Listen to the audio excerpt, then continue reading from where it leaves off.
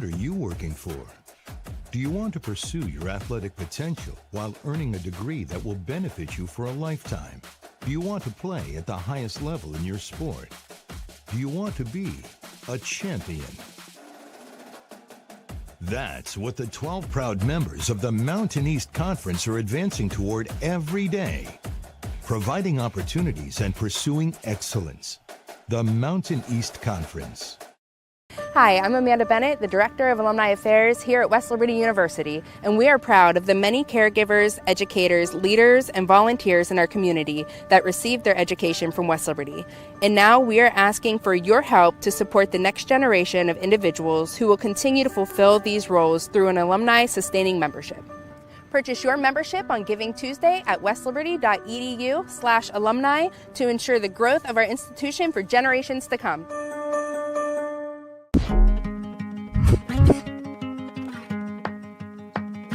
Hi, my name is Claire Kelly and I'm a microbiology major here at West Liberty, and I want to show you what it's like to be in this program. First off, we're going to head into biological chemistry with Dr. Schmidt. Now, in looking at the reaction that leads to the formation of this font, we see that water is released. Does anyone know what kind of reaction this would be where water gets released? The microbiology program is a really interesting program that prepares you for a wide range of future career paths within the biological sciences. Outside of the required courses, there are really interesting electives that you get to choose from that you wouldn't really get the opportunity elsewhere. For example, I took a fluorescence microscopy course with Dr. Orzempa, where we had full access to a research-grade fluorescence microscope and assisted Dr. Orzempa on research he'd been working on. So I chose this major as microbiology was always a subject that I was really interested in school, and I wanted to learn more about it. After I graduate, I want to continue further studies within the field of medical microbiology, researching diseases caused by microorganisms. Next, we're heading into analytical chemistry with Dr. Swartz. So it becomes, right, how do you handle all those different errors? You guys learn the rules of synthesis back and getting them. This major is good for others to consider because it provides you with a comprehensive knowledge on the biological sciences. It prepares you for a variety of future career paths. Many go on to apply for med school, PA school or PT school, or postgraduate studies in microbiology. In addition to that, with the skills you learn in the labs throughout the major, you are also very employable for work in a lab setting. Now I'm going to head into the lab and work on some of my research projects. There are so many research opportunities available as an undergrad, both working with professors and conducting independent research.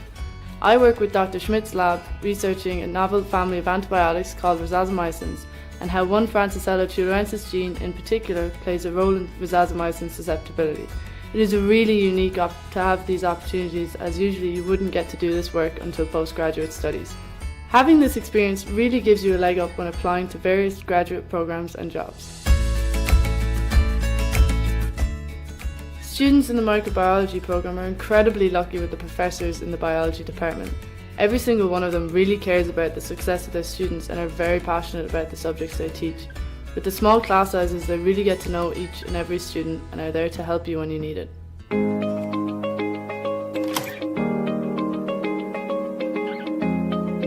I'm also on the women's soccer team here at West Lib, and now it's time for practice.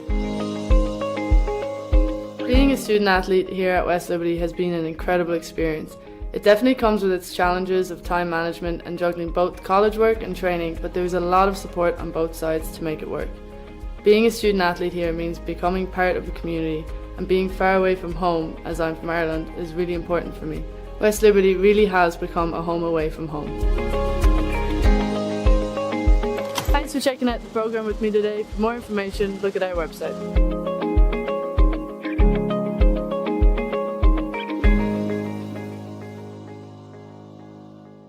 Hi, I'm Amanda Bennett. I am the Alumni Director here at West Liberty University.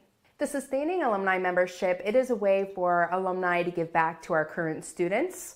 Not only do you receive perks for $50 annual donation, you are giving back to the students in the form of scholarships. So in order to become a sustaining member, you have to have at least 1 year completed under West Liberty University to become an alumni, and then you can go to westliberty.edu/alumni and click on the sustaining membership link. So this sustaining membership impacts our students greatly, and I can personally speak from experience because I wouldn't have been able to come to West Liberty without a scholarship. So your $50 really goes back to the students, giving them the opportunity to further their education. This is a chance to continue to leave your legacy at WLU. If you loved your time here as a Hilltopper, this is a great opportunity to make sure that a similar experience is available for other students who are just like you.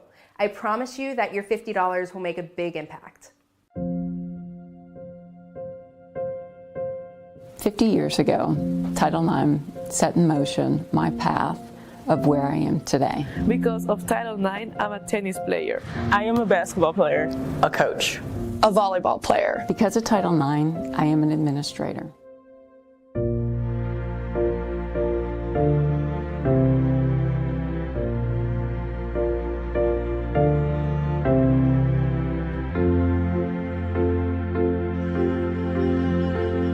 Title IX was set in motion to give opportunities. The opportunities that girls were given to be a student athlete lead to opportunities for them to be productive members of society, but not just productive members of society, leaders within society. Two things that come to mind are opportunity and visibility. Opportunity obviously for female athletes these past 50 years, but also an opportunity to have a voice and be visible as future leaders. Being a student athlete and what Title IX afforded me to be able to do is elements of determination, teamwork, responsibility, getting jobs done. Those are all important elements that we learn through sports. And we've had the opportunity to do that the past 50 years, long way to go, but at least we have a seat at the table. I am a product of Title IX and the opportunities that the education law provided for me.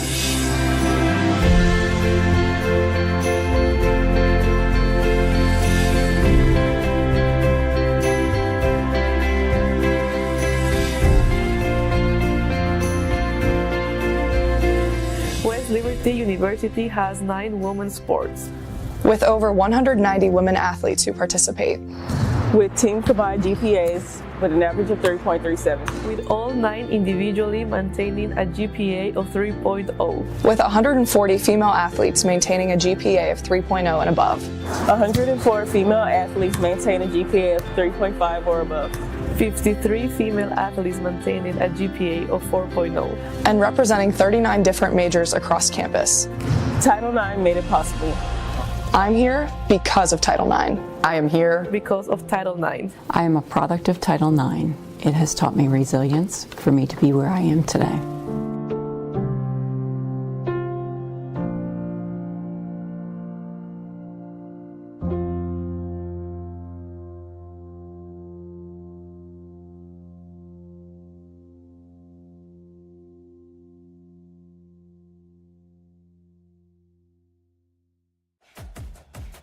What are you working for? Do you want to pursue your athletic potential while earning a degree that will benefit you for a lifetime? Do you want to play at the highest level in your sport? Do you want to be a champion?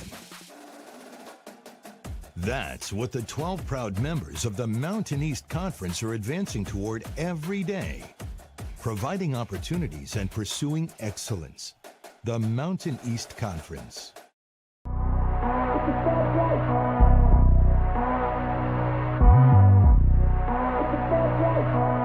Family on 3. 1, 2, 3, family.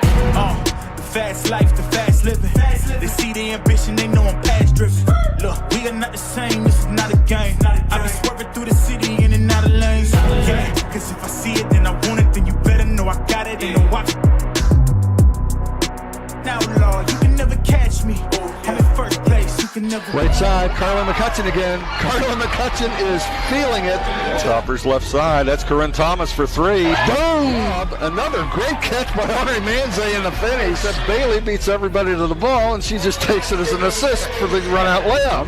Here's Fogg, puts it on the ground to dribble, and then she gets the finish. Okay, a nice rebound. Ari Manze around the horn. Corinne Thomas for an open three.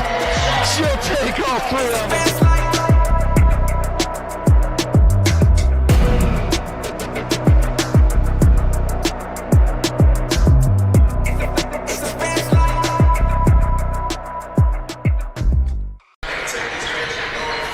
It's a basketball night on the hilltop as West Liberty hosts Notre Dame, Ohio in a Mountain East Conference doubleheader. We'll take a look at tonight's women's matchup in a minute, but first we'd like to thank our Jack Adams Athletic Club sponsors. Thank you for supporting our WLU student athletes and their continued success. Those sponsors are Main Street Bank, Dr. and Mrs. John P. McCullough, Panhandle Cleaning and Restoration, Dr. and Mrs. Clyde Campbell, Belmont Savings Bank, Alex E. Paris Contracting, Commonwealth Financial, IBEW Local 141 of Wheeling, West Virginia, Calcris Roofing and Sheet Metal, Undo's Restaurant, Gil Ullum CPA, Generations Restaurant and Pub, WVU Medicine at Wheeling Hospital, The Store, The Dirty Dog Tavern, and Karen Ullum Realty. Hello, everyone, and welcome to the ESRC on the campus West Liberty University. Don Clegg here with WLU Athletic Director Lynn Ullum. Happy to be bringing you another edition of Hilltopper Basketball. Well, Coach, after 4 straight road games to open the season, it's finally home sweet home for the West Liberty women. Well, it's amazing how many kids told me today how excited they were to play at home, because remember, not only has West Liberty not played a regular season game at home, they didn't play any of their scrimmages at home either. Well, that's true. I hadn't been aware of that. So, well, there's still a few minutes to go before game time, so we'll take a short break.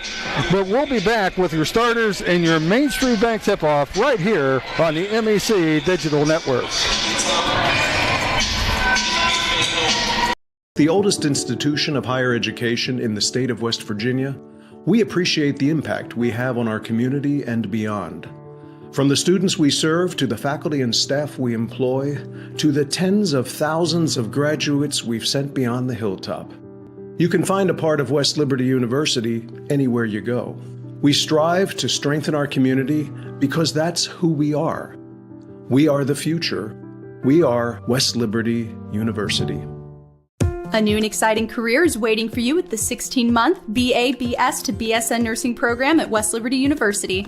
Take part in innovative learning on campus, gain practice in the advanced simulation and skills labs, and experience virtual reality immersion software, and complete clinical work in local hospitals or healthcare agencies. Qualifying students may also be eligible for a $25,000 financial award to help with tuition and fees. Get started today at westliberty.edu/nursing.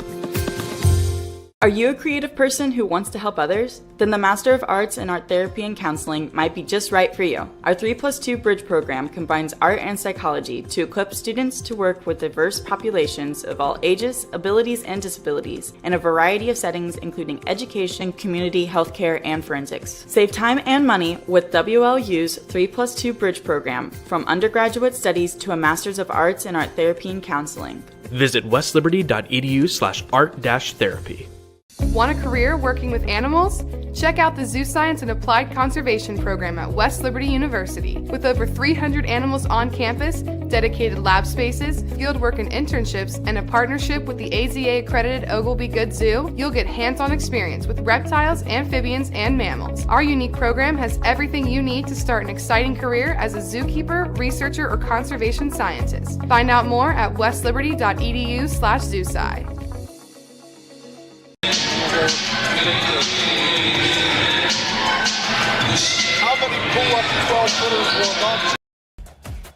What are you working for? Do you want to pursue your athletic potential while earning a degree that will benefit you for a lifetime? Do you want to play at the highest level in your sport? Do you want to be a champion? That's what the 12 proud members of the Mountain East Conference are advancing toward every day, providing opportunities and pursuing excellence. The Mountain East Conference. Hi, I'm Amanda Bennett, the Director of Alumni Affairs here at West Liberty University, and we are proud of the many caregivers, educators, leaders, and volunteers in our community that received their education from West Liberty. And now we are asking for your help to support the next generation of individuals who will continue to fulfill these roles through an alumni sustaining membership. Purchase your membership on Giving Tuesday at westliberty.edu/alumni to ensure the growth of our institution for generations to come.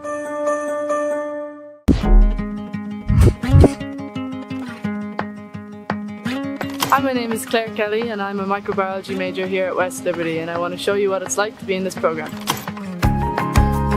First off, we're going to head into biological chemistry with Dr. Schmidt. Now, in looking at the reaction that leads to the formation of this bond, we see that water is released. Does anyone know what kind of reaction this would be where water gets released?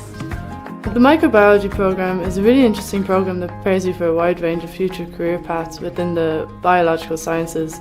Outside of the required courses, there are really interesting electives that you get to choose from that you wouldn't really get the opportunity elsewhere. For example, I took a fluorescence microscopy course with Dr. Ozempa, where we had full access to a research-grade fluorescence microscope and assisted Dr. Ozempa on research he'd been working on. So I chose this major as microbiology was always a subject that I was really interested in school, and I wanted to learn more about it. After I graduate, I want to continue further studies within the field of medical microbiology, researching diseases caused by microorganisms. Next, we're heading into analytical chemistry with Dr. Swartz. So it becomes, right, how do you handle all those different errors? You guys learn the rules of synthesis back in Gen Chem. This major is good for others to consider because it provides you with a comprehensive knowledge on the biological sciences. It prepares you for a variety of future career paths. Many go on to apply for med school, PA school or PT school, or postgraduate studies in microbiology. In addition to that, with the skills you learn in labs throughout the major, you are also very employable for work in a lab setting. Now I'm going to head into the lab and work on some of my research project. There are so many research opportunities available as an undergrad, both working with professors and conducting independent research. I work with Dr. Schmidt's lab researching a novel family of antibiotics called rhizazomycins, and how one Francisella tularensis gene in particular plays a role in rhizazomycin susceptibility. It is really unique to have these opportunities, as usually you wouldn't get to do this work until postgraduate studies. Having this experience really gives you a leg up when applying to various graduate programs and jobs. Students in the microbiology program are incredibly lucky with the professors in the biology department. Every single one of them really cares about the success of their students and are very passionate about the subjects they teach. With the small class sizes, they really get to know each and every student and are there to help you when you need it.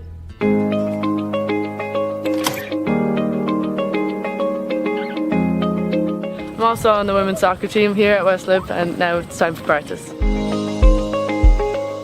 Being a student athlete here at West Liberty has been an incredible experience. It definitely comes with its challenges of time management and juggling both college work and training, but there's a lot of support on both sides to make it work. Being a student athlete here means becoming part of the community, and being far away from home, as I'm from Ireland, is really important for me. West Liberty really has become a home away from home. Thanks for checking out the program with me today. For more information, look at our website.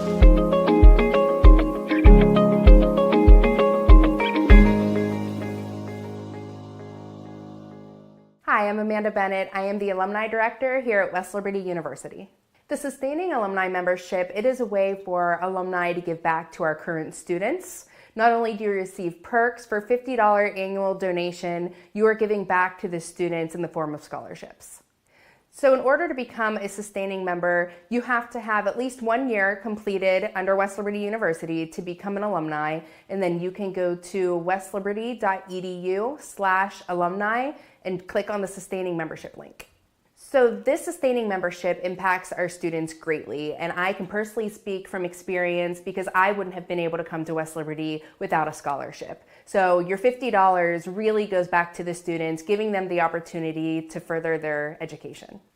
This is a chance to continue to leave your legacy at WLU. If you loved your time here as a Hilltopper, this is a great opportunity to make sure that a similar experience is available for other students who are just like you. I promise you that your $50 will make a big impact. 50 years ago, Title IX set in motion my path of where I am today. Because of Title IX, I'm a tennis player. I am a basketball player. A coach. A volleyball player. Because of Title IX, I am an administrator.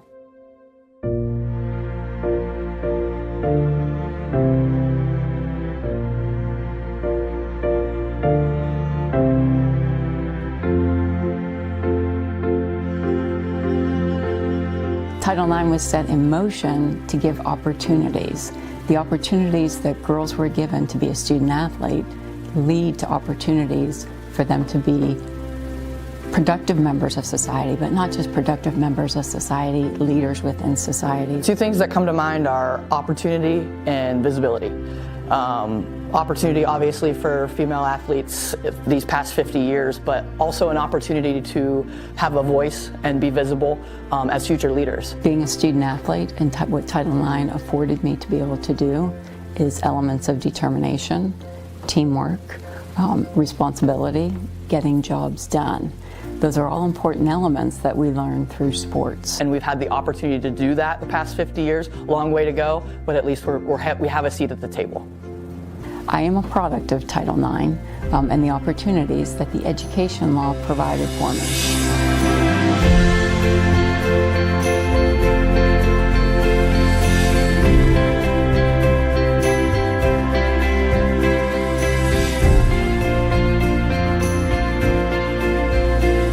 West Liberty University has 9 women's sports. With over 190 women athletes who participate. With team combined GPAs with an average of 3.37. With all 9 individually maintaining a GPA of 3.0. With 140 female athletes maintaining a GPA of 3.0 and above. 104 female athletes maintain a GPA of 3.5 or above. 53 female athletes maintaining a GPA of 4.0. And representing 39 different majors across campus. Title IX made it possible. I'm here because of Title IX. I am here because of Title IX. I am a product of Title IX. It has taught me resilience for me. And we're ready for Mountain East Conference women's basketball action here inside the ASRC on the campus of West Liberty University. Once again, this is Don Clegg with the coach Lynn Ullum. It's time for tonight's starting lineups and our Main Street Bank tip-off. The Notre Dame Falcons in their road blue uniforms with white and gold trim. Number 0, Alexis Coleman, 5'9", sophomore from Mount Airy, Maryland. Number 5, Marina Adachi, 5'7", senior from Attica, Ohio. 13, Emil Ali Shakir, 5'8", senior from Cincinnati. Number 20, Alana Ellis, 5'11", sophomore from Twinsburg, Ohio. And number 23, Noah Weathers, 6-foot freshman from Cincinnati. Head coach Imani Gordon is 16-17 in her second year at the Notre Dame helm. And now for your homestanding Hilltoppers, wearing their home whites with black and gold trim, tonight's starting lineup. Number 1, Grace Falk, 5'9", junior guard from Imperial, PA. Number 2, Anna Lucarelli, 5'8", sophomore guard from Pittsburgh. Number 12, Carly McCutcheon, 5'9", sophomore from Newcastle, PA. And number 20, Hallie Smith, 5'8", freshman from Kaiser, West Virginia. Rounding out the lineup, number 23, Ariana Manze, 6'3", senior from Lubbock, Texas. The Hilltoppers are coached by Cal Cooper, 77-63 in his 6th season as a WLU quarterback. Well, Coach, we're ready for action. What are you looking for here tonight? Well, these two teams match up really well against each other. little bit of contrast to styles, but boy, there's been some entertaining games over the last couple seasons. For West Liberty, it is take care of the basketball. It is the one place that noticeably, if you look at a stat sheet, that they've got to improve, and I think they will improve as they get back to full strength. Absolutely, and you see the players starting to mill out onto the floor. Would be great to have a shooting night like we had the last time these girls were here, Coach. 22 three-pointers in last year's senior night win for the Hilltoppers. Yeah, it was raining. It was. That school record, by the way. Okay, the players are on the court. Ball's in the circle.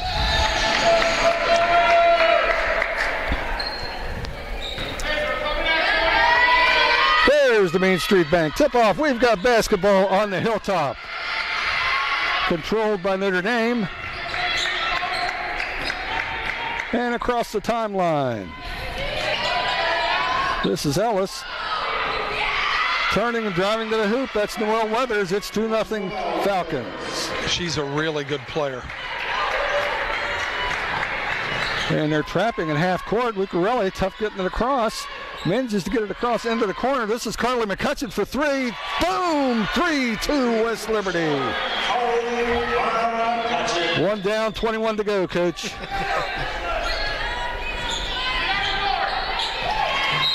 And a pass gets away from Adachi, out of bounds. First turnover for Notre Dame. Hilltoppers bring it up. Carly McCutcheon's had a good start to this season as well, so it was nice to see her knock down another three to begin this game. Left side, Lucarelli circles around. And Smith started the pass, pulled it down, and got caught shuffling the feet. Ball goes over to Notre Dame. Ellis inbounds.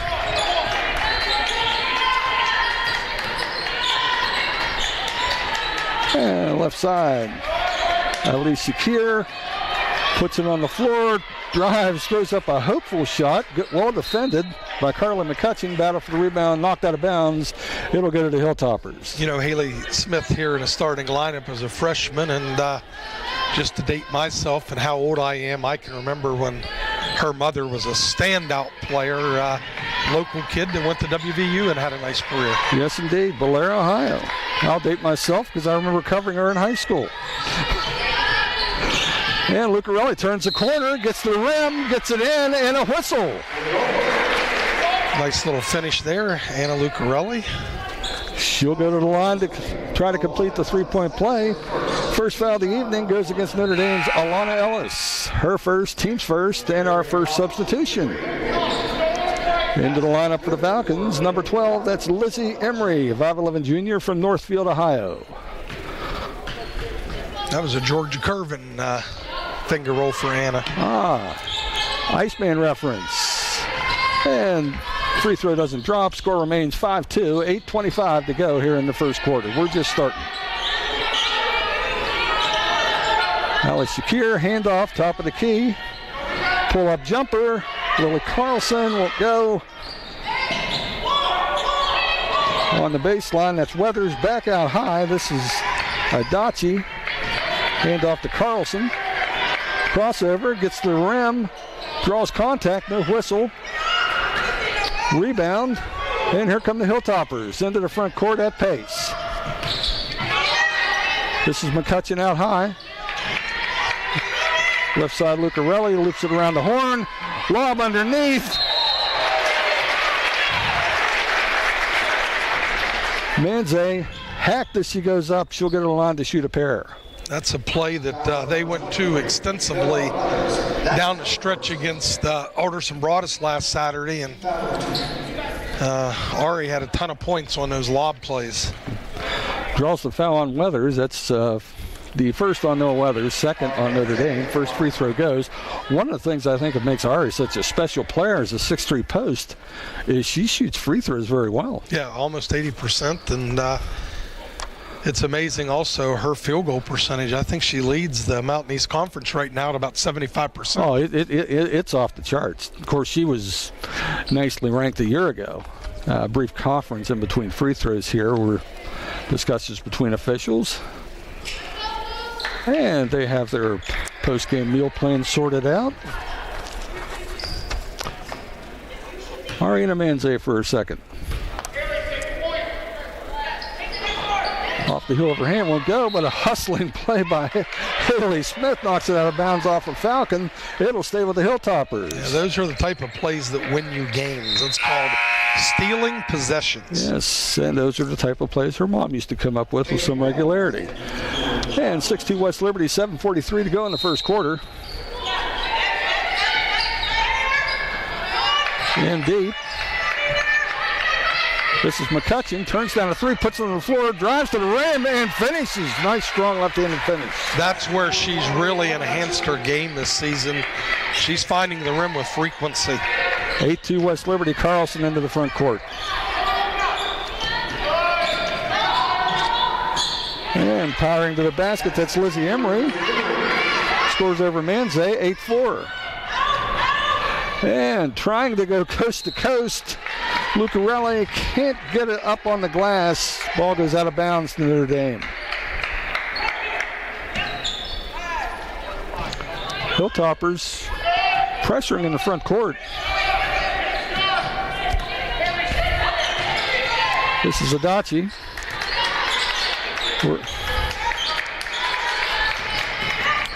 Alicia Keir spins, kicks it out high. Jumper from Carlson won't go. Offensive rebound, Ali Shakir. Adachi for three. It won't go. Tracked down in the corner. That's Smith. Hilltoppers coming the other way. Grace Falk spots up for a three, and it's 11-4 with 6:30 left in the first quarter. She is such a key to this team if she can find consistency from deep. Hey, Peyton Wells into the front court, kicks it back out for Notre Dame. Out high, Ali Shakir working against McCutcheon.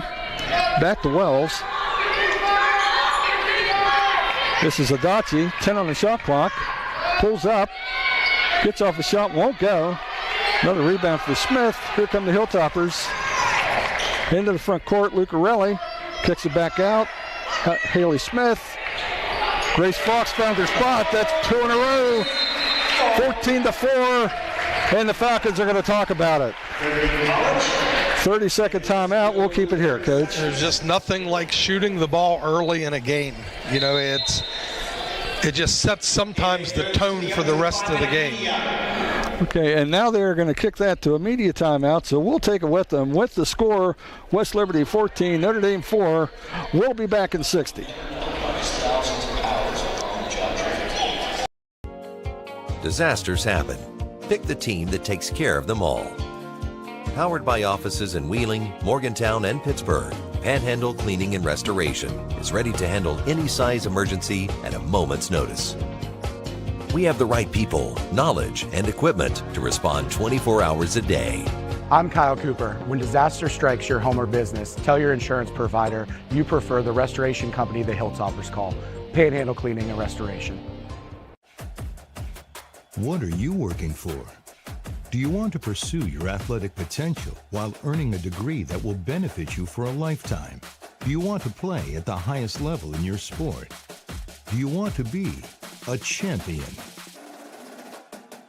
That's what the 12 proud members of the Mountain East Conference are advancing toward every day, providing opportunities and pursuing excellence.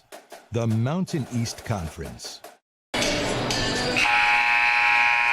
5:55 left in the first quarter. Hilltoppers up by 10. West Liberty's come out on fire here, Coach. 5 for 6 from the field. That includes 3 of 3 from the bonus line. Well, we talked about how incredibly well they shot the ball from deep last season. And off to a good start tonight. We're back live.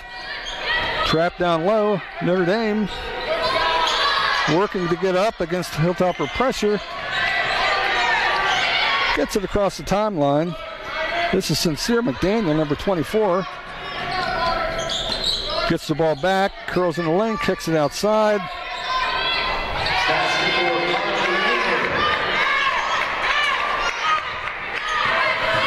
And that's Carly Anker, who we had on the roster as number 3, apparently wearing number 11. with a nice shot. There's a runner from Carly McCutcheon. And the Carleys make it 16-6 with 5:15 left. It's just so great to see how she's grown as a player and really enhanced her game by her ability to get to the rim. And Adachi out high. McDaniel.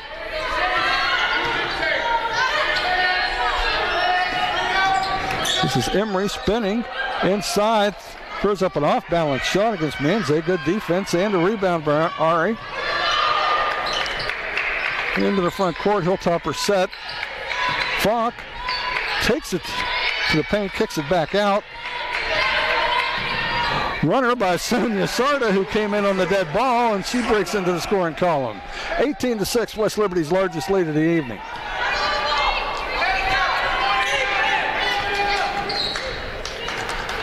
This is McDaniel for Notre Dame, working against Falk. Left side, Anchor. Out high, Adachi. Nice pass on a curl. Ari with the block and nearly a save. Very athletic play there. Yeah, great block, almost spectacular save. She tried to elevate and get that batted back in, but the referee called her with a foot on the line. And a couple more new faces for the Hilltoppers. That's number 3 is Bailey Beckstead. Number 20 is Haley Smith. We've seen her before.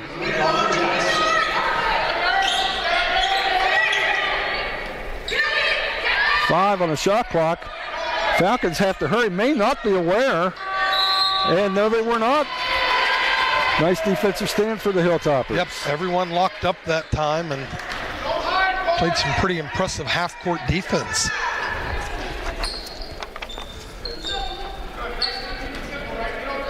Sarda brings it in. This is Beckstead, a freshman. Rushville, Ohio. Sheridan, small school basketball power. Nice inside play. Ari Manze finishes the easy bunny. Yes, an even better pass from Haley Smith.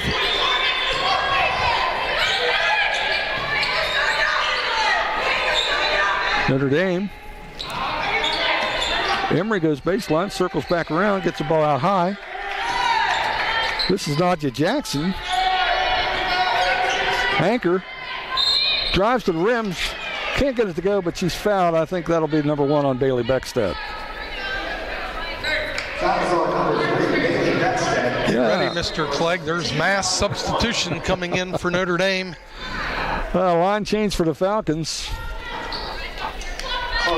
5 out. There's going to be 5 in as soon as Carly Anchor gets her free throws. Anchor, I think in her first year with Notre Dame, transfer from Cedarville University.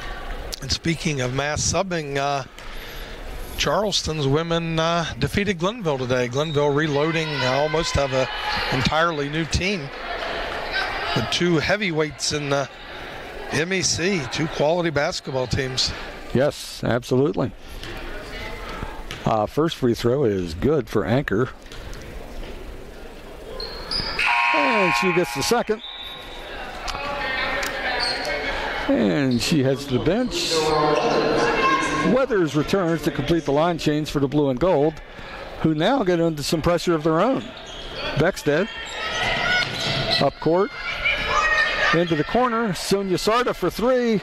Off the iron, won't go. Fight for a rebound. Weathers comes out with it. And Notre Dame on offense. Ali Shakir lowers the shoulder. And Armanze draws the charge. Dawn, I believe West Liberty drew 8 charges against Alderson Broaddus last Saturday. 8 in one game. Yeah. First foul on Ali Shakir, 3rd on Notre Dame. Into the front court, this is Sarda. Looks for help. And the ball's batted away. Nice play by Lila Carlson. Pulls up for the jumper, won't go. Ari Manze hustling down court, gets the rebound, and she's fouled.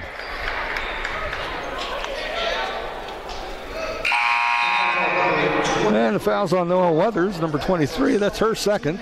Team 4th for Notre Dame. And if there is a positive from West Liberty being a little short-handed at the beginning of the season, it does build a little bit of depth. You know, you're going a little bit deeper in your rotation, and we've talked about how game reps pretty much make players. Yes. And this is Beckstead into the front court. Pass. Haley Smith can't quite track it down before it goes out of bounds. 2:38 left in the first quarter. Hilltoppers 20, Falcons 8. Those last two possessions are what we talked about right before the game started. West Liberty's just got to find a way to do a better job of hanging on to the basketball.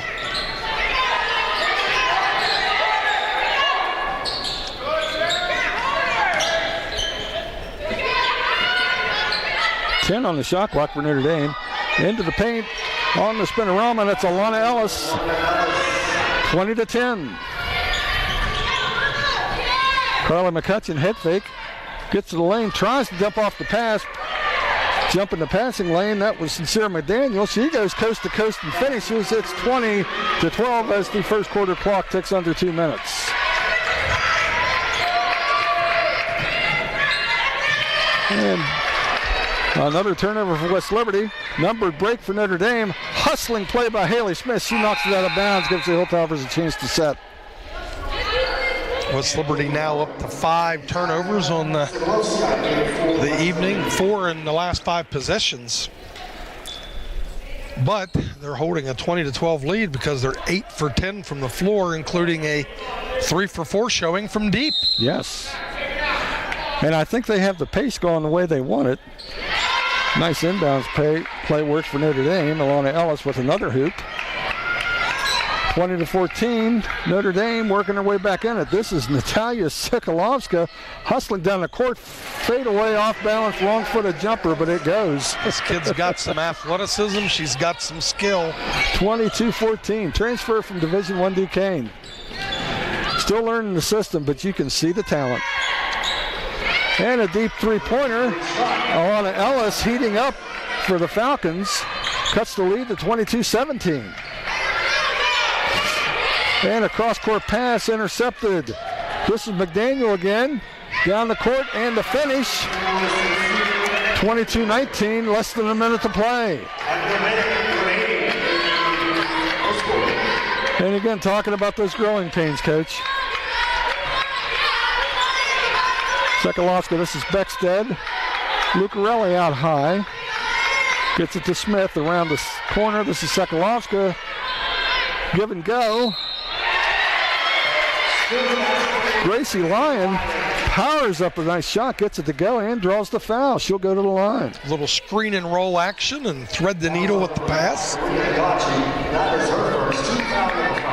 And the foul goes on Marina Adachi. That's her first.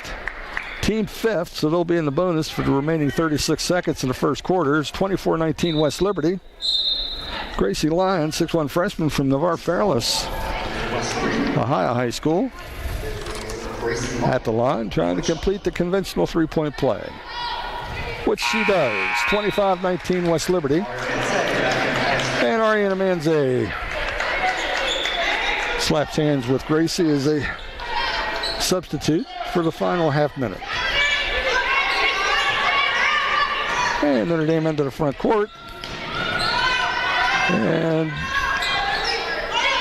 Adachi spins, can't get it to go. Rebound by Sikolovska.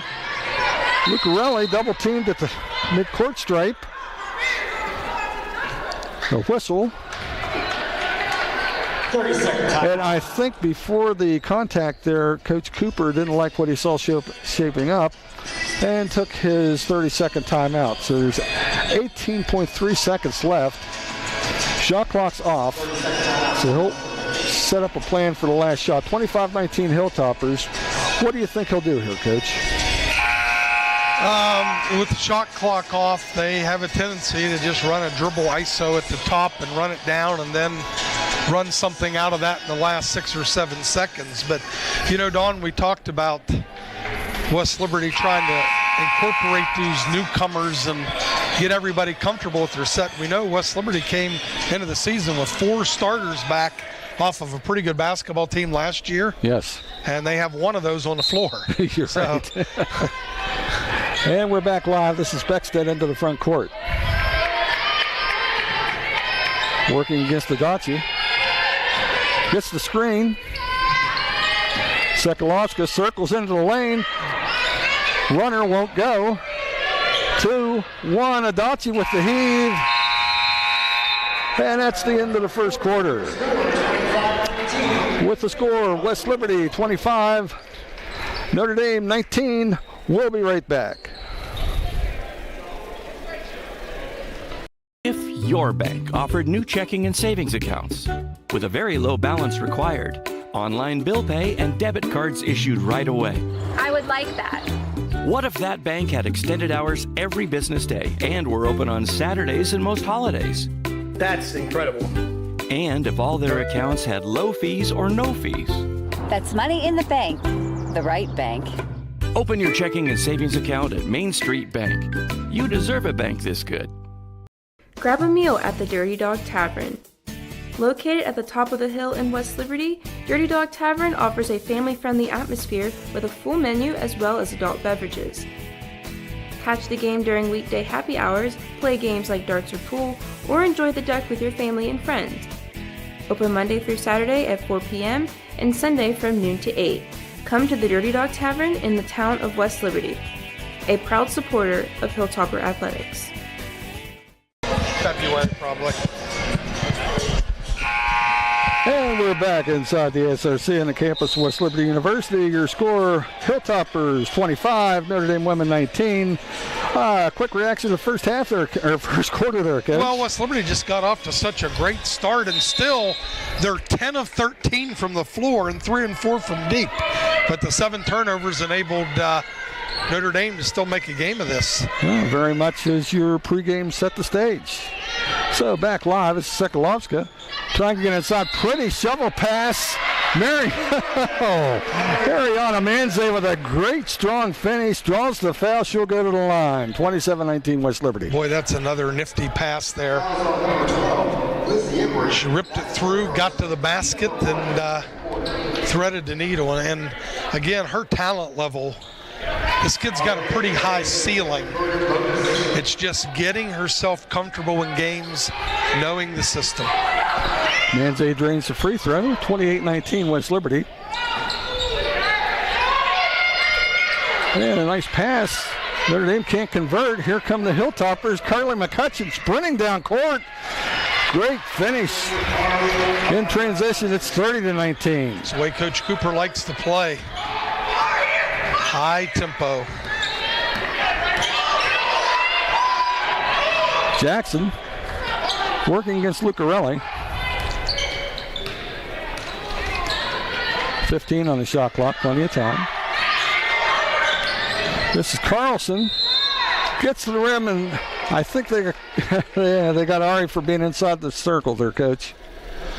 Yeah, she was trying to pick up her second drawn charge of the half, but or the quarters, but call goes against her. And that'll put Lily Carlson on the line for a pair. While she's shooting this pair, let's talk about Carly McCutcheon a little bit. We talked about off to a tremendous start, averaging over 20 points a basketball game, and she started this game 4 for 4 for 9 early points. And the free throws go, cuts the lead to 30-21. Sekulovska for 3, around the end, rim won't go. Adachi picks up the loose ball. And Carlson, shot was blocked. Notre Dame picked up the ball in the paint. This is Nadia Jackson. Did not hit the rim, so the clock didn't reset. Nice strong finish from Alana Ellis. And a little careless on the inbounds. Heads up Adachi with the steal and the putback. It's 30-25.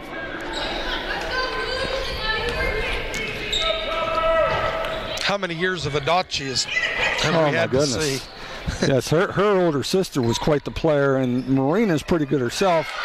And Carly and Ari can't quite connect on the lob. Ball goes out of bounds. So if the Adachi family is tuned in and listening, that was a compliment because they've had some good games against West Liberty. Yes.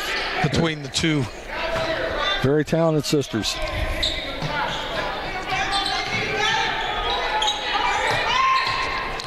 And into the front court, McDaniel circles around, pulls it back out. Alicia Kier maintains her dribble, working against Sekulovska, works into the paint, kicks it back out. This is Anchor, and they got to travel. Better defensive set there, Coach. Well, West Liberty's actually been really good in the half court defensively. It's the points off the turnovers that have... And as we've talked all season, live ball turnovers versus dead ball turnovers. Sekulovska out high. Smith kicks it back out. This is McCutcheon. Out to Smith. Sekulovska looking. Gets into traffic. Loose ball on the floor. They're fighting for it. Dual possession, and Notre Dame has the arrow. 7:29 left in the second quarter. West Liberty 30, Notre Dame 25. And the slick spot on the floor brings out the Panhandle Cleaning and Restoration mop.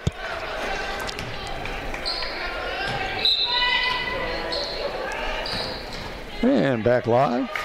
Sincere McDaniel brings it up court for the visiting Falcons. Anchor for three. She has the reputation of being a deadly three-point shooter. She lived up to it on that possession. 30-28, this is as close as Notre Dame's been for a while. This is a 9-0 run by the Falcons. And Lucarelli loses possession on the way in. Holding her arm, she may have hurt herself on that. There was a heavy collision in the paint. Notre Dame, chance to tie or take the lead. There's a whistle. And a foul.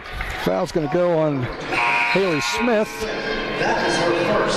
Her first, team second. And Anna Lucarelli goes to the bench. She'll get looked at by the trainers.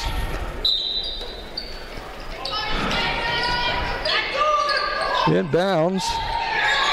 Peyton Wells underneath. And another travel. That's a tough call.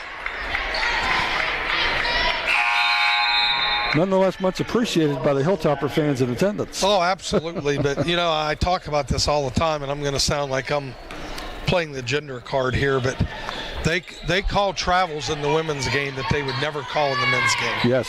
Haley Smith for three. Great job of screening out on the rebound by Bailey Beckstead. Completely locked her player up. Drew the foul, got the rebound. You know, modern day players, you got to remind them you're still allowed to block out, you know.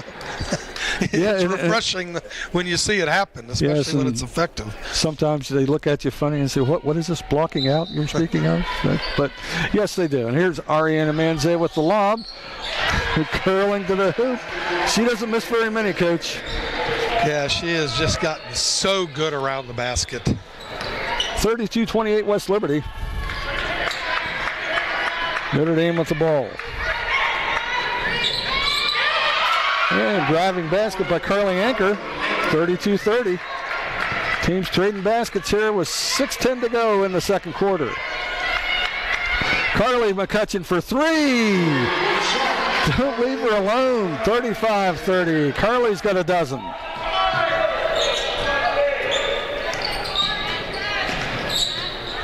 Carlson hands off high to Anchor.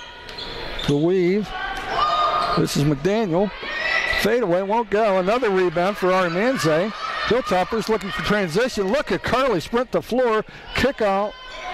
Haley Smith turns down the three. They'll reset. Underneath. Carly finds Ari. That's a great combination. It's 37-30. Those two have teamed up 9 for 9 from the floor. That's quite a 1-2 punch, Coach. Sekulovska, quick hands, knocks it out of bounds. West Liberty still shooting a blistering 75% from the floor, 4 of 7 from deep. 10 assists on those 15 baskets.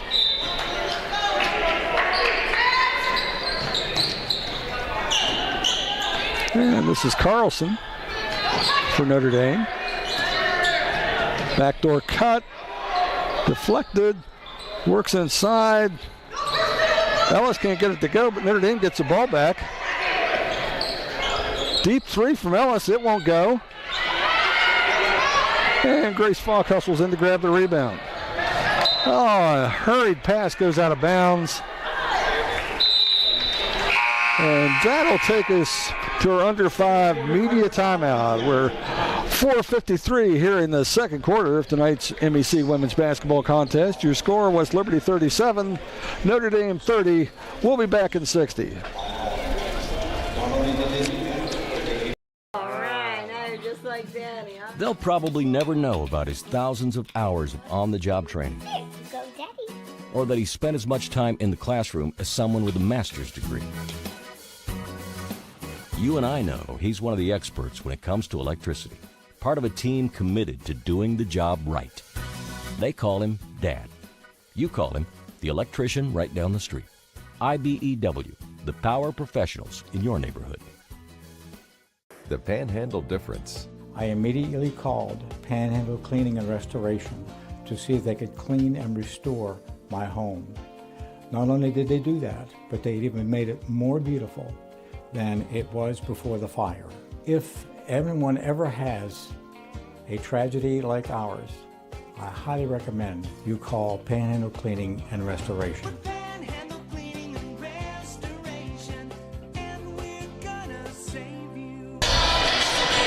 And we're back. The score 37-30 here. 4:53 left in the first half. Coach, once again, it's been kind of a theme tonight. We talked about the great shooting. Hilltoppers 15 of 20 overall, 4-7 from 3. That means they are 11 of 13 inside 3. Yeah, it's been a good night from the floor.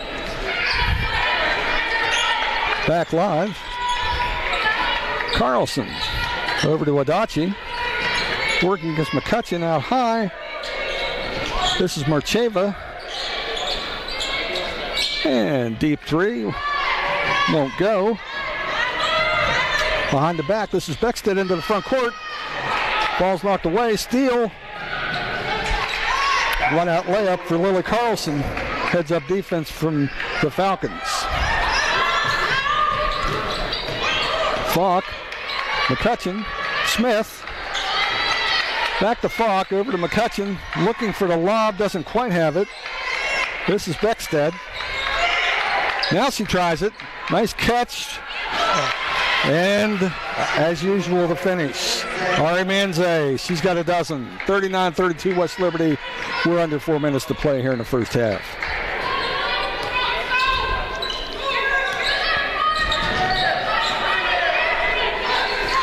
Adachi.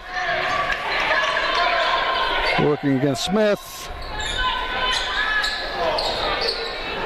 And three-pointer from Ellis won't go. McCutcheon lets it go out of bounds. Hilltoppers take over. Sarda returns to the court. And Bailey Beckstead gets a breather.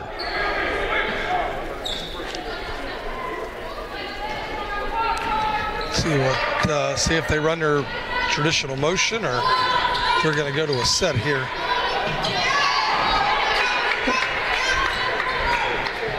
Oh, and Anchor reaches back, picks up a steal.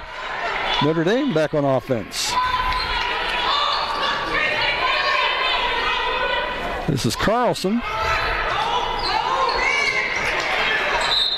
Ball's knocked away. Sarda knocks it out of bounds. Yeah, good hands with Sarda there. They had it looked like an open passing lane, but she gets a hand on the pass. And 39-32, 3:08 to go. Inbounds. Carlson got Manze up, but couldn't get the shot over it. Sarda on the left side. This is McCutcheon inside. Double team for Manze. Can't finish that one. She doesn't miss many. And I think it's safe to say that was strongly contested, Coach. She draws a crowd. And losing her balance. This is Carlson.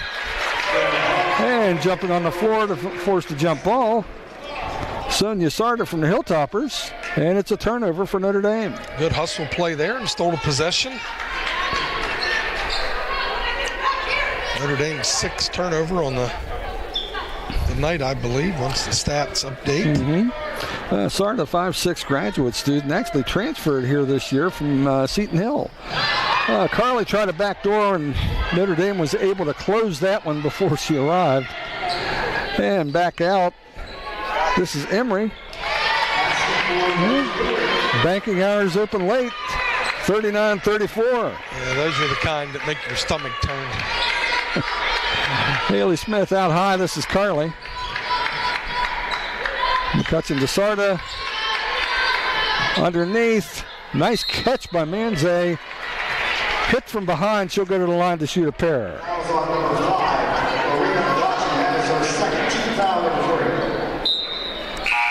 And that foul was whistled down low on Marina Adachi. Her second. Team third. 2:01 left in the first half. Hilltoppers up 39-34 with Ari Manze going to the line for a pair. Really important here for West Liberty to finish this half. This 2:01 left with a 5-point lead and a good free throw shooter at the line here. And the announcer's jinx works once again. For the second time this evening. All right, she's a terrible free throw shooter. Oh, I think that'll work again, Coach. There you go. And it did. We found the secret. 40-34 West Liberty. We've just turned under 2 minutes here in the first half. Nadia Jackson, handoff, nearly a travel. This is Anchor looking for help. Bailed out by Lizzie Emery. Handoff out high. McDaniel gets to the rim and finishes. 40-36, minute 35 left in the half. Sarda to Falk. And McCutcheon, Sarda, out high, Haley Smith, right side, Grace Falk. Sarda puts it on the floor, Euro step, and gets the running jumper to drop 42-36. She understands the Euro step. Yes. Native of Grenoble, Spain. I hope I'm pronouncing that right. And running the court is Gracie Falk, looking down court as Sonia Sarda. It's an assist, it's a basket, it's 44-36 West Liberty. Sarda's giving him a nice little lift tonight.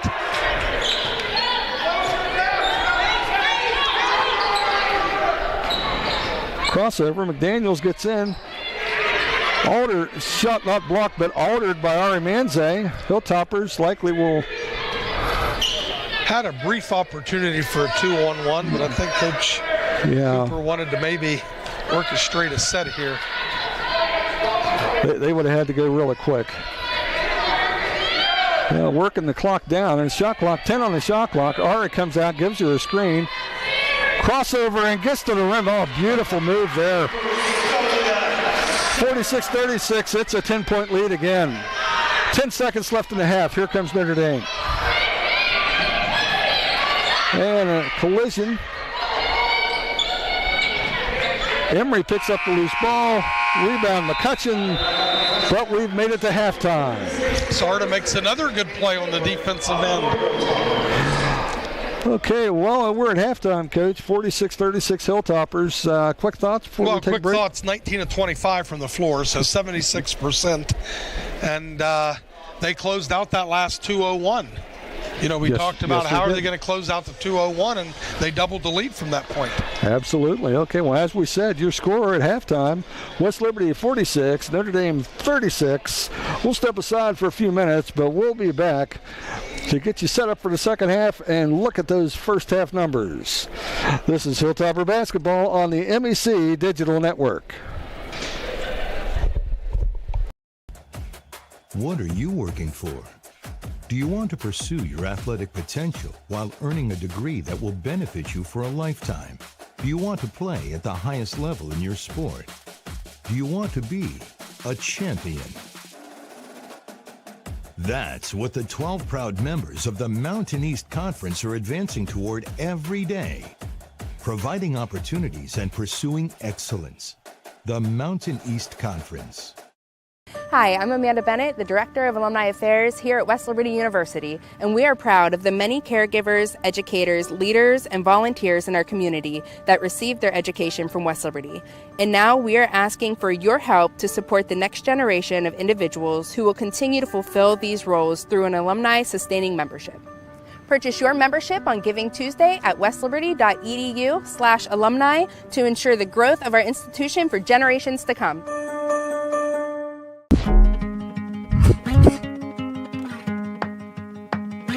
Hi, my name is Claire Kelly and I'm a microbiology major here at West Liberty, and I want to show you what it's like to be in this program. First off, we're going to head into biological chemistry with Dr. Schmidt. Now, in looking at the reaction that leads to the formation of this font, we see that water is released. Does anyone know what kind of reaction this would be where water gets released? The microbiology program is a really interesting program that prepares you for a wide range of future career paths within the biological sciences. Outside of the required courses, there are really interesting electives that you get to choose from that you wouldn't really get the opportunity elsewhere. For example, I took a fluorescence microscopy course with Dr. Ozempa, where we had full access to a research-grade fluorescence microscope and assisted Dr. Ozempa on research he'd been working on. So I chose this major as microbiology was always a subject that I was really interested in school, and I wanted to learn more about it. After I graduate, I want to continue further studies within the field of medical microbiology, researching diseases caused by microorganisms. Next, we're heading into analytical chemistry with Dr. Swartz. So it becomes, right, how do you handle all those different errors? You guys have learned the rules of synthesis back in Gen Chem. This major is good for others to consider because it provides you with a comprehensive knowledge on the biological sciences. It prepares you for a variety of future career paths. Many go on to apply for med school, PA school or PT school, or postgraduate studies in microbiology. In addition to that, with the skills you learn in labs throughout the major, you are also very employable for work in a lab setting. So now I'm going to head into the lab and work on some of my research projects. There are so many research opportunities available as an undergrad, both working with professors and conducting independent research. I work with Dr. Schmidt's lab, researching a novel family of antibiotics called rhizazomycins, and how one Francisella tularensis gene in particular plays a role in rhizazomycin susceptibility. It is really unique to have these opportunities, as usually you wouldn't get to do this work until postgraduate studies. Having this experience really gives you a leg up when applying to various graduate programs and jobs. Students in the microbiology program are incredibly lucky with the professors in the biology department. Every single one of them really cares about the success of their students and are very passionate about the subjects they teach. With the small class sizes, they really get to know each and every student and are there to help you when you need it.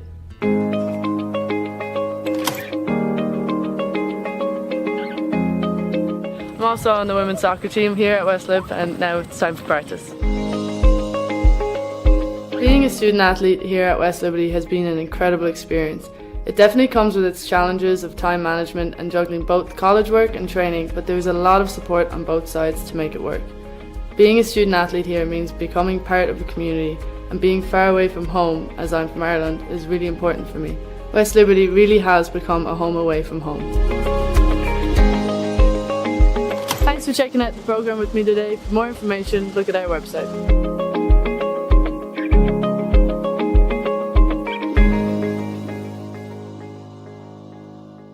Hi, I'm Amanda Bennett. I am the Alumni Director here at West Liberty University. The Sustaining Alumni Membership, it is a way for alumni to give back to our current students. Not only do you receive perks for $50 annual donation, you are giving back to the students in the form of scholarships.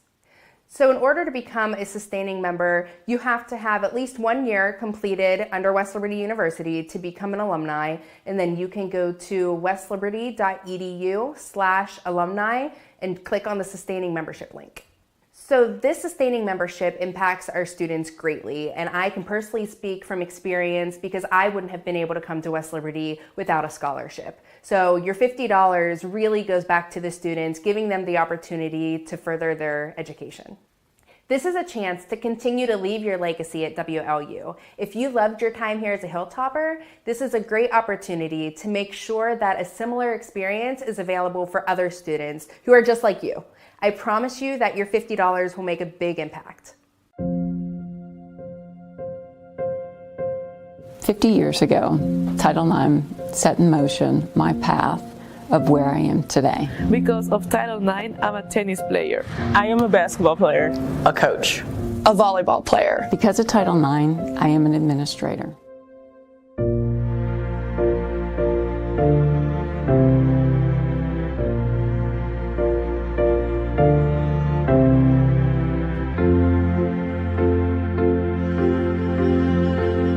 Title IX was set in motion to give opportunities.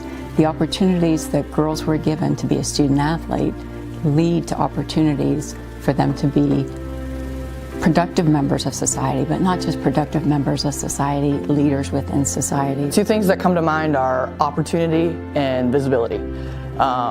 Opportunity obviously for female athletes these past 50 years, but also an opportunity to have a voice and be visible as future leaders. Being a student athlete and what Title IX afforded me to be able to do is elements of determination, teamwork, responsibility, getting jobs done. Those are all important elements that we learn through sports. And we've had the opportunity to do that the past 50 years. Long way to go, but at least we have a seat at the table. I am a product of Title IX and the opportunities that the education law provided for me.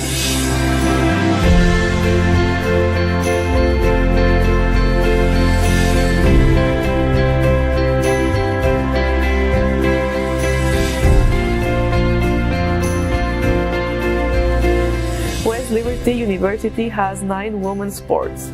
With over 190 women athletes who participate. With team combined GPAs with an average of 3.37. With all 9 individually maintaining a GPA of 3.0. With 140 female athletes maintaining a GPA of 3.0 and above. 104 female athletes maintain a GPA of 3.5 or above.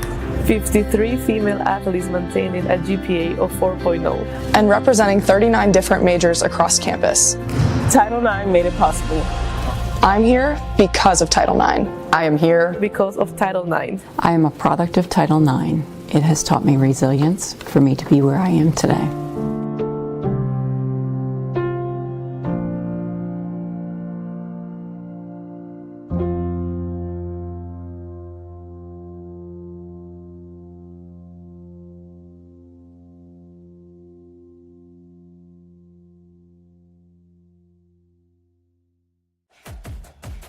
What are you working for? Do you want to pursue your athletic potential while earning a degree that will benefit you for a lifetime? Do you want to play at the highest level in your sport? Do you want to be a champion? That's what the 12 proud members of the Mountain East Conference are advancing toward every day, providing opportunities and pursuing excellence. The Mountain East Conference.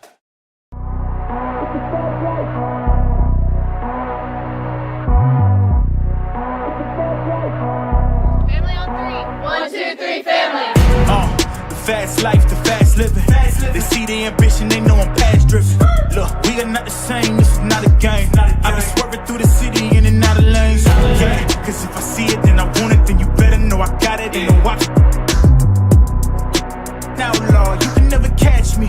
I'm in first place, you can never. Right side, Carla McCutcheon again. Carla McCutcheon is feeling it. Toppers left side, that's Corinne Thomas for 3. Boom! Another great catch by Ari Manze in the finish. That Bailey beats everybody to the ball, and she just takes it as an assist for the run-out layup. Here's Fogg, puts it on the ground to dribble, and then she gets the finish. Okay, a nice rebound. Ari Manze around the horn. Corinne Thomas for an open 3. She'll take all 3 of them.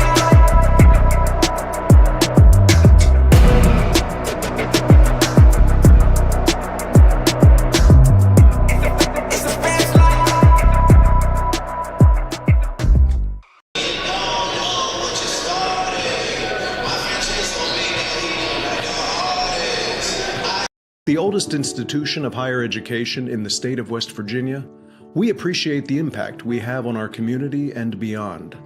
From the students we serve, to the faculty and staff we employ, to the tens of thousands of graduates we've sent beyond the hilltop, you can find a part of West Liberty University anywhere you go. We strive to strengthen our community because that's who we are. We are the future. We are West Liberty University. A new and exciting career is waiting for you with the 16-month BA, BS to BSN nursing program at West Liberty University. Take part in innovative learning on campus, gain practice in the advanced simulation and skills labs, and experience virtual reality immersion software, and complete clinical work in local hospitals or healthcare agencies. Qualifying students may also be eligible for a $25,000 financial award to help with tuition and fees. Get started today at westliberty.edu/nursing. Are you a creative person who wants to help others? Then the Master of Arts in Art Therapy and Counseling might be just right for you. Our 3+2 Bridge program combines art and psychology to equip students to work with diverse populations of all ages, abilities, and disabilities in a variety of settings including education, community, healthcare, and forensics. Save time and money with WLU's 3+2 Bridge program, from undergraduate studies to a Master's of Arts in Art Therapy and Counseling. Visit westliberty.edu/art-therapy. Want a career working with animals? Check out the Zoo Science and Applied Conservation program at West Liberty University. With over 300 animals on campus, dedicated lab spaces, fieldwork and internships, and a partnership with the AZA-accredited Oglebay Good Zoo, you'll get hands-on experience with reptiles, amphibians, and mammals. Our unique program has everything you need to start an exciting career as a zookeeper, researcher, or conservation scientist. Find out more at westliberty.edu/zoosci.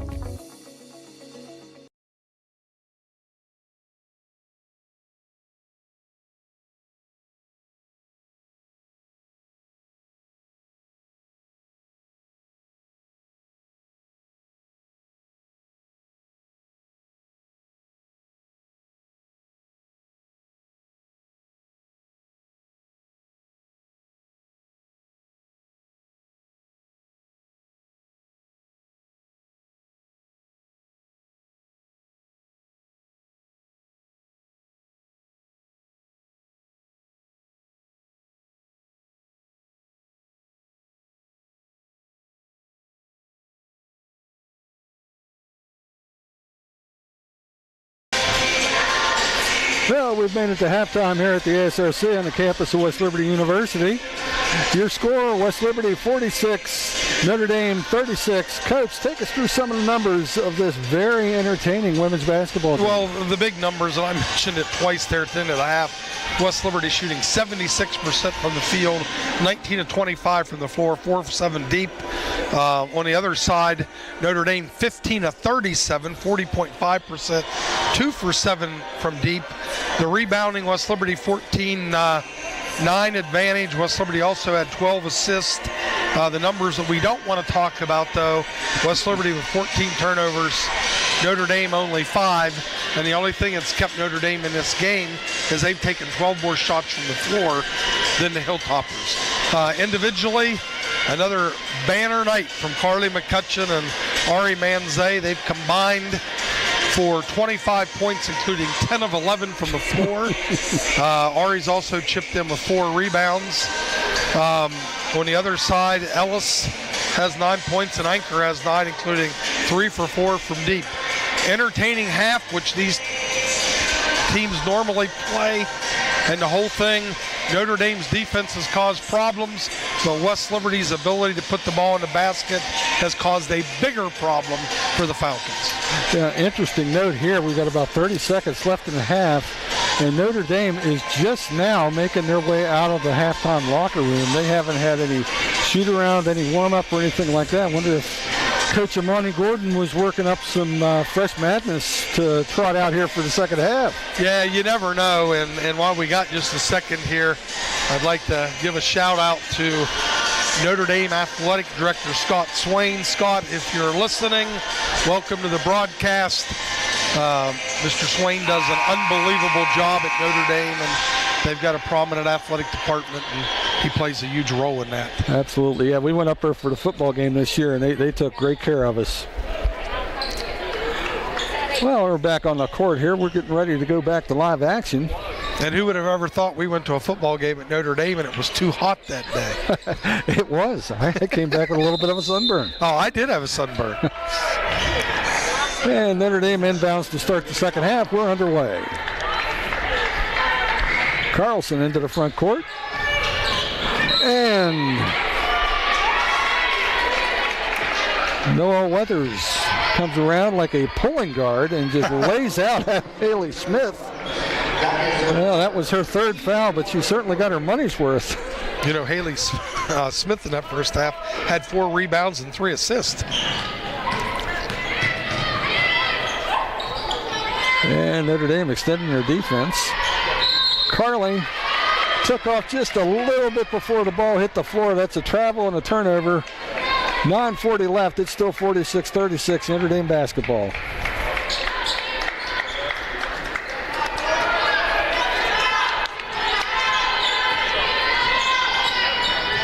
Carlson left side. This is Adachi.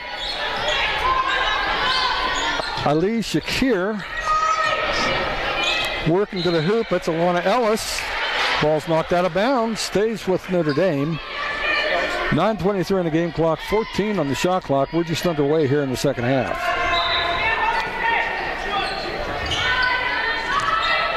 Inbounds comes deep. This is Ali Shakir. Ellis up with the left hand, won't go. Body's on the floor. Strong rebound for Noah Weathers. 46-38. Quickly into the front court, the Hilltoppers. This is Smith out high. McCutcheon. Lucarelli. Smith turns down a 3. Carly McCutcheon working around the perimeter. 10 on the shot clock. Smith looking for help. 5 on the shot clock. Carly will have to do something. Throws up a 3. Back iron won't go. Hits the iron twice. Bounces away. Tracked down by Alicia Kier.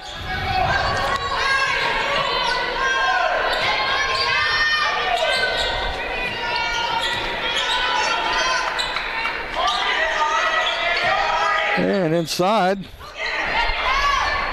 Ellis throws up a left-handed shot. Won't go. Here come the Hilltoppers looking for transition. Lucarelli cut off, gets it back out. Smith, almost a turnover, kicks it back out, almost another turnover. They're playing with fire, but it gets an open 3 for Carly McCutcheon, and she drains it. Another great play by Haley Smith there. Yes, sir. 49-38 Hilltoppers. We just turned under 8 minutes here in the third quarter. Carlson for Notre Dame. This is Ellis. Working against Fox. She's determined to try to attack the rim, but she hasn't had a lot of luck finishing. You know, Ellis is pretty talented. That's the third time she's tried to attack the rim. 3 different Hilltopper defenders, and all of them did a really good job of moving their feet and forcing her into a tough finish. Yes, that's the thing. You try to teach that from grade school on up. You play defense with your feet and not with your hands. Here come the Hilltoppers. McCutcheon. And this is Smith trying to get the baseline pass across to Lucarelli. It was knocked out of bounds. Bounced off of Haley, unfortunately. And it'll go over to Notre Dame.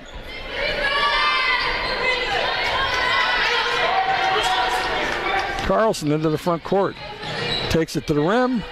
Gets the finish. 49-40 Hilltoppers. 7:20 here in the third quarter.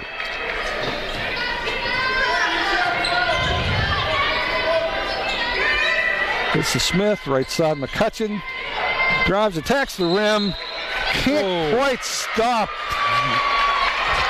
Yeah. They're going to get her for the charge on the pretty dish to Ari Manze. Boy, did that look like a good play. And I didn't see the charge, to be fair, because I followed the pass with my eyes. But it was picture perfect up until the whistle blew. Yes. That's only the first foul on Carly, first on the Hilltoppers here in the second half. Emery tries to turn the corner. She can't get there. But she draws the foul on Ari Manze. That's Ari's second, Hilltopper's second here in the third quarter, 49-40 West Liberty.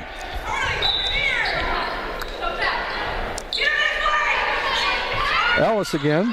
Handoff, Emery. fumbled. 10 on the shot clock. Emery again, back out. McDaniel gets to the rim, throws it up, trying to beat the shot clock. She beats the shot clock, comes nowhere close. Hilltoppers in control into the front court. Falk fakes the three, drives in, sinks the runner, 51-40, Hilltoppers by 11. You know, that's a tough finish, but that's a shot that she's made pretty much throughout her whole career. She works on that a lot. You'll see her down here in the ASRC working on her stuff, and that's something she works on quite a bit. And a deep three from Ellis won't go. Tracked down by Manze. Lucarelli into the front court. Falk looks for a three, turns it down. Sekulovska with a pretty pass. Sekulovska, and there's the assist. Finish for Ari Manze. Ari's got 15. 53-40 West Liberty. Beneficiary of some pretty crafty passing today.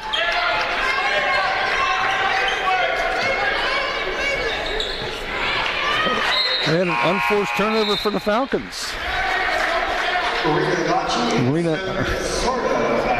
Marina Adachi quickly back on the floor for the blue and gold.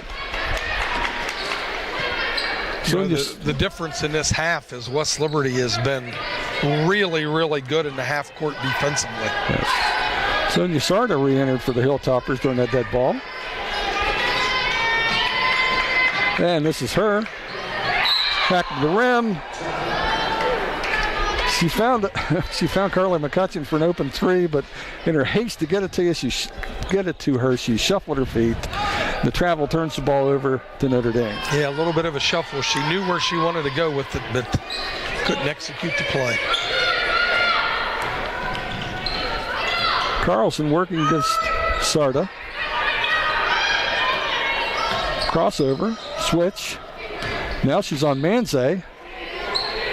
Wasn't a great switch for Carlson. Manze affects the shot. Pass goes awry. Notre Dame with the picks up the turnover. And a nice pass from Lizzie Emery. McDaniel can't finish. Here come the Hilltoppers. Sarda, Sekulovska, back out. Carly McCutcheon's got an open look. A little strong off the back iron. McDaniel into the front court. She'll pull out and wait for help. That was good offense, though. Adachi, she spots up. She'll take a three. Won't go. Again, a great box out by Sonia Sarda. Gets the rebound. This is Sekulovska. She finds Carly in the corner. Carly in the corner is money in the bank. 56-40 Hilltoppers. Notre Dame wants a timeout.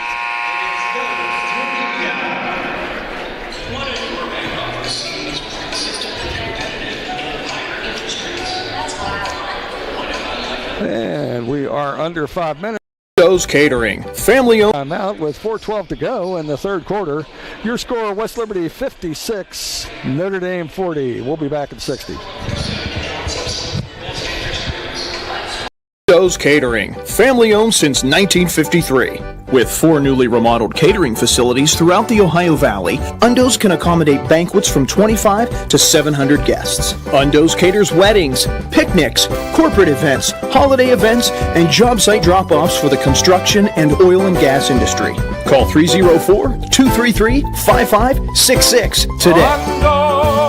Pride is our main ingredient. Undo's. BSB tip of the day. Your bank should have a good rewards program. Kasasa Tunes gives you rewards for iTunes, Google Play, and Amazon, depending on how you use your checking account. That's Kasasa Tunes at Belmont Savings Bank.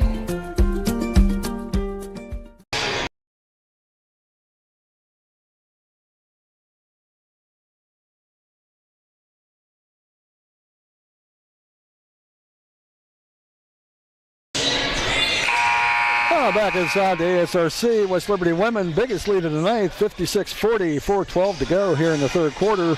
Good start to the second half, Coach. Yeah, despite their shooting slump, they're down to 74.2% from the floor, but increased the lead. And live action, this is Nadia Jackson, hands off up high.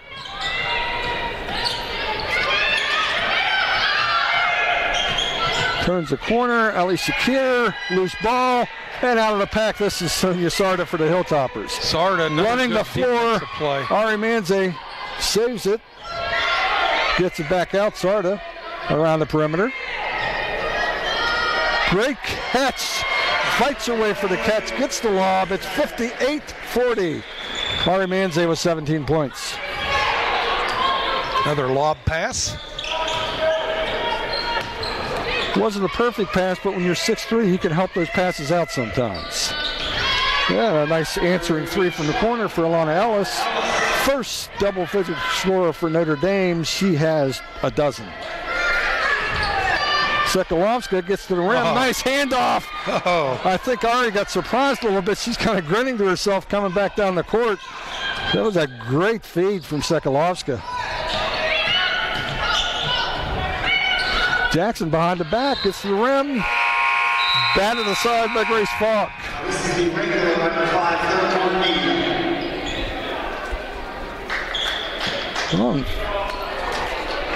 Well, now they've decided we'll take this for the under 5 media. At any rate, with 2:57 remaining here in the third quarter, West Liberty 58, Notre Dame 43. We'll be back. Your bank offers CDs with consistently competitive and higher interest rates. That's what I want.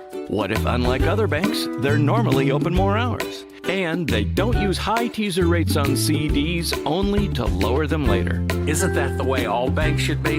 And even more, several of their CD accounts have some of the best interest rates. That's money in the bank. The right bank.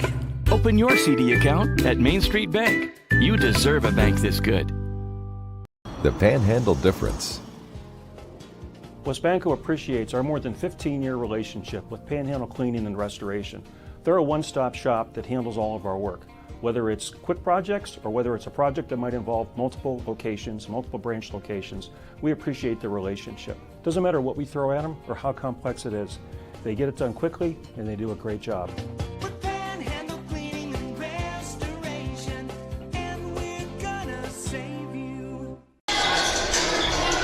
Back inside the ASRC in the campus of West Liberty University.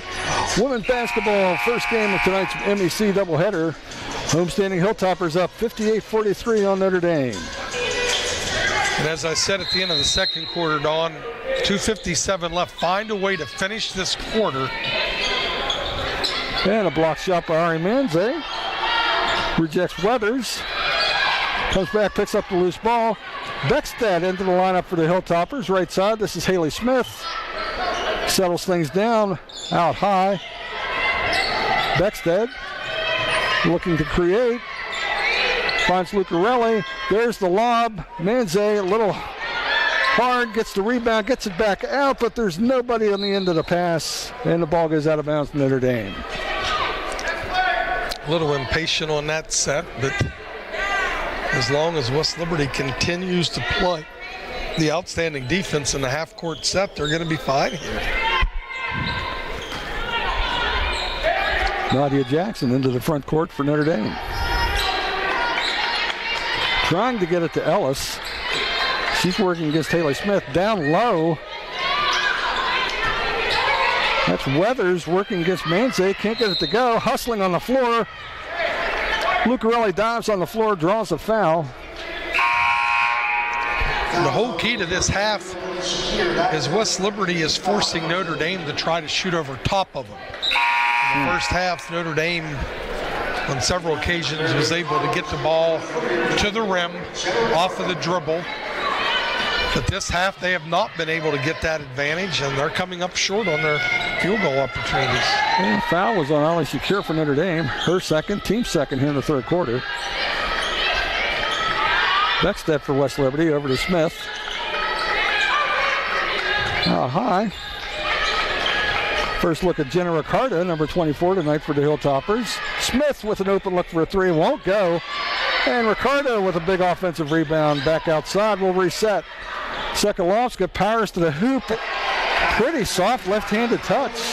She has played well tonight. 60-43, biggest lead of the night, or second biggest lead of the night for the Hilltoppers.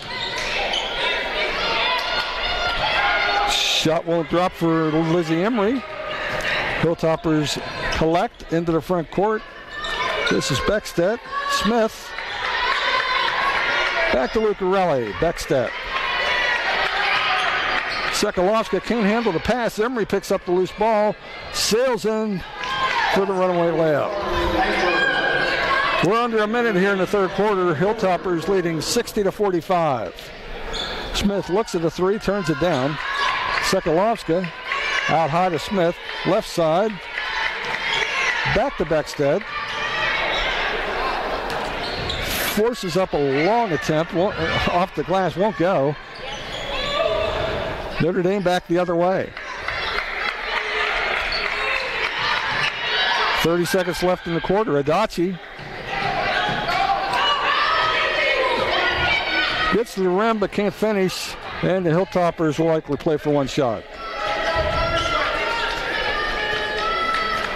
60-45, 15 seconds to go here in the third quarter. Shot clock has been turned off.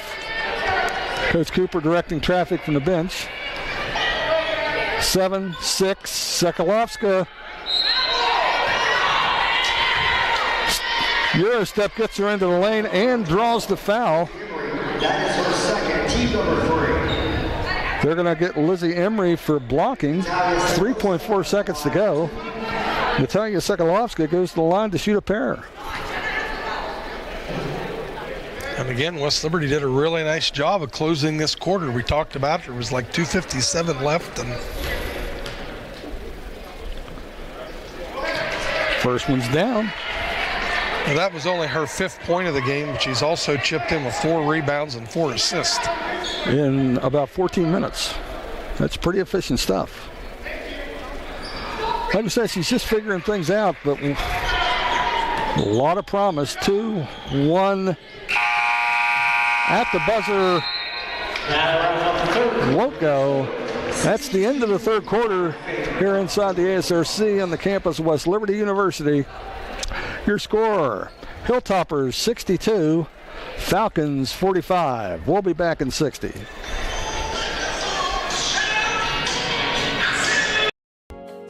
Disasters happen. Pick the team that takes care of them all. Powered by offices in Wheeling, Morgantown, and Pittsburgh, Panhandle Cleaning and Restoration is ready to handle any size emergency at a moment's notice. We have the right people, knowledge, and equipment to respond 24 hours a day. I'm Kyle Cooper. When disaster strikes your home or business, tell your insurance provider you prefer the restoration company the Hilltoppers call, Panhandle Cleaning and Restoration. What are you working for? Do you want to pursue your athletic potential while earning a degree that will benefit you for a lifetime?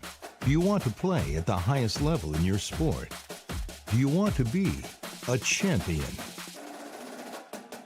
That's what the 12 proud members of the Mountain East Conference are advancing toward every day, providing opportunities and pursuing excellence. The Mountain East Conference.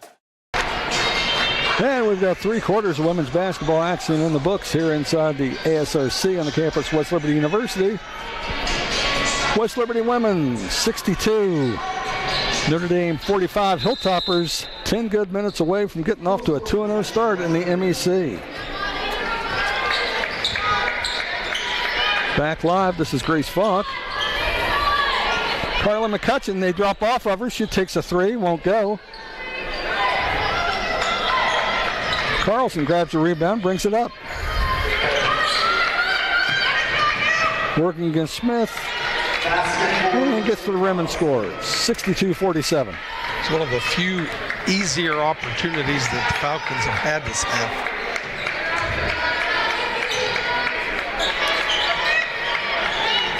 Nice look inside from Lucarelli.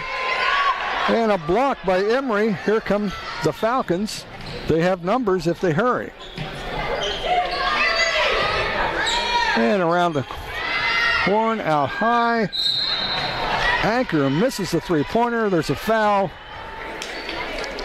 Fouls on number 24, Sincere McDaniel. That is her first, team number 1 of the fourth quarter. And Sincere McDaniel with the foul. That's her first. Obviously the first here on Notre Dame in the fourth quarter.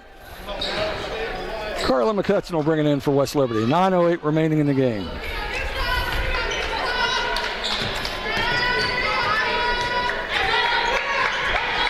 Lucarelli left side. Grace Falk for three. Won't go. Lucarelli with the steal off the rebound and the finish. Nice little finish with their left hand. 64-47 West Liberty.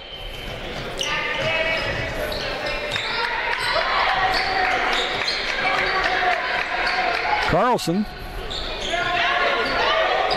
out to Emery, into the paint, shuffles it off. This is McDaniel back to Emery, can't get it to go. Rebound to Falk, outlet pass goes awry. Notre Dame recovers, they're back on offense.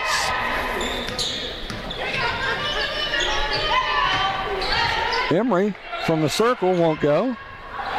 Another rebound for Falk. And into the front court, this is Lucarelli. Trailing Falk, she'll line up a three. Front iron won't drop. Long rebound. Comes to McDaniel. Hustles into the front court, pulls it back, looks for help. Emery turns down a three, spins. Shut down by Ricardo. Kicks it back out high. This is Carlson again. She's cut off by Haley Smith, 10 on the shot clock. But she kicks it outside and she finds Lizzie Emery for a three-pointer. 64-50 West Liberty. Somebody's got to get through this next 2 minutes, Dawn. 2 minutes of just solid basketball. Yeah, not looking at slowing anything down or anything, just running good sets, executing.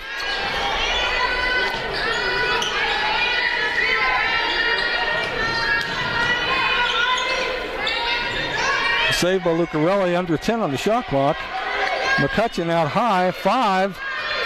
Tries to make something happen, powers to the hoop, can't get it to go. Here comes Carlson for Notre Dame. Nice dish.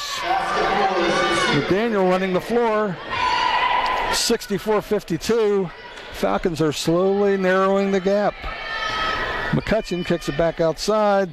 Lucarelli with the three, won't go. On the floor, hustling for the rebound. Notre Dame comes out of the pack. McDaniel. Back to Adachi. Gets into the lane, pulls up from the foul line, won't go. Offensive rebound. Anchor with the offensive rebound and a great inside pass to McDaniel for the finish. Coach Cooper's got subs at the table, but there's been no stoppage of play here. And Ricardo out high. 15, still time on the shot clock.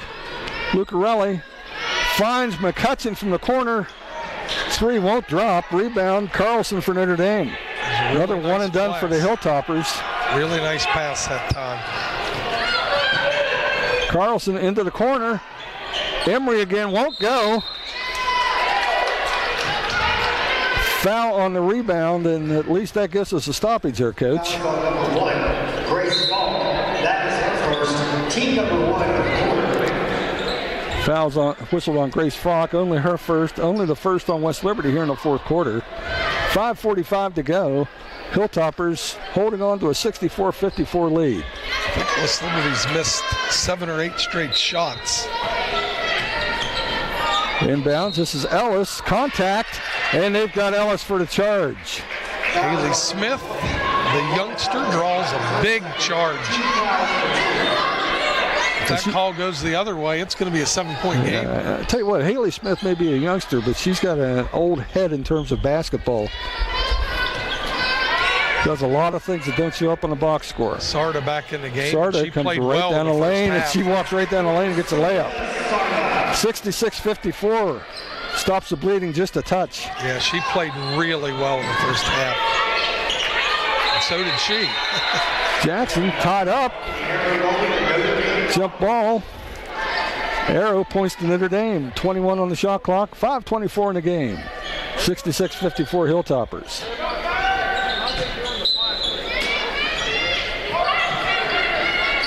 And a ball knocked out of bounds by Smith off the foot of Alana Ellis and goes over to the Hilltoppers. And once again, Haley Smith with a hustle play. Yeah, another big play. Got the deflection. It went off the leg. And West Liberty have a chance to put this back up to a 14 or 15-point game. And down low, this is Ari Manze back outside. Sekalovska tries to reverse, won't go. Rebound, Ellis for Notre Dame. Here come the Falcons. Into the corner. Three-pointer won't drop for Weathers.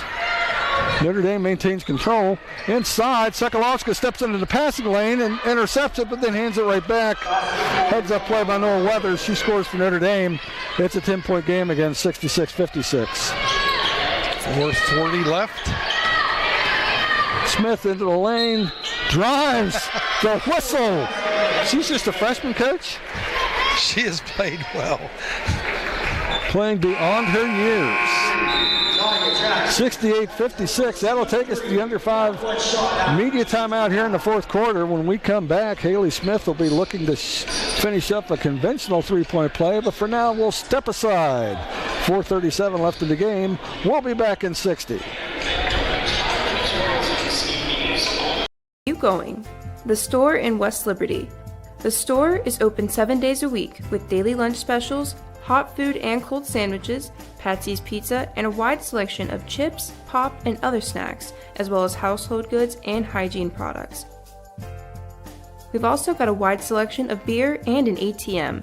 Stop on in and check out the store, located at the top of the hill in the town of West Liberty, a proud supporter of Hilltopper Athletics. BSB tip of the day. Bank with a company that pays you, depending on how you use your checking account. It's Kasasa Cash Back. It's a totally real thing, and we could totally pay you money. That's Kasasa Cash Back at Belmont Savings Bank.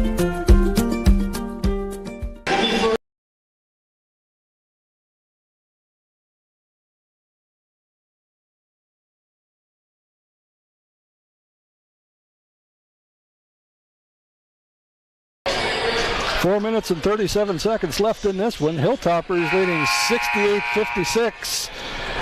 Can't quite put Notre Dame away, Coach. Well, West Liberty's gone cold from the floor is the problem. You know, they were knocking down shots at an incredible rate.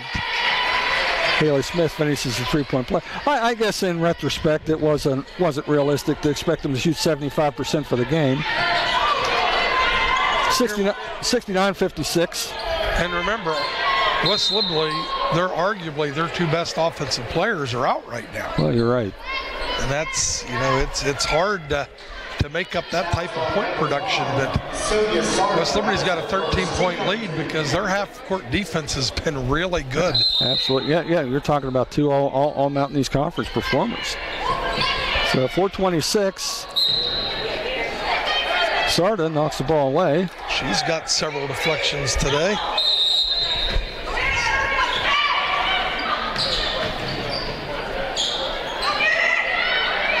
Fight for a rebound. Manze comes out with it on the missed shot. And a turnover in the back court. Weathers finishes 69-58. Sarda gets into the front court. Finds a wide open Sekalovska in the corner. Oh, that was a timely three-pointer. Just under 4 minutes to go. It's 72-58 West Liberty. Yeah, that was a big-time basket. Much needed at this point. Big-time find from Sonia Sarda. Sekalovska working hard on defense. Kicks it out. Ari Manze steps in there and draws the foul. Another charge taken.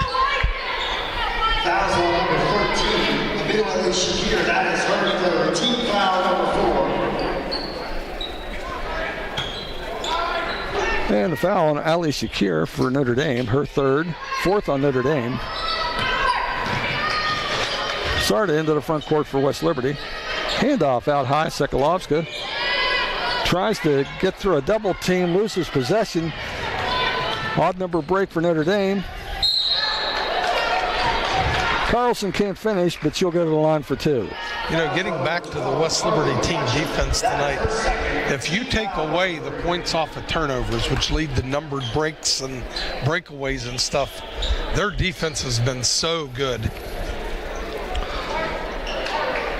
Now, would you say, and we've seen most of their games so far this year, would you say this is perhaps their best half-court defensive effort this season? Yeah, for sure. For sure. And once again, the Panhandle Cleaning and Restoration mop does its duty.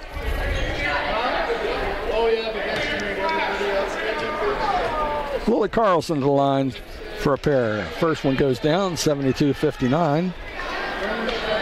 Carlson with 9 points. She can hit double figures if she knocks this one down, and she does. 10 points. Now they're going to see some heavy pressure here in this last 3:25. And here's Sarda, 50-year senior. A little bit of experience on the floor for Coach Cooper. 12-point lead. Hilltoppers in no hurry. 10 on the shot clock. McCutcheon, Manze out high, tries a handoff, won't go. Sekalovska beats the shot clock, but can't get it to drop. Ball goes out of bounds. Notre Dame takes over, trailing 72-60 with 2:54 to play.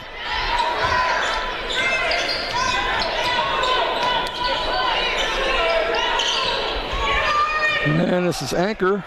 Kicks it back out. Adachi. Anchor again. Cut off by Carly McCutcheon. Inside, switch. Blew a switch, and Anchor gets the finish, 72-62. Anchor's got 13. It's a 10-point game. Sarda gets all the way to the rim. Great finish, 74-62, 2:20 remaining. She's one of the differences in the game. And Carlson tries to shove off. Can't get open. Sarda maintains her possession. Maintains her position. Ball gets kicked out of bounds. It'll stay with Notre Dame with 2:12 to go.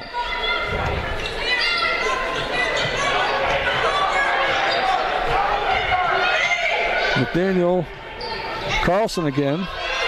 Looking down low. Runner won't drop. Ari grabbed the rebound, tried the outlet pass, but hustling Anchor zipped into the passing lane, picked it off, and laid it in. Back to a 10-point game, 74-64. Under 2 minutes. They might just milk this clock.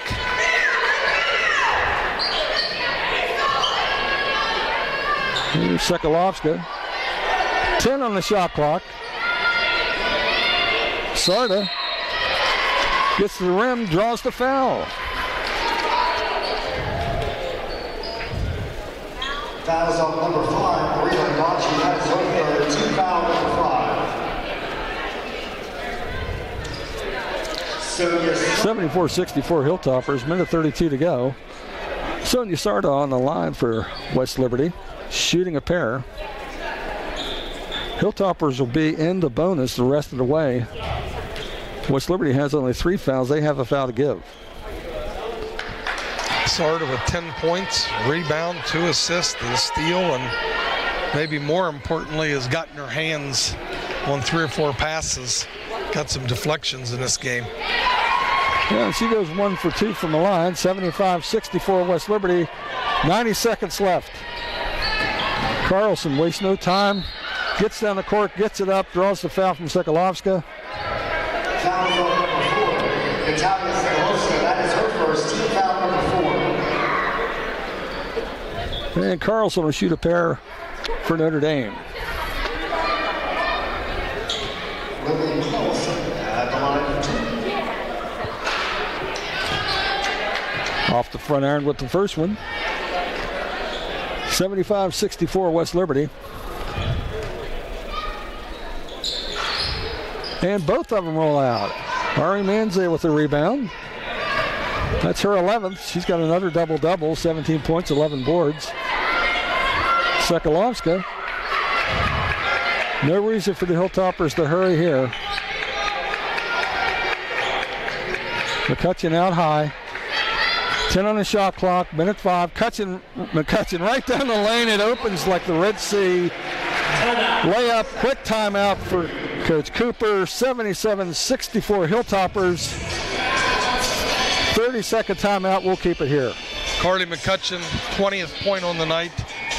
So she's really gotten off to a great start this season, which Coach Cooper needed that. He needed Ari and Carly to kind of carry this team, knowing you're going to be shorthanded. Yes, absolutely.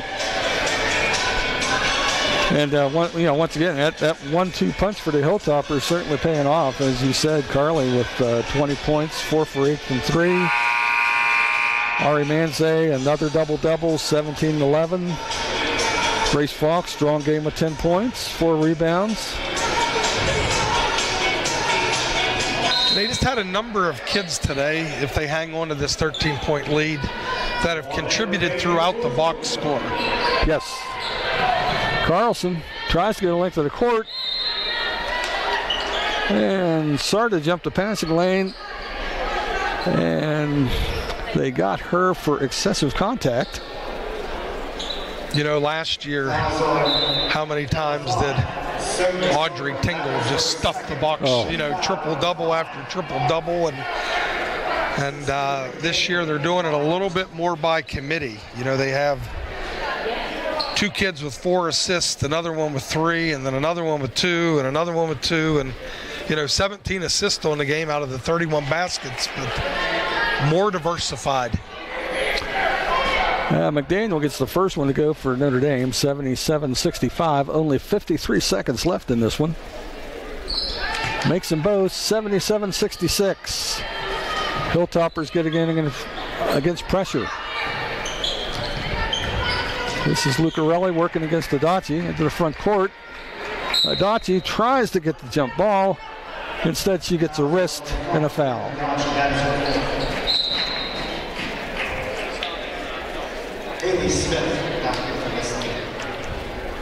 Haley Smith back on the court for the Hilltoppers. That's the 4th foul on Adachi, 5th on Notre Dame. Sarda, first one won't go. 43.6 seconds on the scoreboard clock. Hilltoppers seem to be comfortably ahead, 77-66. Second one spins out. And Notre Dame coach calls timeout. Coach Gordon gets the ball at half court now, or in the front court, with the news she's asking the referee where the ball will be positioned to set up her inbounds possession. This has been, and assuming nothing miraculous happens here, so assuming the Toppers are going to hold them off here with an 11-point lead with 42 seconds, it's been a pretty consistent, dominant effort. You know, West Liberty jumped out early. Give Notre Dame credit, they did fight back. I believe it was a 30-28 game. Yeah, they had it down to 2 points, I think, twice. But West Liberty really cleaned it up in that last 3 minutes of the first half. Doubled the lead. Remember at 2:05 we talked about extending this, and they did. And this half, it's been pretty much a double-digit lead the entire half. Well, and I think you touched on that big defensive effort in the third quarter when it came out, helped them get out to an 18-point lead, and they've been working on it since. Okay, we're back live. This is Notre Dame into the front court. Carlson gets Manze up in the air. Can't make the shot. Manze gets the rebound. There's a whistle. And Coach Cooper with the timeout.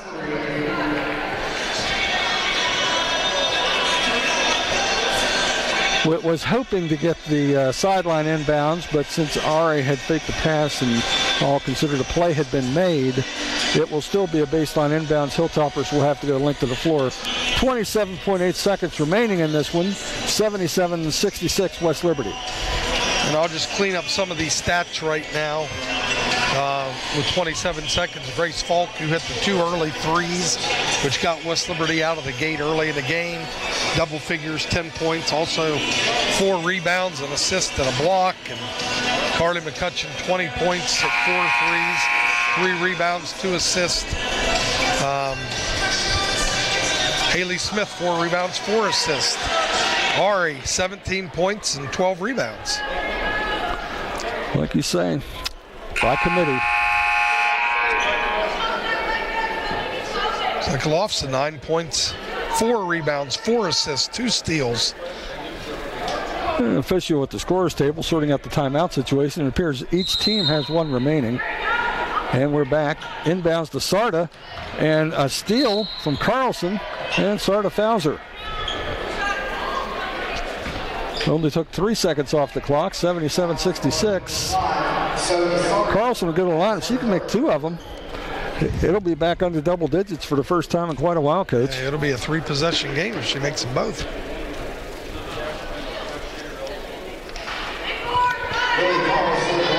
That announcer's jinx still going strong. First shot off the front of the iron.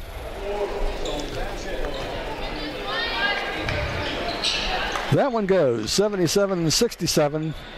Hilltoppers. Sarda in the baseline. Throws over the top. This is Lucarelli. Gets across the timeline.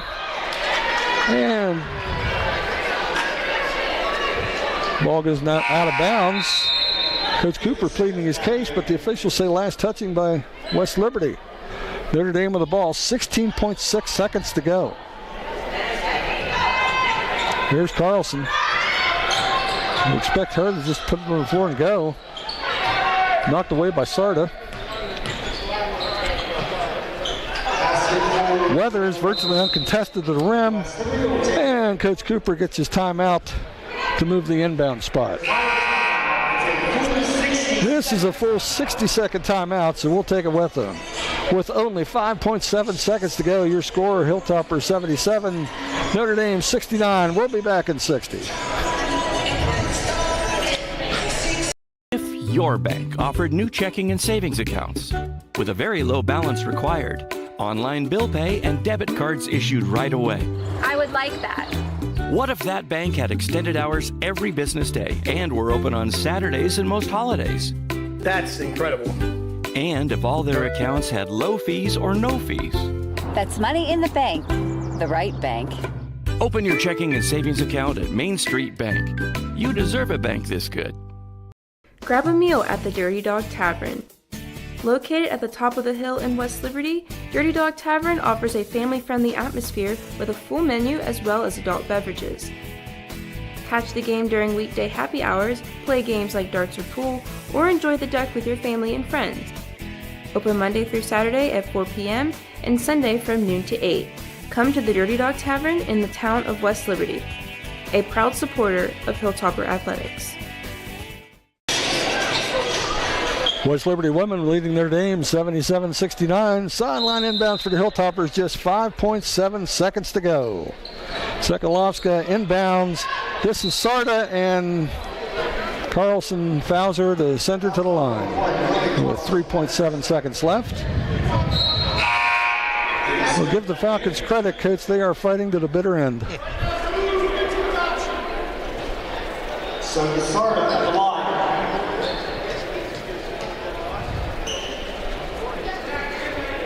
And the first one rattles around and drops, 78-69. Sarda with a dozen points tonight.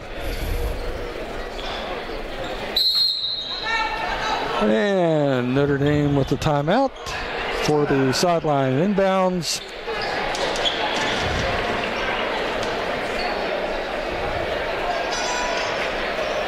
And it's a full timeout. But we'll keep it here, Coach. No comment.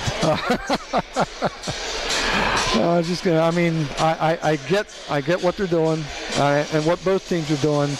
This is a relatively new rule change. It's only been in effect a couple years.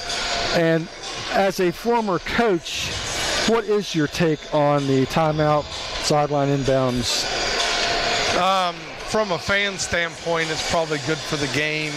There's the potential for more last-second buzzer beater type things. As a coach, I didn't like the rule. I'm a little bit more of a traditionalist, but I'm a hypocrite when I say that because I fully embrace the three-point line. But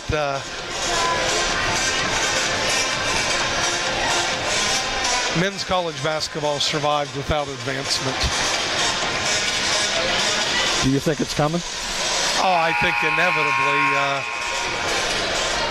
money drives everything, and it's the traditionalists that's kept men's basketball at the two 20-minute halves. Well, here we go. 3.2 seconds left.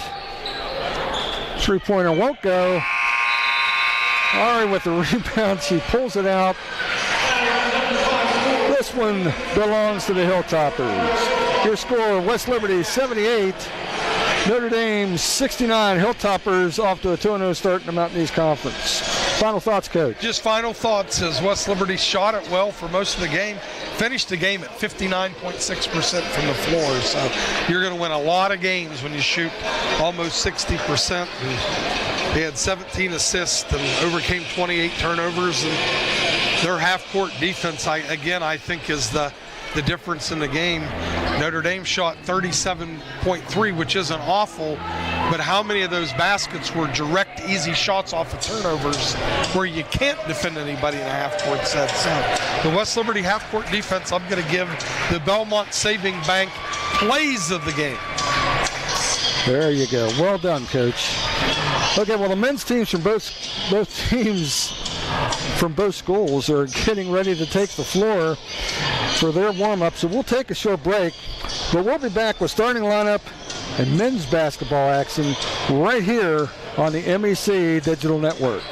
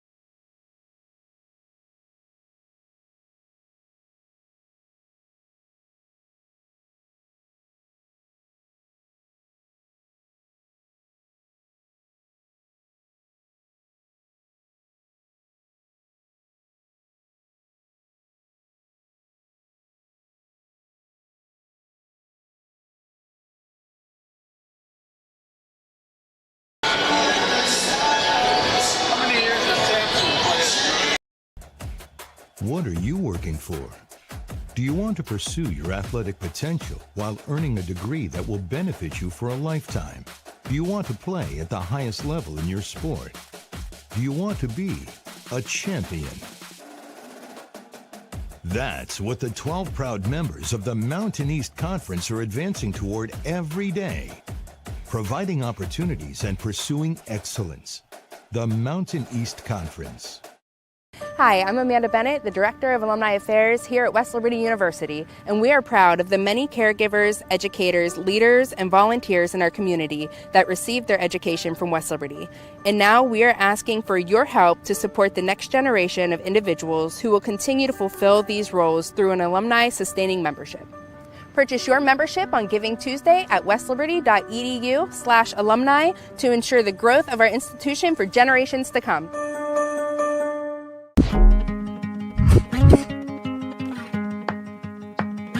Hi, my name is Claire Kelly and I'm a microbiology major here at West Liberty, and I want to show you what it's like to be in this program.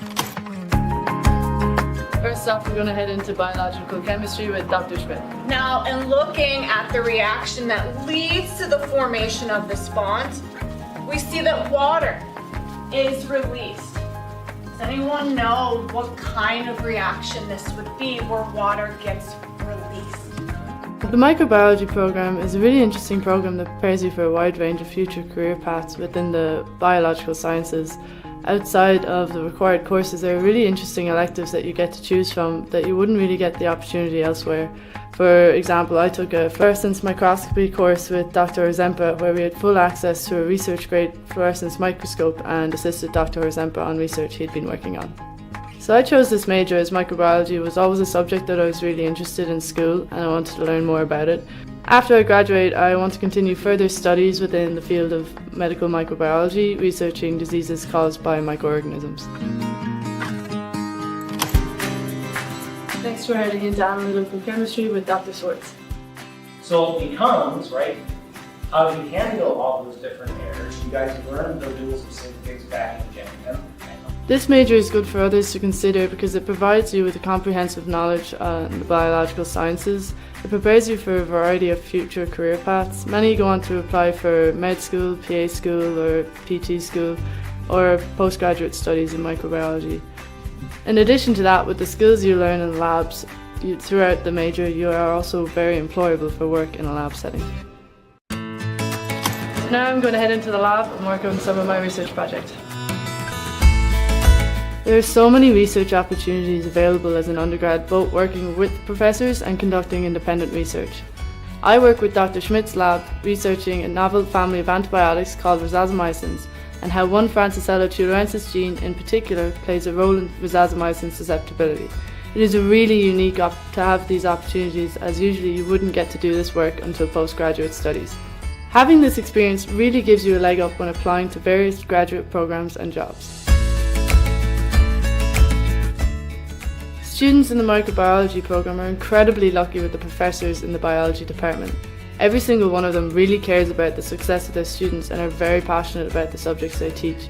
With the small class sizes, they really get to know each and every student and are there to help you when you need it.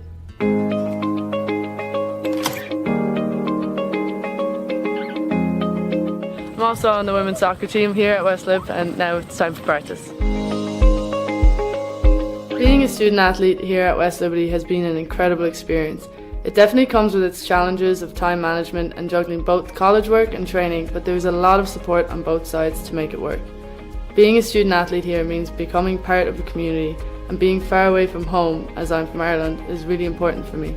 West Liberty really has become a home away from home. Thanks for checking out the program with me today. For more information, look at our website.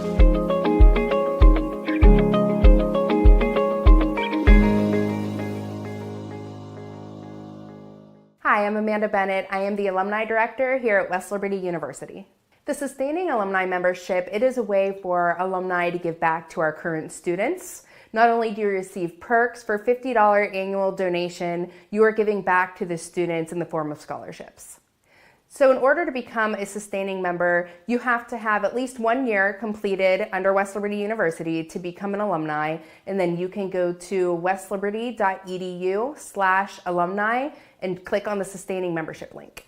So this sustaining membership impacts our students greatly, and I can personally speak from experience because I wouldn't have been able to come to West Liberty without a scholarship. So your $50 really goes back to the students, giving them the opportunity to further their education. This is a chance to continue to leave your legacy at WLU. If you loved your time here as a Hilltopper, this is a great opportunity to make sure that a similar experience is available for other students who are just like you. I promise you that your $50 will make a big impact. 50 years ago, Title IX set in motion my path of where I am today. Because of Title IX, I'm a tennis player. I am a basketball player. A coach. A volleyball player. Because of Title IX, I am an administrator.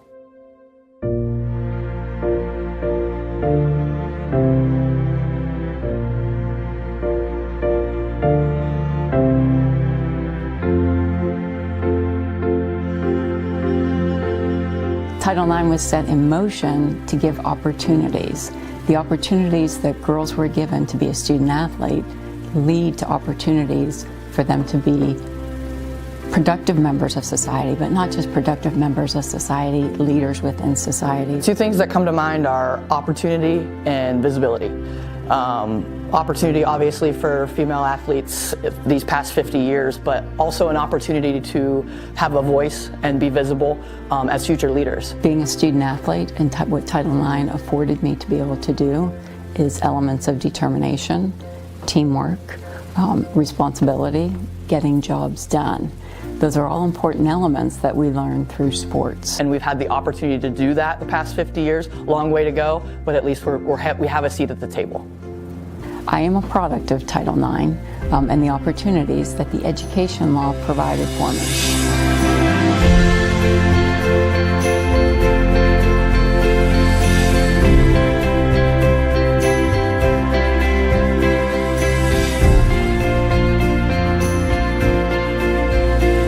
West Liberty University has 9 women's sports. With over 190 women athletes who participate. With team combined GPAs with an average of 3.37. With all 9 individually maintaining a GPA of 3.0. With 140 female athletes maintaining a GPA of 3.0 and above. 104 female athletes maintain a GPA of 3.5 or above. 53 female athletes maintaining a GPA of 4.0. And representing 39 different majors across campus. Title IX made it possible. I'm here because of Title IX. I am here because of Title IX. I am a product of Title IX. It has taught me resilience for me to be where I am today.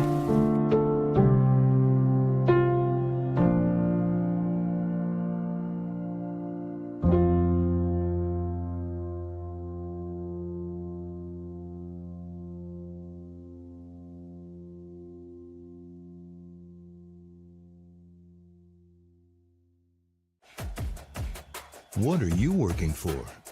Do you want to pursue your athletic potential while earning a degree that will benefit you for a lifetime? Do you want to play at the highest level in your sport? Do you want to be a champion? That's what the 12 proud members of the Mountain East Conference are advancing toward every day, providing opportunities and pursuing excellence. The Mountain East Conference. Never fall back. We will stay right where we at. We ain't never fall back. Yeah. We ain't never fall back. And you can find me where I'm at. We ain't never fall back.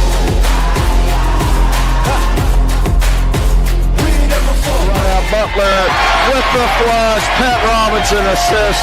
Bartley has it poked out of his hands by McKinney. Goes up strong with the reverse. Malik McKinney. Montague driving inside. Oh, gets right past his man and lays it up and in. Brazil 3 for West Liberty. That is good. And it's 33-20 Hilltoppers. Cross-court pass. Webb open 3. Bullseye. 10-6. Beautiful strip by Malik McKinney. Here come the Hilltoppers the other way. He's got Pat Robinson underneath. He finds a cutting Ben Sarson. Belmont Savings Bank player of the game. We never fall back. We never fall back. And you can find me where I'm at. We never fall back.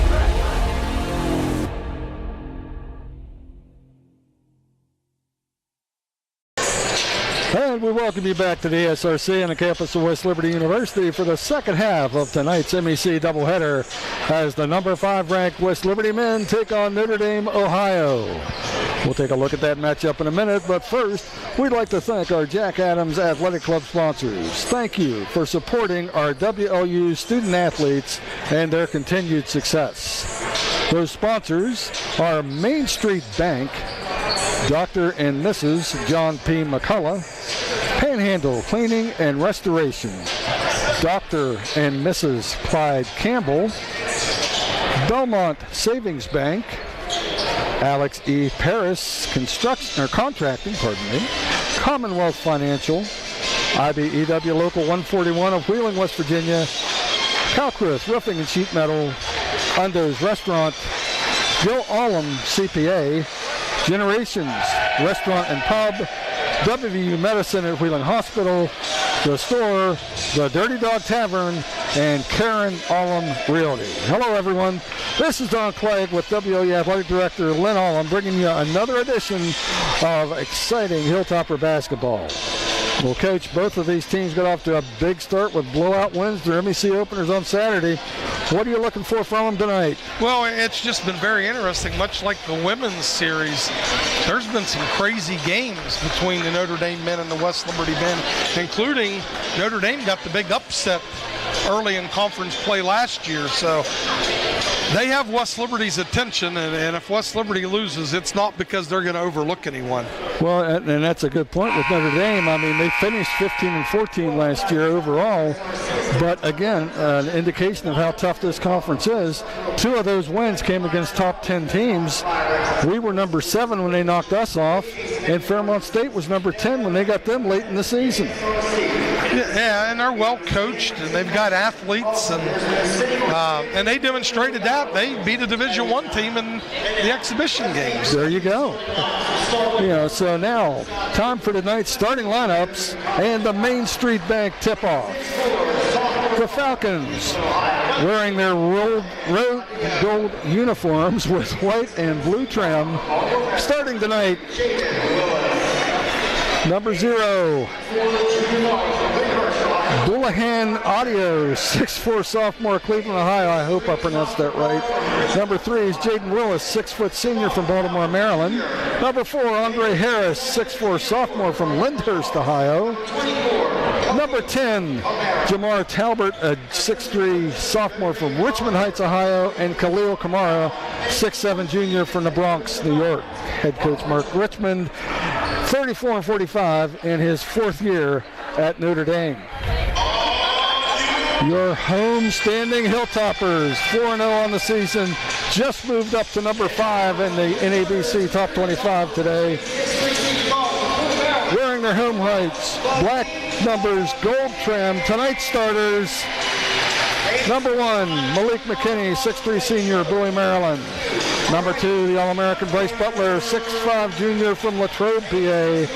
Number 4, Christian Montague, 6'1" junior from Dayton, Ohio. Number 23, Alec West, pardon me, that was wrong in the book. Number 5, Steve Kennedy, a 6'1" graduate student from Bowie, Maryland.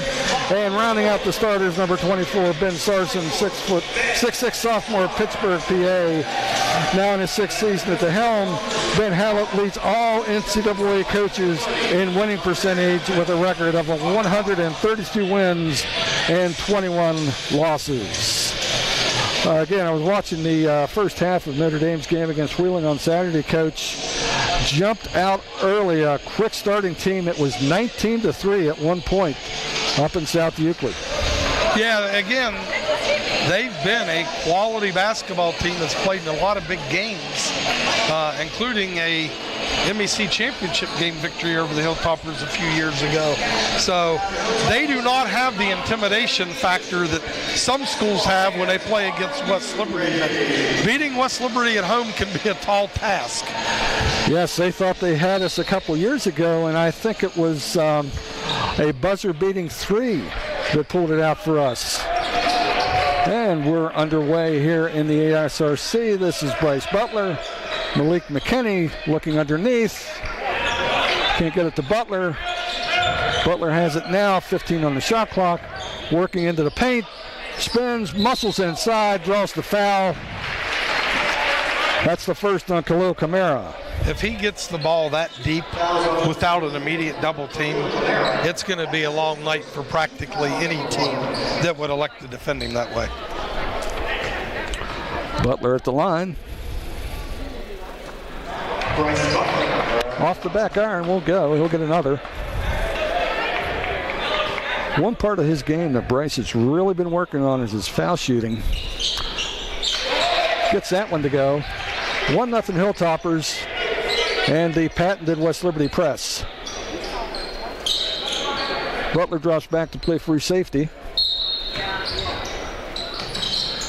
Inbounds into the corner. McKinney, quick hands, gets to the flex and knocks it out of bounds. And one of the keys to this game, it's always going to be what kind of opportunities does the West Liberty press generate?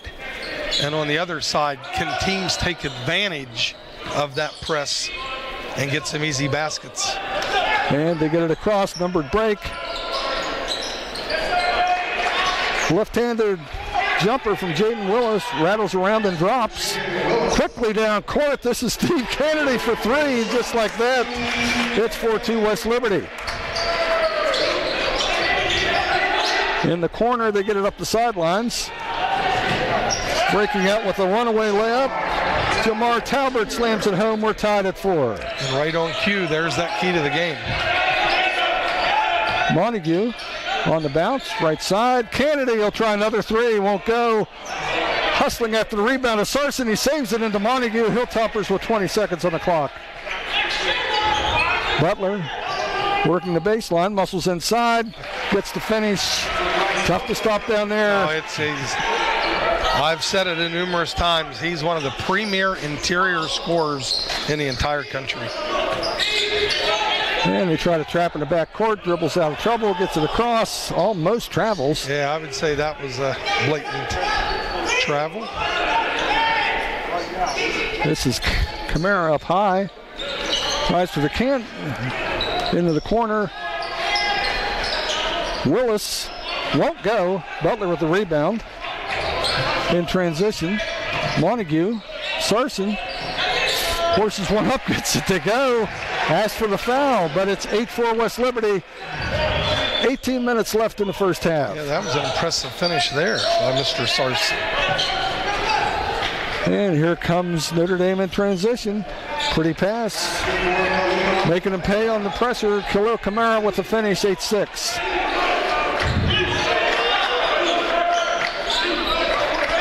Kennedy.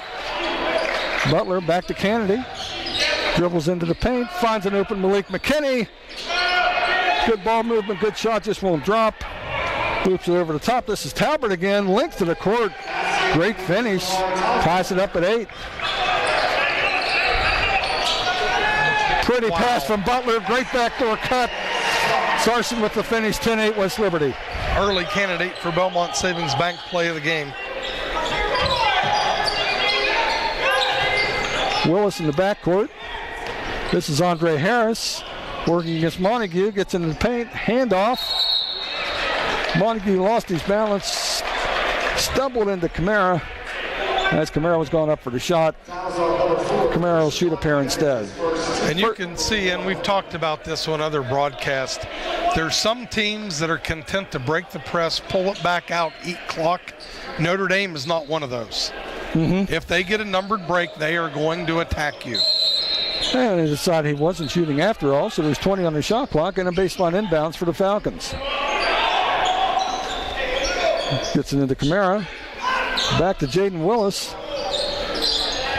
Kicks it back out. Harris draws the contact.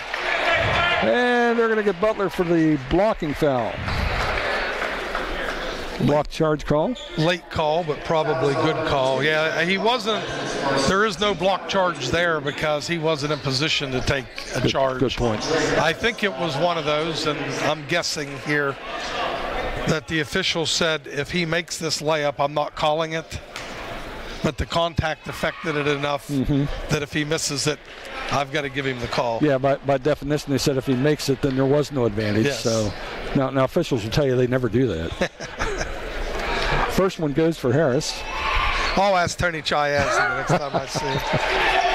Yeah, ask him where our jerseys are. 10-9 West Liberty into the front court. This is Montague. Butler gets down the lane. Can't finish. Tip no good. 3 for $1. He's fouled on the third one. Bryce is a little bit better of an athlete, I think, than people realize, including 2 high-flying dunks down at AB the other day. Oh, my. Yeah, one out of the half-court offense was just a thing of beauty. Free throw drops, 11-9 Hilltoppers. First rotation of the evening. Dante Spadafora, Michael Sampson, Zach Russell, Alec West into the lineup for the Hilltoppers. Finn Woodward waiting at the scorer's table for Bryce Butler. Bryce makes his second and goes to the bench. 16:38 early in the first half, 12-9 Hilltoppers. And the turnover. Russell, it's a bad pass. Spadafora out high, there's a whistle. And I think we've got an issue with the shot clock.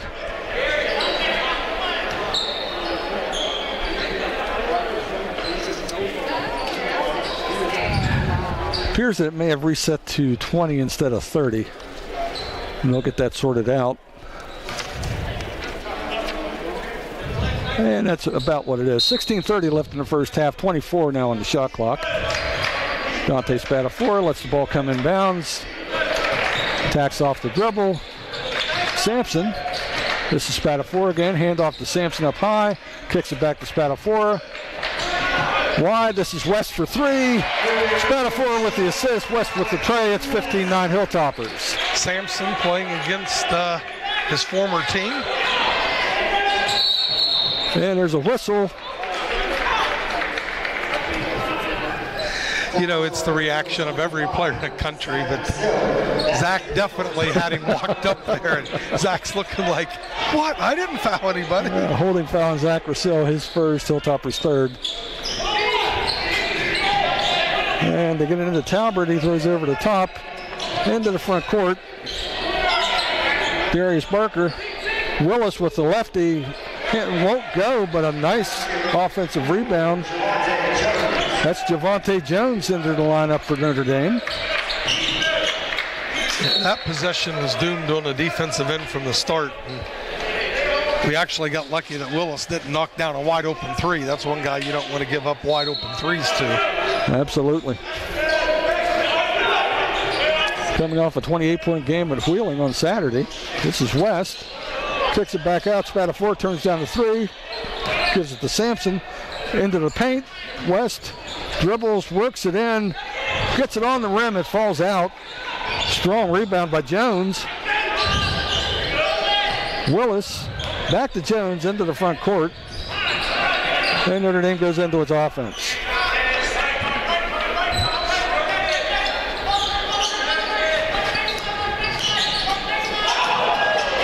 And Jones loses it. Finn Woodward in transition. Finds West for 3. His second of the night. 18-11 West Liberty. We're under 15 minutes. Alec West buries his second 3 on the evening. Quick 6 points. Oh.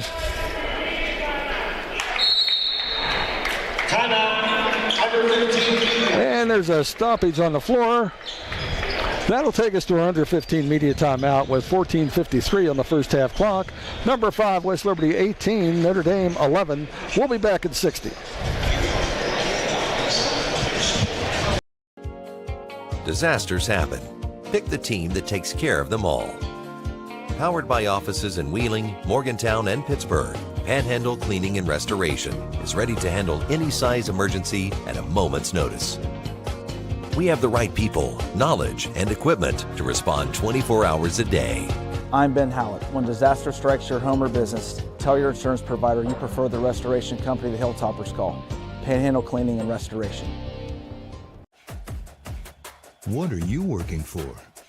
Do you want to pursue your athletic potential while earning a degree that will benefit you for a lifetime? Do you want to play at the highest level in your sport? Do you want to be a champion? That's what the 12 proud members of the Mountain East Conference are advancing toward every day, providing opportunities and pursuing excellence. The Mountain East Conference. Back inside the ASRC on the campus of West Liberty University, number 5 West Liberty up 18-11 early on Notre Dame. I think the Hilltoppers have the game going at their pace, Coach. Yeah, it's 18 points in the first 5, 07, including from deep. Alec West, nice to see him knock down 2 long threes here. And Notre Dame just barely gets it in. And Willis puts it on the floor, hangs and drops it in. He's a scoring machine, and I don't want to see him get it going. 18-13. Plus he's a lefty. Speaking of lefties, Michael Sampson drops one in from 16. It's 20-13.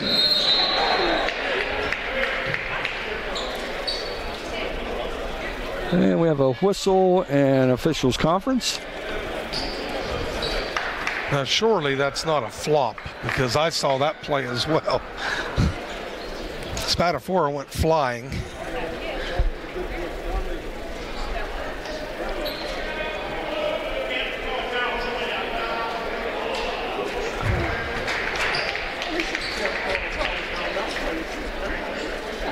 The technical foul has been assessed to Notre Dame College number 10, Jamar Talent.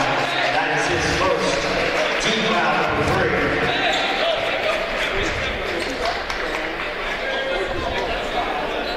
Zach Basile. A technical foul on Jamar Talbert. We believe a contact with Zach Rousseau off the ball. Zach makes his first free throw. First on Talbert, third on Notre Dame. 14:29 on the clock. Zach knocks down both free throws. 22-13 Hilltoppers. Biggest lead of the game so far. And it'll be West Liberty ball on the baseline. Yeah, that's the worst kind of technical. You lose a possession and 2 free throws. Yeah. Now, I know you're a stat nerd. Is that a turnover? I don't think so. You feel like it should be, though, don't you? Yeah. Okay, Dante Spadafora into the front court for West Liberty. Michael Sampson, the Notre Dame transfer, finds Spadafora open for 3. In and out and back in again. 25-13. West Liberty's got a double-figure lead. Trap in the corner. They throw out of it. This is Jones. Talbert pulls it back out. Barker turns down a 3. Talbert from the side, 15-footer won't go. Fight for the rebound inside, tipped away. Michael Sampson saves it. Into Spadafora. This is Rousseau in transition. Spadafora to West. Ball's tipped, recovered by Rousseau. West, handoff, and Woodward. And first one of the year, Coach, your pet peeve. Yeah, it drives me crazy. Unfortunately, Alec West stepped on the sidelines on the cut. Turnover. Gives the ball back to Notre Dame. I was listening to NBA radio the other day, and that discussion by an old-timer, you know, somebody that played in the 90s was going, can you believe how many times guys step out of bounds on the sideline? Oh, now you're making me feel, you talk about the old-timer, somebody who played in the 90s. I was like, well, that was 20 years after I was in college watching them. Come on. Oh, and we've got a foul on the inbounds. Fouls on number 5. Sam Kennedy, that is his first team whistled on Steve Kennedy for West Liberty. His first, team fourth. 25-13 West Liberty, 13-36 still in the first half. Barker in heavy traffic throws out of trouble. Jones, Euro step, can't finish. Nice contest by Sarson. Here comes McKinney into the front court for West Liberty.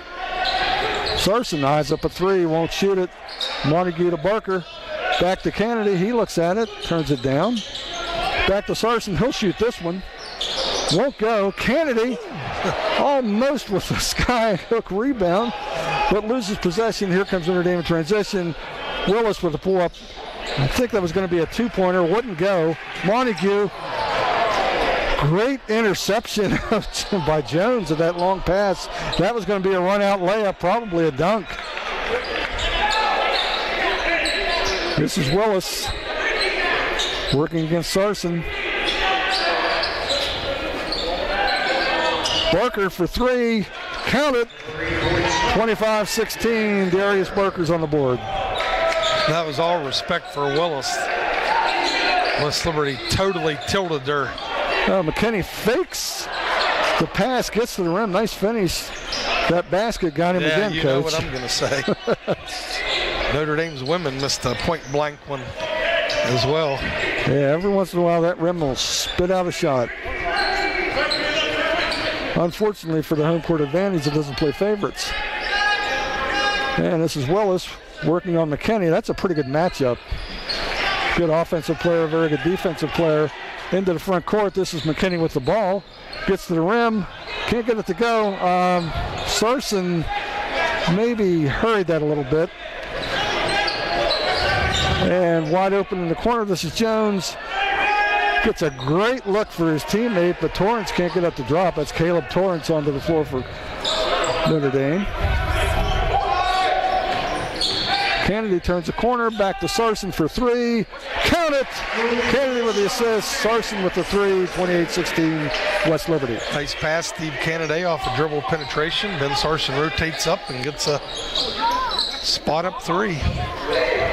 And Jones gets into the front court for Notre Dame. This is Darius Bush, number 14. Contact and a foul.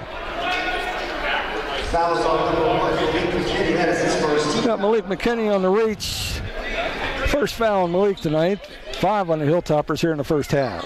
Give a shout out to my lovely wife Karen, who's a huge fan and normally attends all these home events, but we have family in this week, so she prioritized. Yeah, we were talking about that at lunch. You got quite a herd in the house there, Coach. Yeah, absolutely, but hopefully she's tuned in watching from afar.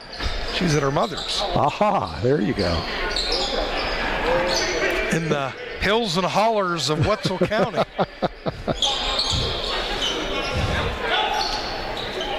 And Dalen Lee puts it on the floor, gets it to the iron. We're under 11 minutes. It's 28-18 West Liberty. Christian Montague. This is McKinney. Back.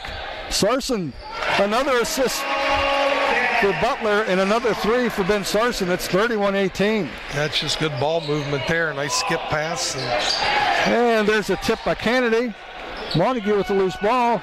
He can't get it. Butler can. He'll finish. 33-18. Good no call by the official. I was afraid they'd get Bryce Forever the back there.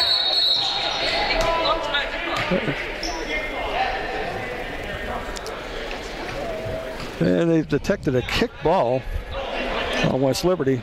It's nice to see the Hilltoppers get out of the gate early here with 33 points. Surprisingly, went over the 100-point mark for the first time the other day. Yes, absolutely, but they've been well into the 90s in the other games. Now, that kick ball in the backcourt doesn't reset the shot clock, but it does reset the 10-second count. And as it turns out, that's not a factor. Willis into the front court with plenty of time to spare.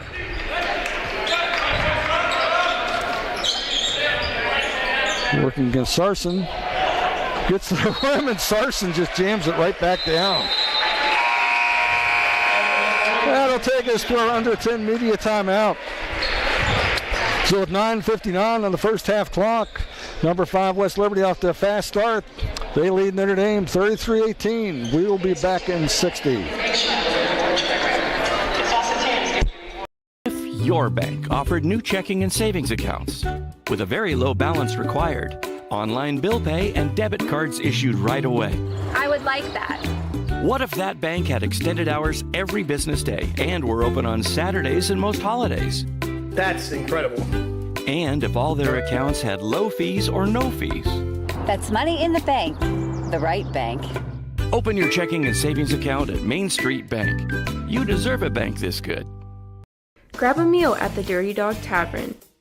Located at the top of the hill in West Liberty, Dirty Dog Tavern offers a family-friendly atmosphere with a full menu as well as adult beverages.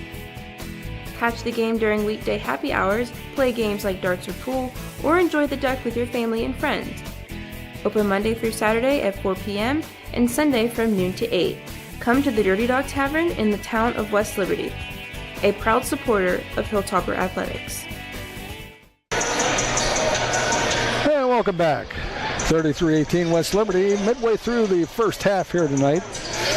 Hilltoppers moved up to number 5 in the NABC Top 25 Coaches Poll today, up 3 spots from their preseason ranking of number 8. Pretty familiar spot for the Hilltoppers, but again, as they say, rankings aren't worth the paper they're printed on in Division II, Coach, because you have to play your way into the tournament. And barely beats the 5 count, but they get it in. Bolahan Audio, I hope that's how you say that. Cleveland, Ohio gets the 3. 6'4" sophomore.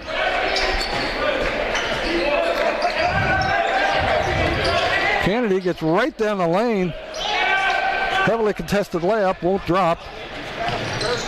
Willis into the front court. This is Harris into the corner. Audio again. Willis, he's having a tough shooting night. Sarson gets the rebound, gets it over to Kennedy. Kennedy kicks it back out into the corner.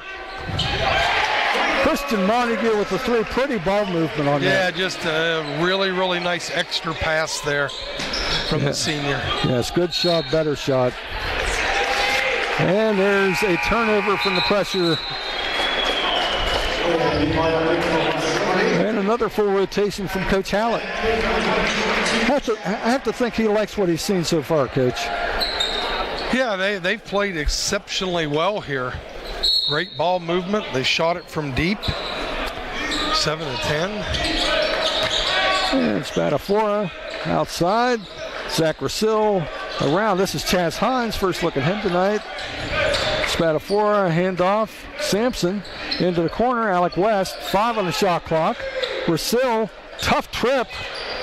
Gets it off the rim. And Harris comes out of the pack with the rebound for Notre Dame. Sampson hustling down court with a back tap of his former teammate. Yeah, the back tap was one of the foundations of the program when this system was implemented back in 2005. Run people down from behind and back tap them. I remember Timmy Hosfeld used to make a career out of back tapping people. And Dante Spadafora draws the foul. Darius Barker, a little excessive shove trying to get open. That's the second time tonight Mr. Spadafora has been able to draw that call. I think he's one of those guys that you hate to have on the other team, but you love to have on your team. Yep. It's called a pest when I was growing up. Of course, I'm grown and I'm still a pest. And pausing the action. Here we go. And this is the pest bringing the ball up the court. Yeah, he pestered people for about 2,000 points in high school. Rousseau can't get it. Sampson keeps it alive. Talbot tracks it down for Notre Dame. Turnover. Big, strong rebound by Chaz Hines. He just pulled it out of a mass of humanity and laid it back in. 38-21, West Liberty. Give Sampson credit for keeping it alive when the initial miss. Torrance 15-footer, 38-23. Brazil, West tried the backdoor pass, anticipated, and knocked away. Turnover for the Hilltoppers. Into the front court, this is Caleb Torrance. Dalen Lee. Torrance tries another. Rebound from Hines. Into the front court, this is Sampson. Hands it back. Spatafor for three. In and out. Hines working the glass again. Gets his shot rejected. It's rough down there, Coach. Oh, and sneaking down all by himself. Andre Harris gets the easy flush. 38-25, 7:05 left in the opening half. Love the effort on the glass, but somebody's got to rotate back. Michael Sampson out high. This is Chaz Hines. West can't handle the pass. It's a turnover. Willis can't get it to go. West got a piece of it. They say he got a piece of Willis as well. Foul is on number 23, Howard West. That is his first. Team foul number 6. You know, one of the evolutions in basketball, Dawn, on the defensive end as the dribble weave became more prominent above the three-point line. Teams have figured out now how to jump that route. And a point of emphasis implemented a couple years ago, you can't set illegal screens on dribble handoffs anymore. You used to be able to dribble handoff and run into the defender, and now you almost have to jump stop. If there's contact, they're going to call the offensive foul. Yeah, that's really been an emphasis on illegal screens. And because of that, defenders are able to get over top of that and get their hand on it. And Willis makes one of two. 38-26 Hilltoppers, 6:49 and a half. One of these little spells where and Sarson with the no-look pass goes out of bounds. And right on cue as I didn't finish that sentence. And there's teams at every level that have these droughts or these spells, as we call it, but this has not been a good last few minutes for West Liberty.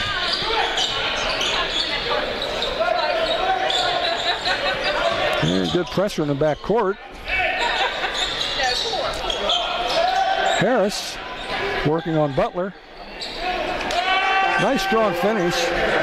38-28. Got it down to 10 points. And Butler across half court. And this is Sarson. Back to Butler. Alec West spins into the paint. Kicks it wide to Rosil. Hand off to Butler. Fakes the three. Puts it on the floor. Attacks the rim. Can't get it to go. Rebound. Harris for Notre Dame. Into the front court. They can get the lead back in single digits. Harris goes over Sarson and finishes. Strong finish. 38-30. Running the court. Michael Sampson close to a goaltend. No call. Just a great block on the get back for Notre Dame. 38-30. That was an incredible block, and it must have been a good one because I didn't see the Hilltopper bench begging for the goaltend.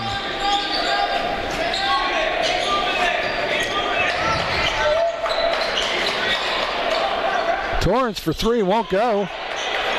Hustling Audio into the corner, tracks it down. Rosil gets the turnover, finds Butler down the court.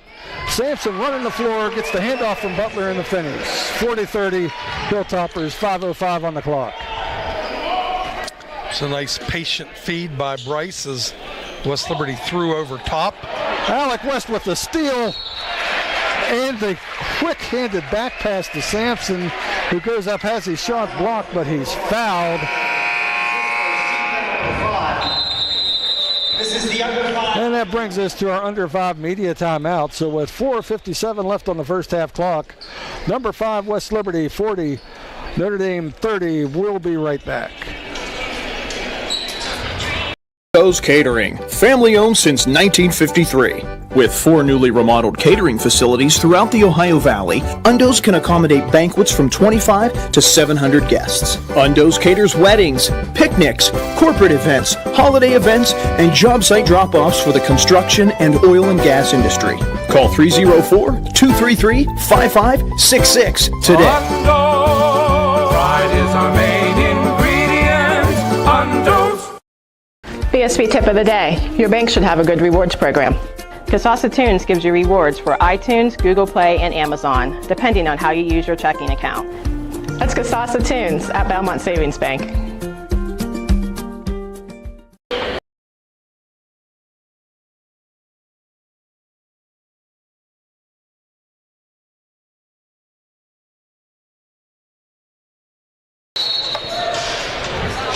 Number 5, West Liberty leading Notre Dame 40-30. Michael Sampson going to the line for West.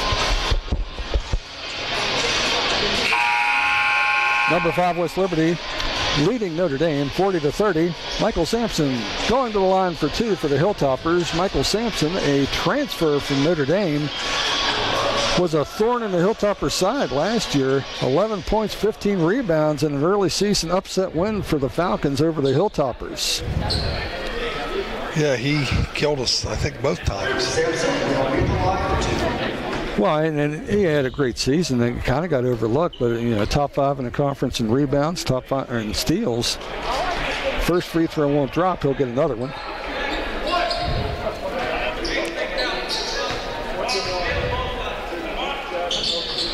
That one goes 41-30 West Liberty.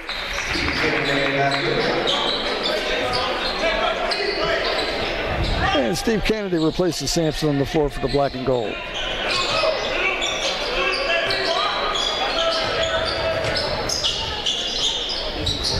This is Barker for Notre Dame, working against Montague. Switch to Sarson. Dalen Lee throws one up. Ball is tipped out of bounds by Kennedy. Keeps Devontae Jones from getting the easy putback.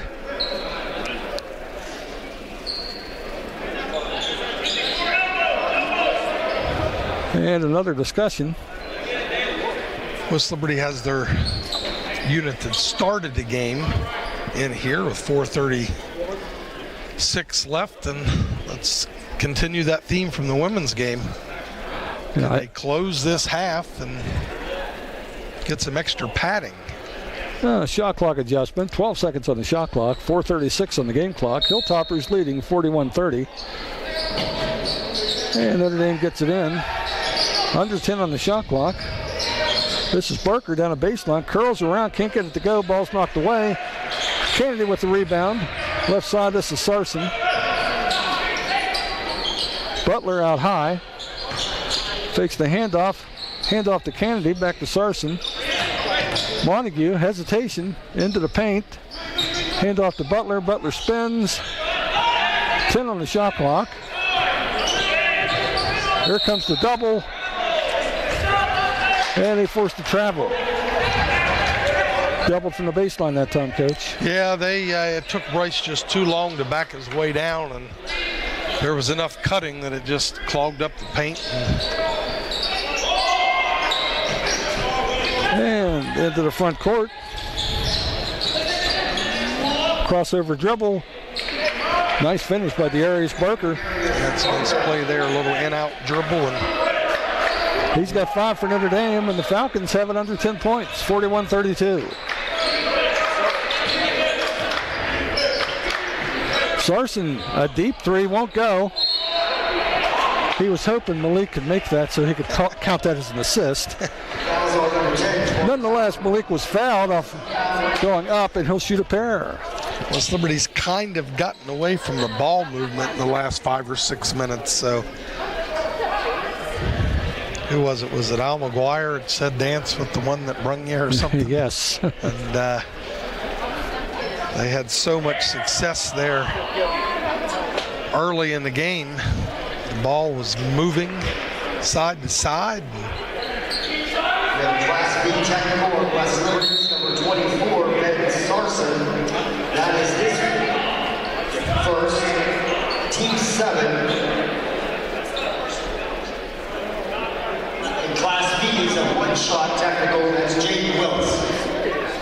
Okay, well, it's a class. It's a one-shot technical, Coach. Would that have been a flop? Because I didn't see it. They whistled it on Ben Sarson. His first foul. That's 7th foul for the Hilltoppers. Free throw's good. It's 41-33. Resumed from point of interruption with Malik McKinney shooting his 2 free throws. Now, is the flop count as a personal foul? It did here. I wasn't aware that it did. I don't know. I mean, it's an administrative technical, so. And McKinney gets the free throw to go, 42-33. West re-enters for Sarson. Technical does not count against Sarson's personal fouls. Well, that answered that. Yes. It does not count as a personal. And McKinney makes them both. 43-33 restores the double-digit lead. You know, at one point, West Liberty was on pace to score about 60 in this half. But Jones, wide receiver, couldn't get the finish. Rough trip for McKinney down the court. And Kennedy cross-faced on his way in. Contact underneath the basket. He'll shoot a pair. Getting a little rough out there, Coach. Yeah, there were about 3 fouls on that place. Two big physical teams that you don't know if you need officials or maybe a couple deputies. You know, back in the old NFL day when you could just bump and torture receivers anywhere on the field, that was kind of like Malik dribbling that route. Yes. I still say somehow Coach Wildeye should try to get an extra year of eligibility for Malik and put him in a defensive side. I think he would be an unbelievable. Yeah, but you're right. Coming down the court, he looked like he had Lester Hayes stuck to him. But Kennedy gets the first, gets the second. 45-33 West Liberty, 3:27 left in the half. Inbounds in the corner. Gets it out. This is audio. Pass. Oglakazi had his shot blocked. Got it back. Put it in, but they called the jump ball on the first block, nullifying the basket. Arrow goes to Notre Dame. That's one of those rules that I would like to change. I hate the jump ball call. Yeah, a nice inbounds play with a cut and a good finish from Oglakazi. He gets his basket anyway. I think if the guy goes up and comes back down with it, it should be an automatic travel. Montague misses a 3. Rebound from Oglakazi. And Willis. And a short jumper from Barker. 45-37, less than 3 minutes to go in the first half. McKinney gets down the lane. Got Oglakazi in the air, and actually I think Malik lost the ball a little bit on the way up, so Oglakazi bailed him out. 2-shot free throws, a 2-shot foul for Malik McKinney. Well, here's an old sports writing term for you. That was a foray. Yes. I'll teach you a little bit about sports writing, there you Mr. go. Clay.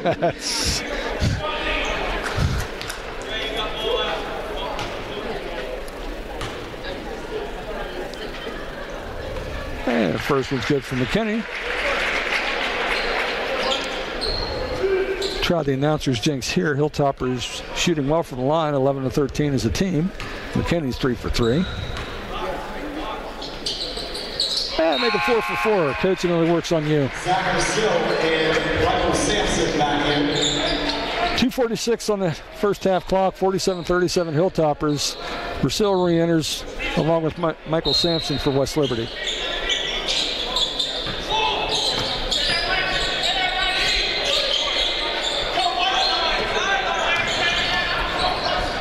Into the front court, and there's Notre Dame. Like you say, they attack the press, Coach. Finished by audio, 47-39. The next break, let me bring up what I think is a good point.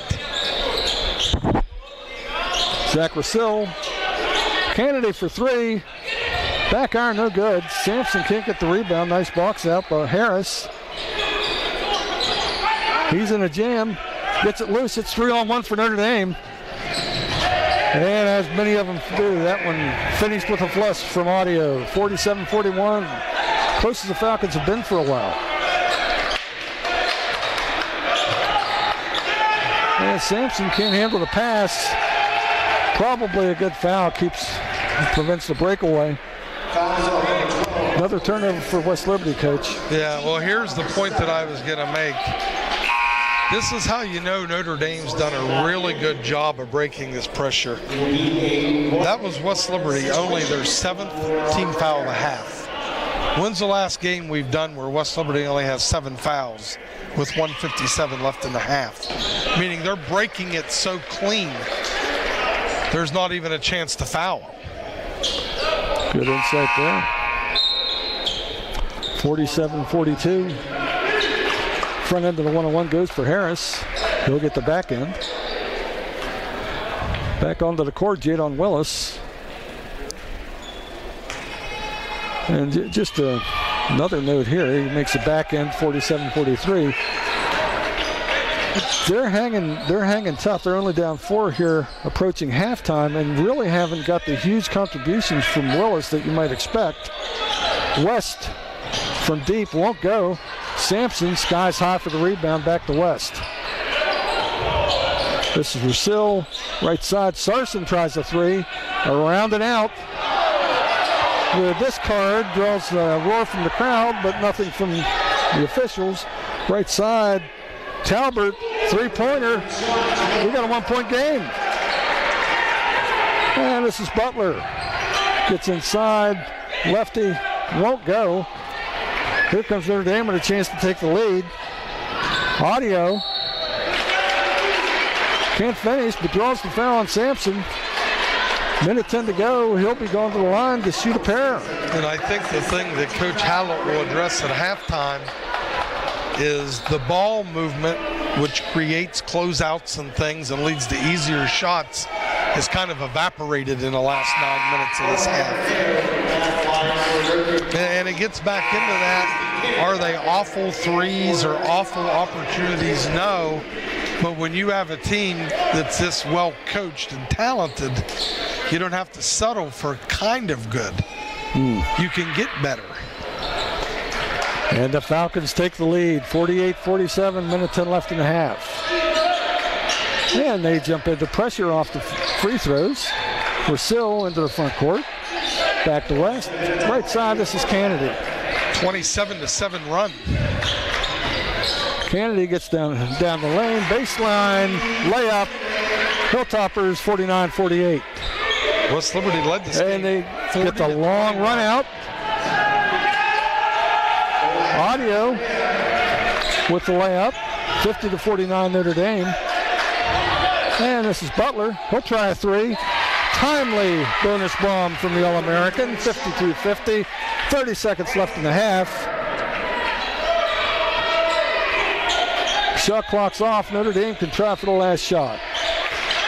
52-50 Hilltoppers. Barely get it across the line. This is Audio. Back out. Willis. Timeout. Notre Dame College. And Mark Richmond calls a timeout with 7 seconds left. Wants to set up this last possession. What do you think, Coach? They run something for Willis here? Well, he has gravitational pull, meaning if you get him the ball early, he brings defenders with him, and then he can make the decision. But, yes.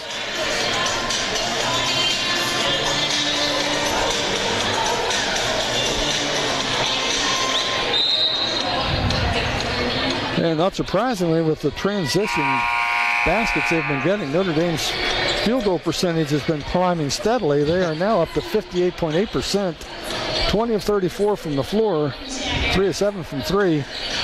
They really haven't been doing it with a three-pointer, though. It's been transition baskets, live ball turnovers, as you mentioned. And we talked, they attacked the press. They're not going to fool around. Here we go.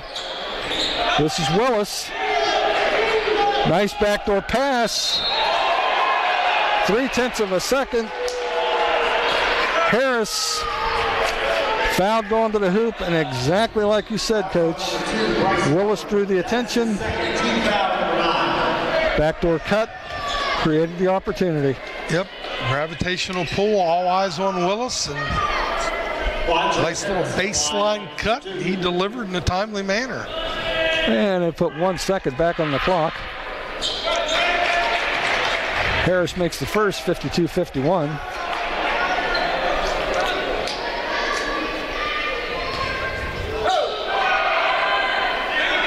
And the second, 52 all, inbounds. West with a hurried three-pointer.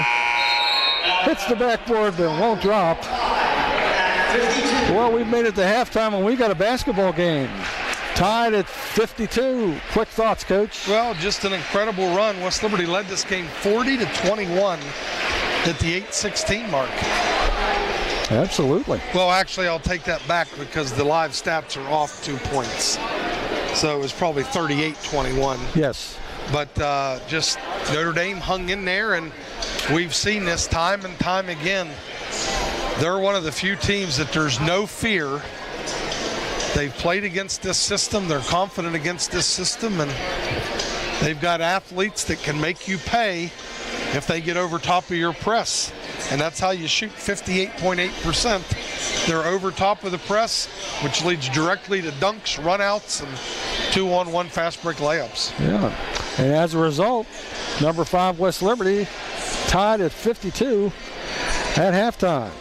So we'll step aside for a few minutes right now, but we'll come back, get you the first half numbers, get you ready for second half action. You're listening to Hilltopper Basketball on the MEC Digital Network. What are you working for? Do you want to pursue your athletic potential while earning a degree that will benefit you for a lifetime? Do you want to play at the highest level in your sport? Do you want to be a champion? That's what the 12 proud members of the Mountain East Conference are advancing toward every day, providing opportunities and pursuing excellence. The Mountain East Conference. Hi, I'm Amanda Bennett, the Director of Alumni Affairs here at West Liberty University, and we are proud of the many caregivers, educators, leaders, and volunteers in our community that received their education from West Liberty. And now we are asking for your help to support the next generation of individuals who will continue to fulfill these roles through an alumni sustaining membership. Purchase your membership on Giving Tuesday at westliberty.edu/alumni to ensure the growth of our institution for generations to come.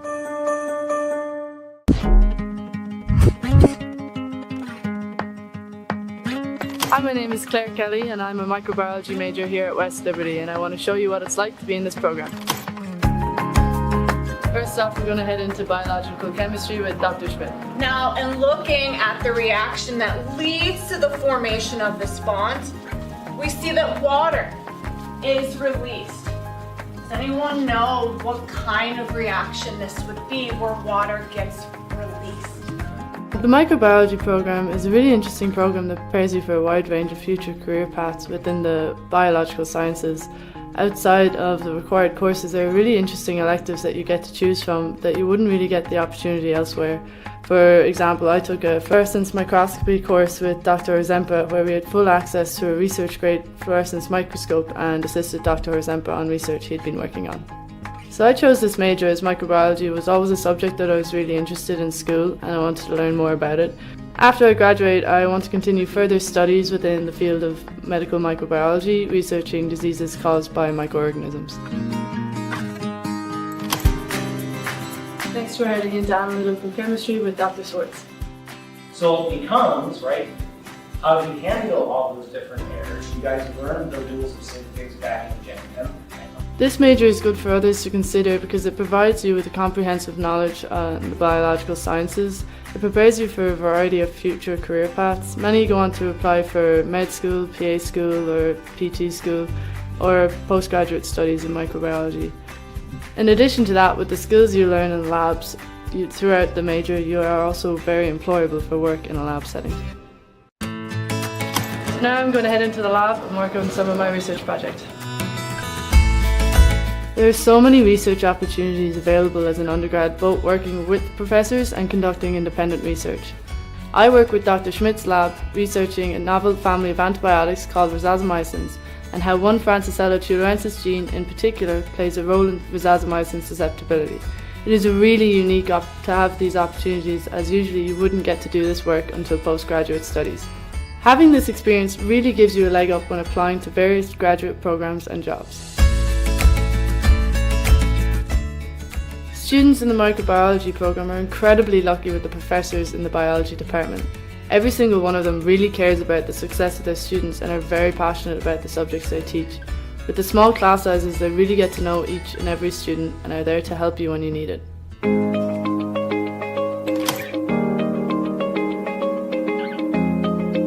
I'm also on the women's soccer team here at West Lib, and now it's time for practice. Being a student athlete here at West Liberty has been an incredible experience. It definitely comes with its challenges of time management and juggling both college work and training, but there's a lot of support on both sides to make it work. Being a student athlete here means becoming part of the community, and being far away from home, as I'm from Ireland, is really important for me. West Liberty really has become a home away from home. Thanks for checking out the programme with me today. For more information, look at our website.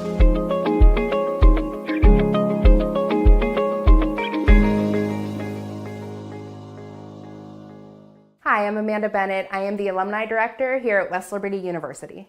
The Sustaining Alumni Membership, it is a way for alumni to give back to our current students. Not only do you receive perks for $50 annual donation, you are giving back to the students in the form of scholarships. So in order to become a sustaining member, you have to have at least 1 year completed under West Liberty University to become an alumni, and then you can go to westliberty.edu/alumni and click on the sustaining membership link. So this sustaining membership impacts our students greatly, and I can personally speak from experience because I wouldn't have been able to come to West Liberty without a scholarship. So your $50 really goes back to the students, giving them the opportunity to further their education. This is a chance to continue to leave your legacy at WLU. If you loved your time here as a Hilltopper, this is a great opportunity to make sure that a similar experience is available for other students who are just like you. I promise you that your $50 will make a big impact. 50 years ago, Title IX set in motion my path of where I am today. Because of Title IX, I'm a tennis player. I am a basketball player. A coach. A volleyball player. Because of Title IX, I am an administrator.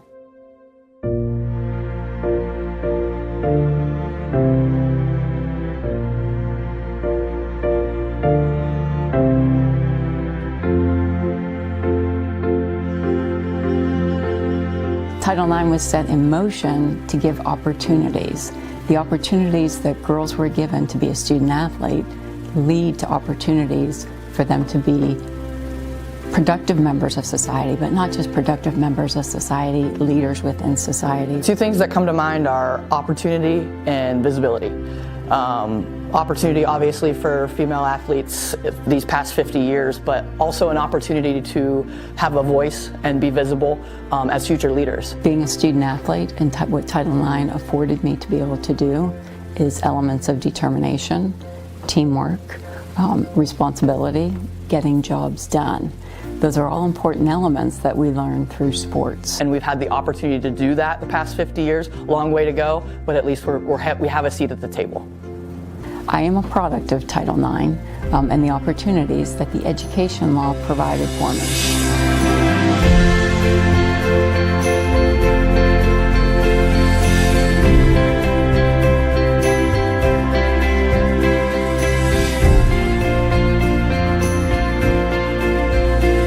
West Liberty University has 9 women's sports. With over 190 women athletes who participate. With team combined GPAs with an average of 3.37. With all 9 individually maintaining a GPA of 3.0. With 140 female athletes maintaining a GPA of 3.0 and above. 104 female athletes maintain a GPA of 3.5 or above. 53 female athletes maintaining a GPA of 4.0. And representing 39 different majors across campus. Title IX made it possible. I'm here because of Title IX. I am here because of Title IX. I am a product of Title IX. It has taught me resilience for me to be where I am today.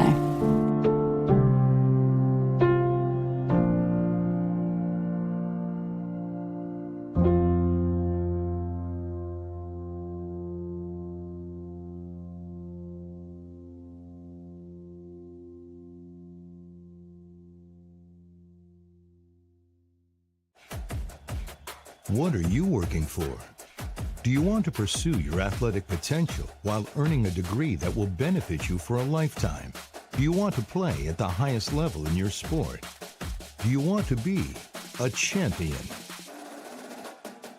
That's what the 12 proud members of the Mountain East Conference are advancing toward every day, providing opportunities and pursuing excellence. The Mountain East Conference. Never fall back. We will stay right where we at. We never fall back. Yeah. We never fall back. And you can find me where I'm at. We never fall back. We never fall back. Butler with the flush. Pat Robinson assist. Bartley has it poked out of his hands by McKinney. Goes up strong with the reverse. Malik McKinney. Montague driving inside. Oh, gets right past his man and lays it up and in. Brazil, 3 for West Liberty. That is good. And it's 33-20 Hilltoppers. Cross-court pass. Webb open 3. Bullseye. 10-6. Beautiful script by Malik McKinney. Here come the Hilltoppers the other way. He's got Pat Robinson underneath. He finds a cutting Ben Sarson. Belmont Savings Bank play of the game. We never fall back. We never fall back. And you can find me where I'm at. We never fall back.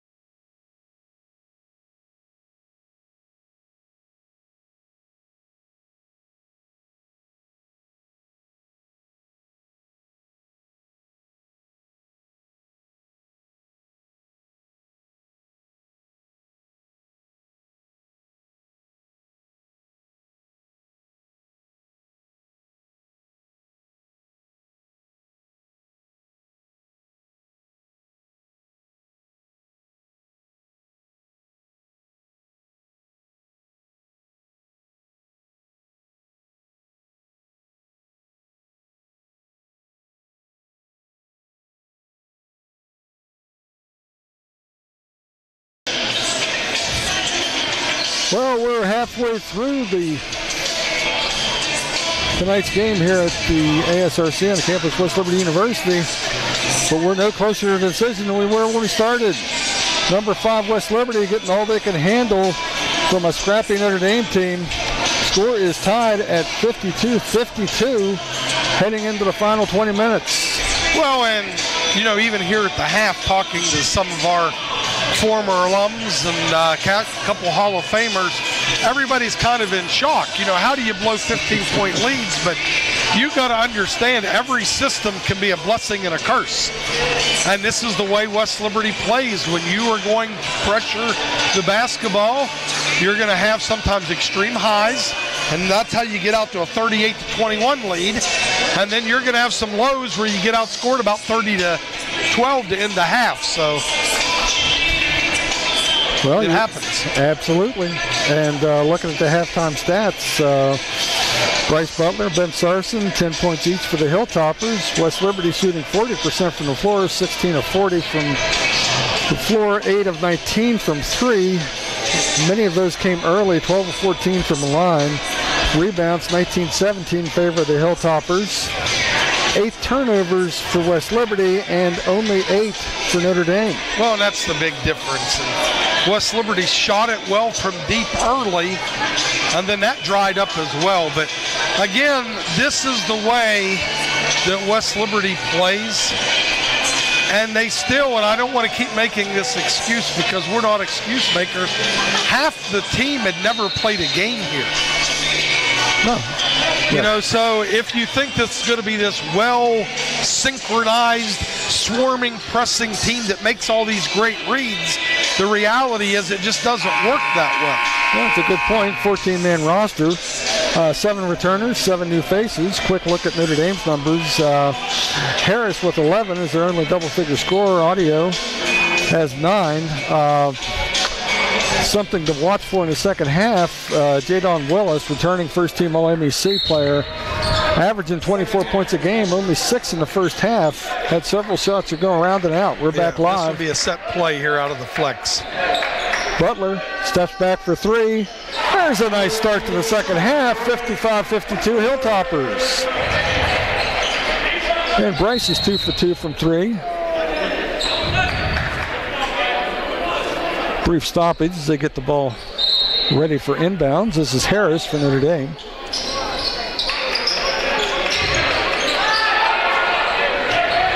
And Sarson tips it away. Can't save it, but he breaks up the breakaway. And the whole key on this young season is figuring out in transition what you have to do to keep from giving up the 2-foot layup. You know, where's that rotation come from?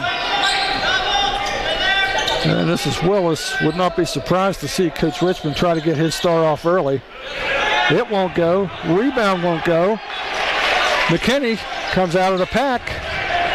Notre Dame recovers well, but Malik strong take to the hoop, draws the foul. Kind of a 1-on-5, but he gets the foul and he'll go to the line. Well, that's another one of those forays that coast to coast.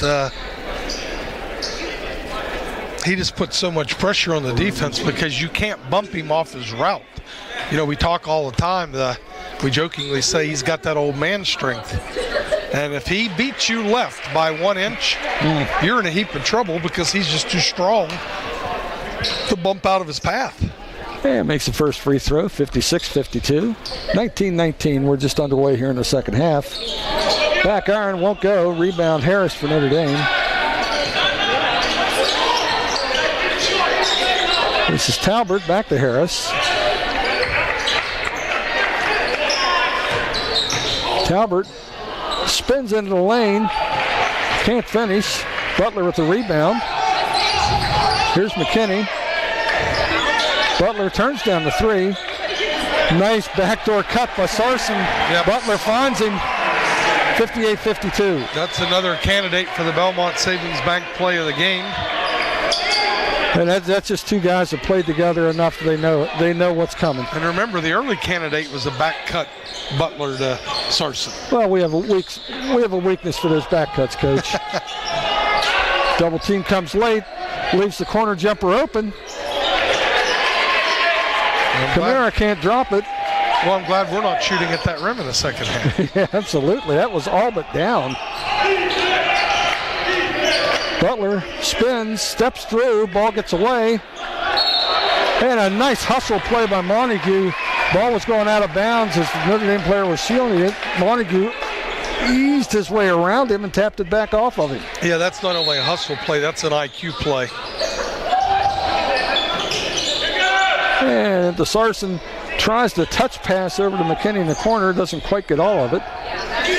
Butler under 10 on the shot clock, backdoor, McKinney, reverse, 60-52, Hilltoppers with an 8-0 spurt to start the second half. It's been the Bryce Butler show this half.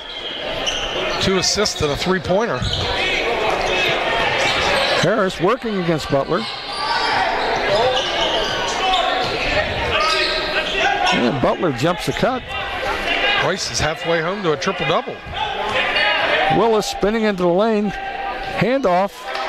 Nice play by Willis. Creates a layup for Camara. 60-54, Notre Dame on the board in the second half. Butler handoff to Kennedy. Jumper from the circle, nothing but nylon, 62-54. Coach Hallett is into it this half. He's urging his guys, let's get after it. Willis behind the back, gets to the rim.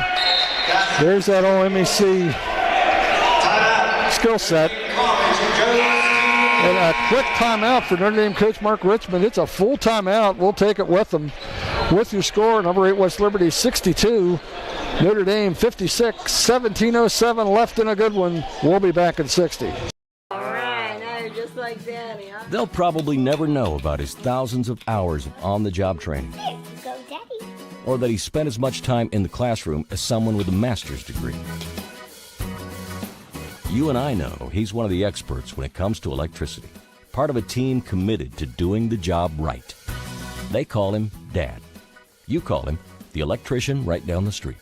IBEW, the power professionals in your neighborhood.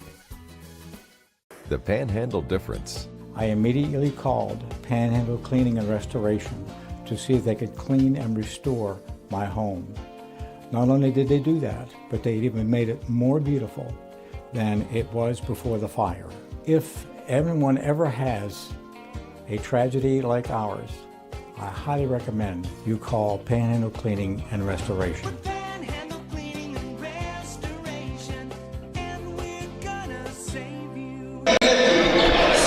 Welcome back inside the ASRC on the campus of West Liberty University. This is Don Clegg once again, joined by the coach, Lynn Olam. We've got a barn burner right now. Number 5 West Liberty getting all they want from Notre Dame. 62-56 Hilltoppers, 17:07 left in the second half. And you get to see some individual talent and athleticism in this game. Montague into the paint. Rough trip, can't go. And again, another instance where we may have waited to see if that was going to drop before the whistle goes. Yep, absolutely. But either way, Montague's going to go to the line. He'll shoot a pair. And, you know, sometimes West Liberty gets this reputation that they're just all skill-oriented. They've got athletes, too. Well, that's true. And like I say, you talk about Malik McKinney, you look at him, you can strike a match off of his body just about any place you want. Montague is the same way. I mean, we got some specimens on this team, Coach. Steve Canada's fast. Mm-hmm. Meaning, you know, that's just 3 of the guys. And Sarson's had some high-flying dunks in his career. And yeah, Montague can't cash in the free throws. Here comes Notre Dame trailing by 6. Harris, Euro step, gets to the rim, can't finish, but he gets his own rebound and pushes it back through, 62-58. And Sarson out high. This is McKinney working on Willis. Butler, right side to Kennedy. Drives to the paint, finishes over Barker, 64-58. Strong take for Steve Kennedy. Yeah, that was an impressive driving shot there.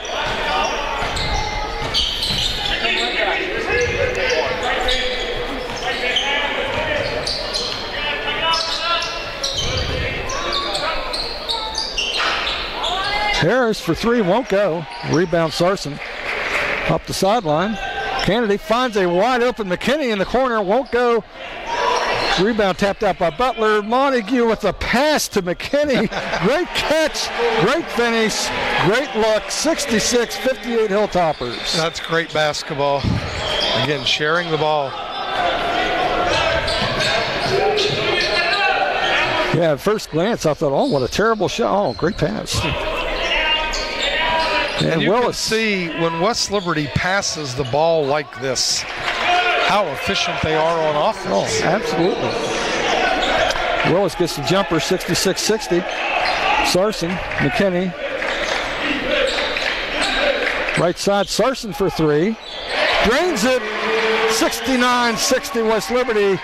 15:05 to go. Steal, tap in, Montague. It's a double-digit lead, 71-60. We're under 15 minutes. Inadvertent bump by Christian Montague. He'll pick up the foul.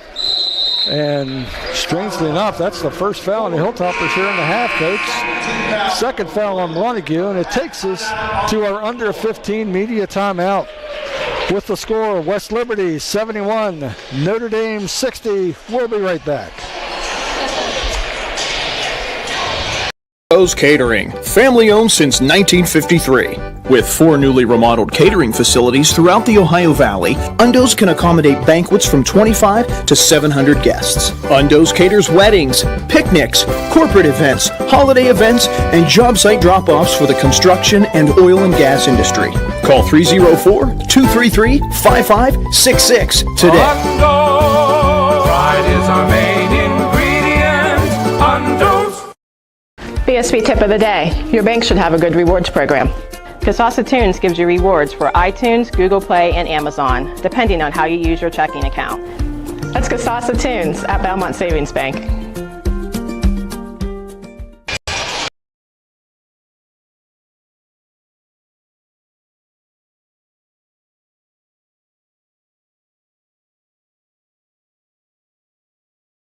And number 5, West Liberty, opens the second half on a 19-8 burst to take a 71-60 lead over the Notre Dame Falcons. 14:54 left in this one, Coach. Well, West Liberty, just like the game started, lots of energy, sharing the basketball, creating easy opportunities, and making a couple from downtown. Let's see if they can continue. And it's an 11-point lead, but as a wise man once said, it's not how you start, it's how you finish. Notre Dame bringing the ball up court. Pressure by Rousseau. Harris into the front court.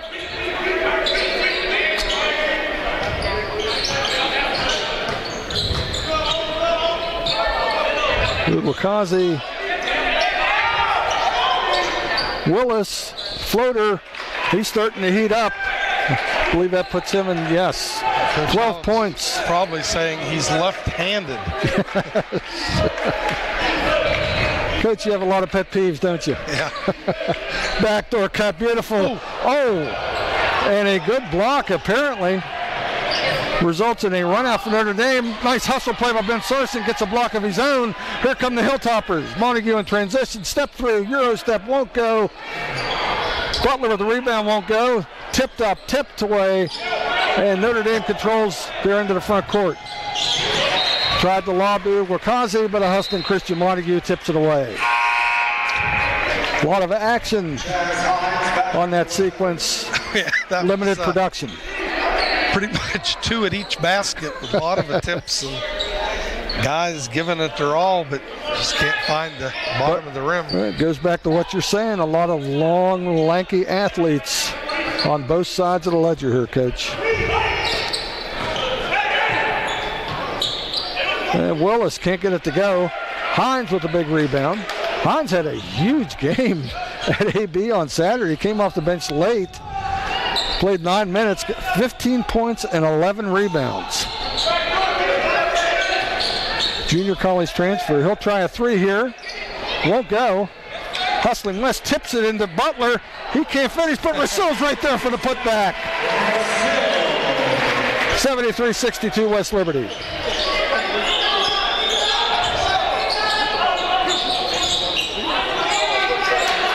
This is Harris for Notre Dame. Alleviates the pressure, gets it over to Barker, and he walks it into the front court. You know, we didn't get a chance to talk about it, but that whole sequence started with a great play by Notre Dame blocking Bryce Butler's dunk attempt. Willis for a 3, won't go. Foul underneath. They're going to stay on this end.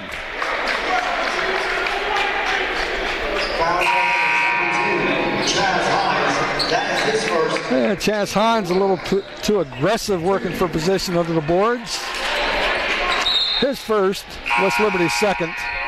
12:43 left in the game, 73-62 Hilltoppers. Back on the court for Notre Dame, number 25, Javante Jones.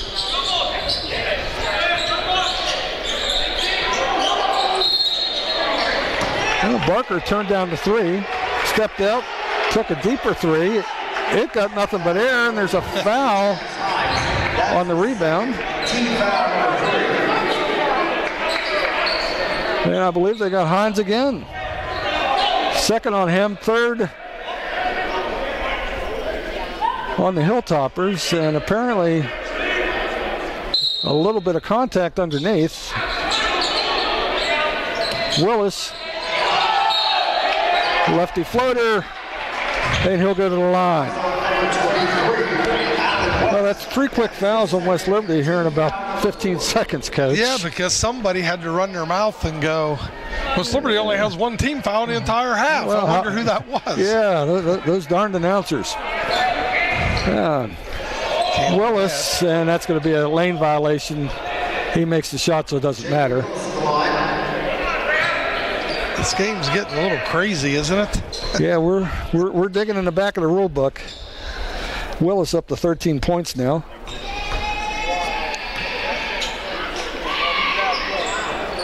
Back to a single-digit lead, 73-64.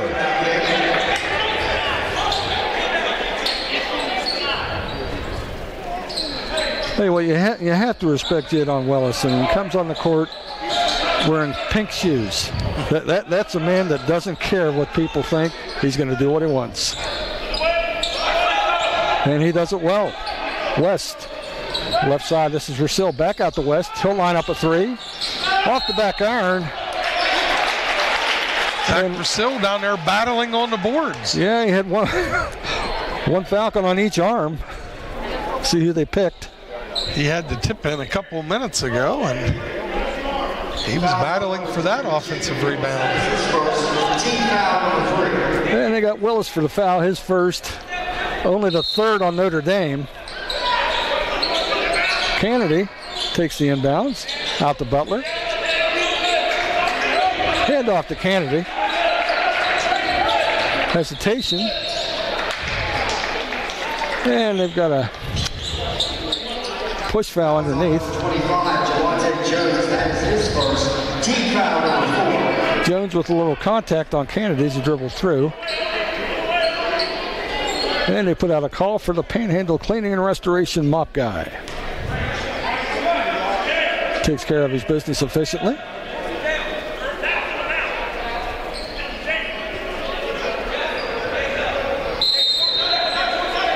And here we go, an inbounds pass. West gets it into Rousseau. Out deep, this is Kennedy. Butler draws a crowd, kicks it to the corner. Hines, ball fake. And they get the blocking foul underneath. It's going to go on Javante Jones, I believe. His second. Team foul number 5. The game has lost all of its flow. How many stoppages have we had here? And comes in deep. This is Zach Rousseau. Bryce Butler out high working against Jones. Sky hook. Gotta love that shot. I know it's not a technical sky hook, but it's almost as good as Kareem's in terms of results. It's a classic jump hook is what it is. There you go. It's my favorite shot. 75-64 Hilltoppers, 11:30 to go in the game. This is Barker working against Hines. And Chaz Hines has his third foul in a 2-minute span.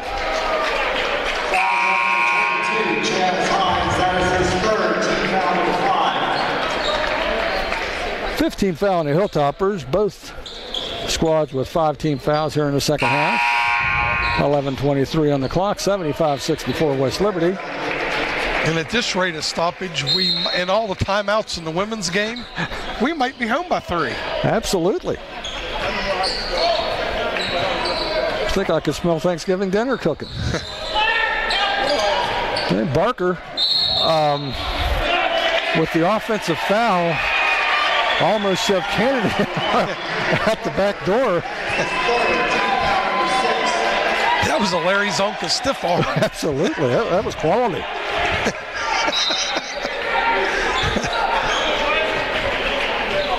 For our viewers who knew who Larry Zonka was. And Michael Sampson into the front court. This is the Hilltoppers on the attack. West, handoff to Rosillo, back to West, gets to the rim, wide open shot for Sarson, splices the 3, West with the assist, 78-64, under 11 minutes to go. Jones, hard to the rim, can't finish, but he's fouled. Ben Sarson's 4th 3 of the evening. Fouls on number 24. Ben Sarson has his first 5 or 6. And Sarson called for the foul. His first of the evening, 6th on the Hilltoppers. Sarson, game's leading scorer at this point with 18 points. First free throw drops for Jones. Caleb Torrance back in the RGC. Willis goes off for a break. Caleb Torrance replaces him in the lineup for the Falcons. Jones makes them both. Late substitution. Harris returns for Notre Dame. 10:48 left in this one. Hilltoppers leading 78-66. Notre Dame extends the pressure. West tries a bounce pass, kicked out of bounds.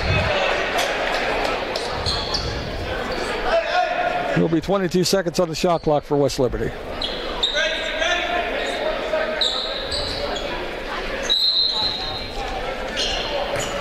This is Steve Kennedy. Left side, Alec West, back to Kennedy. West spins into the lane, fadeaway jumper, tough shot. Notre Dame back the other way.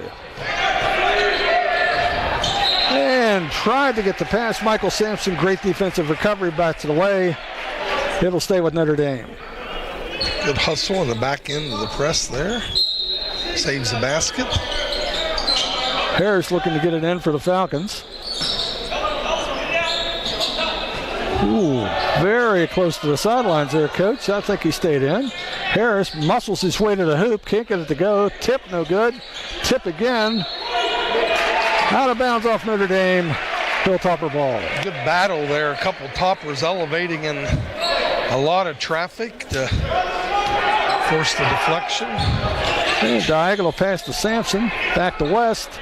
Brazil has room. Gets it to Sampson. Left side, this is Kennedy. Above the circle. Crossover. Gets inside, kicks it back out. Sarson from the circle. Around! Took a victory lap before dropping through. 80-66, 9:40 to go. Ben Sarson's got 20. Steal. Alec West rolls it along the floor to Ben Sarson.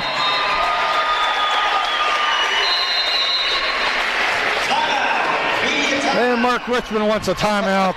And a kicked ball he wants. Well, you can't blame him, but there's a timeout on the floor. We'll take it with them. 9:29 left in the second half. Number 5 West Liberty 82, Notre Dame 66. We'll be right back. Disasters happen. Pick the team that takes care of them all. Powered by offices in Wheeling, Morgantown, and Pittsburgh, Panhandle Cleaning and Restoration is ready to handle any size emergency at a moment's notice. We have the right people, knowledge, and equipment to respond 24 hours a day. I'm Ben Hallett. When disaster strikes your home or business, tell your insurance provider you prefer the restoration company the Hilltoppers call, Panhandle Cleaning and Restoration. What are you working for? Do you want to pursue your athletic potential while earning a degree that will benefit you for a lifetime? Do you want to play at the highest level in your sport? Do you want to be a champion? That's what the 12 proud members of the Mountain East Conference are advancing toward every day, providing opportunities and pursuing excellence. The Mountain East Conference. Click on bio.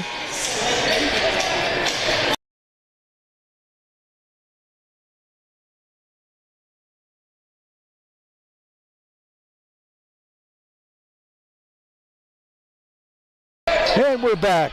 82-66 West Liberty, 9:30 to go in this one. Pressure in the backcourt, almost a turnover. This is Willis for Notre Dame. Rough trip, contact, and they've got Butler for a foul near the foul line. Fouls on number 2, Bryce Butler. That is his third, team foul number 7. Third foul on Bryce Butler, and that's number 7 on the Hilltoppers, putting Notre Dame in the bonus. Jadon Willis to the line, shooting the 1-and-1.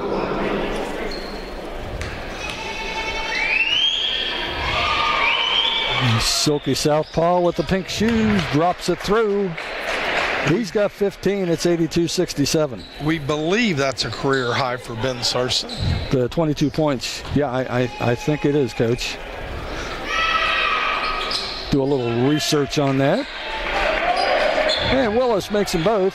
82-68. Montague walks it up. Working against Barker. Handoff, McKinney.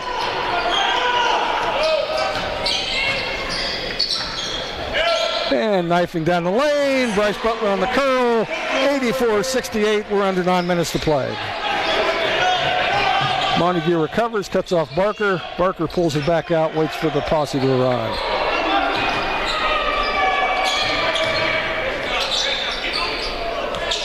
Hey, this is Talbert, right side. Dalen Lee works inside. McKinney with a block. Tried to get back in bounds and establish himself for the rebound. Couldn't quite do it before he contacted the ball. But no iron on the shot. 7 ticks left on the shot clock for Notre Dame.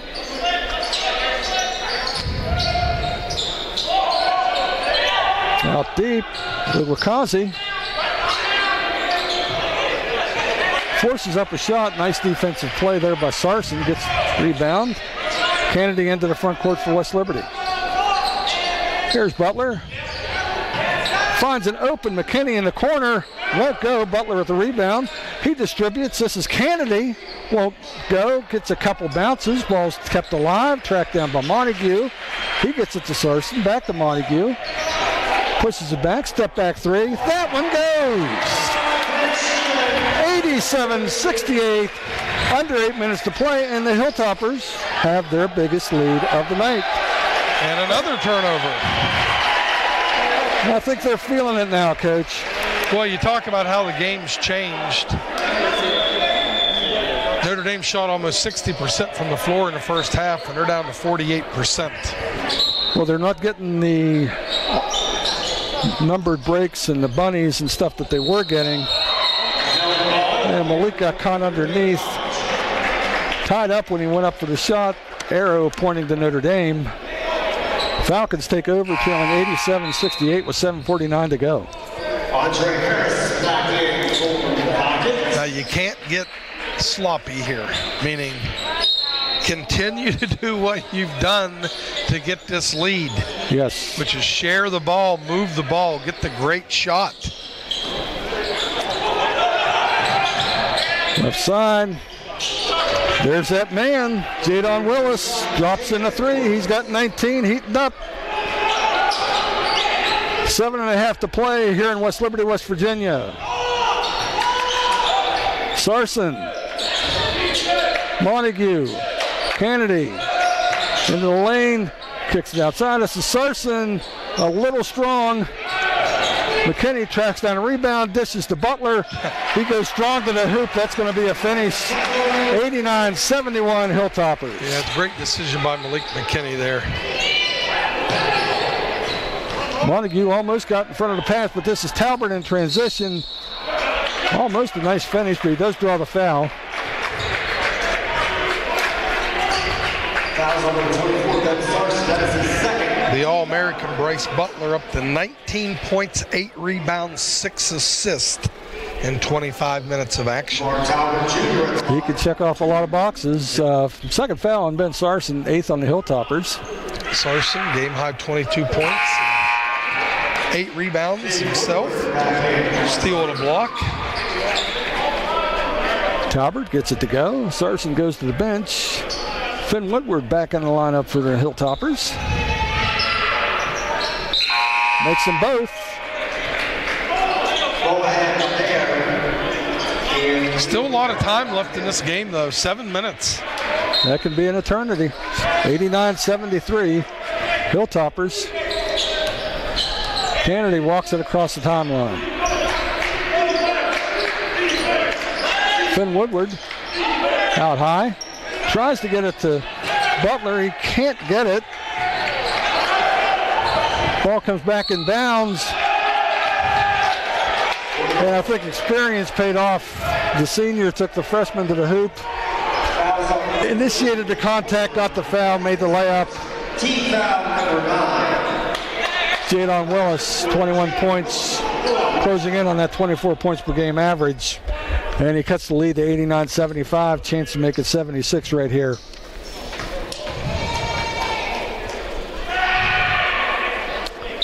And he does. 22 points for Willis.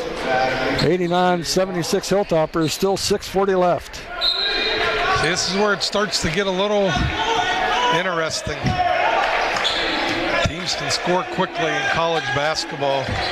Yeah, it sounds so simple, just keep doing what you're doing, but it's not that simple, is it, Coach? Nice backdoor cut, good feed. Montague's fouled, he'll shoot a pair. Well, you just can't take every play for granted. So let's say you're trying to enter to the elbow, and they're up there aggressively trying to take that away. You can't just lackadaisically bounce it into the elbow. And as players, you know, we all get into those habits sometimes. Oh, yes, that's Montague's first free throw. Bounces off the back iron. Second one nestles into the twine. Hilltoppers have 90 points. Christian's got 9. 90-76 West Liberty. 6:28 left in the game. Harris inbounds in the corner.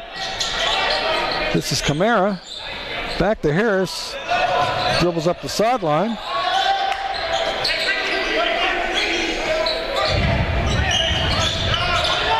Adio. Back out. This is Barker getting to the lane. Finishes. 90-78. 6 minutes left. Yeah, Notre Dame has been here before. Oh, nice backdoor cut.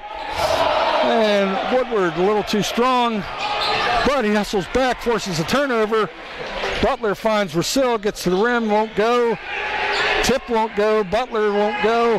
Woodward working hard on the boards. He's stripped going up. A lot of beef on the boards there, Coach. Yeah, West Liberty missing some easy ones there. And, you know, this is where you just start looking at the clock and you're just hoping the clock can run. But yes. There's a lot of basketball left. You got to play this out. You got to continue to make plays. Sarson came back on the floor for the Hilltoppers during that break. And this is Butler, Alec West. Steve Kennedy under 10 on the shot clock. So Kennedy will just lob in a 3. 93-78 West Liberty, 5:20 to go. I made that little groan. Bryce slipped that screen and was wide open. But hey, we'll take 3 over 2. Oh, absolutely. The math works. Harris into the front court. Barker. And gets bailed out on a drive to the rim. He'll shoot a pair of free throws. 5 minutes, 4 seconds left in this game. 93-78 Hilltoppers. Trying to go 2-0 in the Mountain East Conference early in the season. The media time now coming out in 4 minutes. And Barker's first free throw drops off.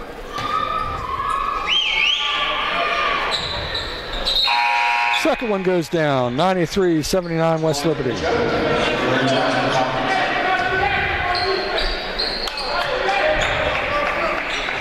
And Alec West walks it up the court. Kennedy out wide. Gets down the lane. And the officials stare at each other for a couple seconds and decide they have a charge.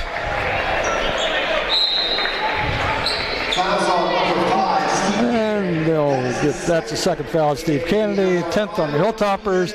Takes us to our under 5 media timeout. With 4:51 left in the game, number 5 West Liberty leads Notre Dame 93-79. We'll be right back.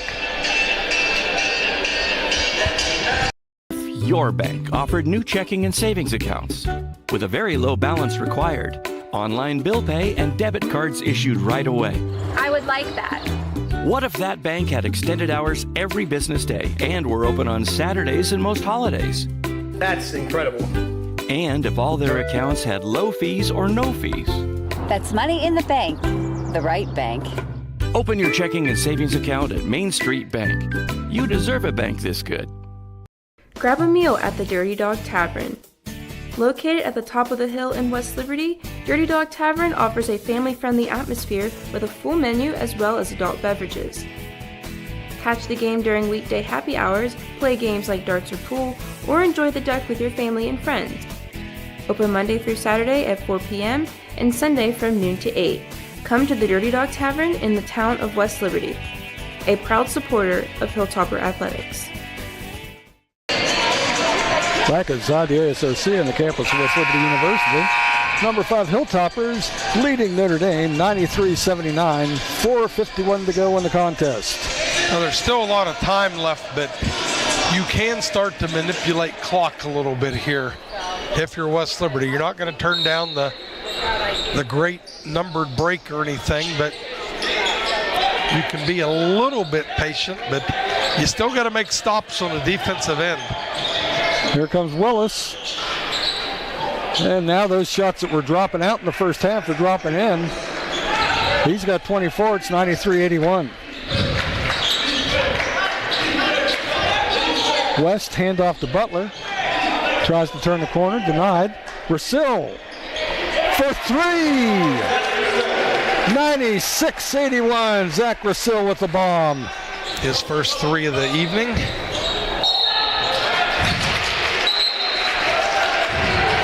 And a diving Malik McKinney forces a turnover on the baseline. Hilltoppers take over, leading by 15 with 4:14 on the clock.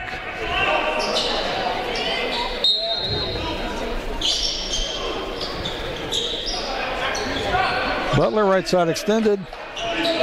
Around to Sarson. Montague comes out to take the pass. Here's Butler. And a back pass goes away. Willis gets the run out in the easy layup. 96-83, under 4 to go.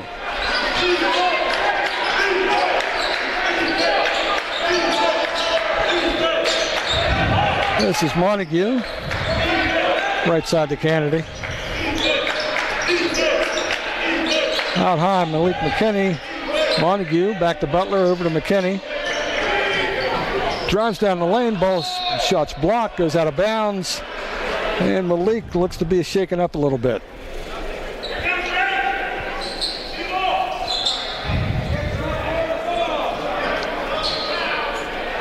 I think he took a shot across the face on the way through, Coach.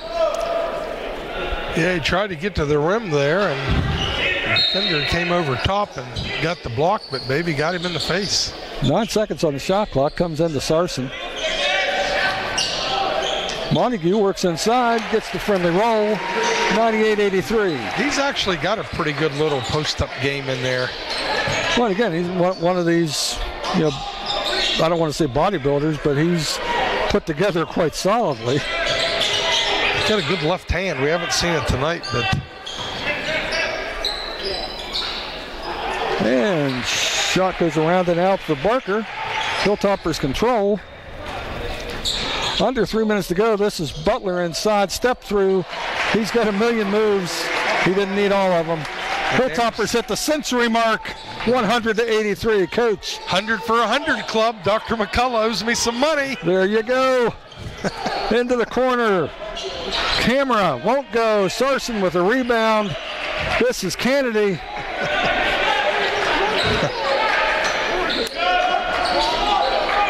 McKinney down the baseline. Kennedy wide. Finds Sarson. He'll try another. No good. Cracing the boards. Ball's knocked out of bounds. Last touching Notre Dame. It'll stay on this end with West Liberty. 2:19 to play. Hilltoppers up 100-83. Hopefully Mark Crow's out there listening. He's the founder of the 100 for 100 club. And the lob to Sarson won't go, but he's fouled. Have to try that at least once a night, Coach. Yeah, absolutely, especially when it works. That is his third team-foul ring.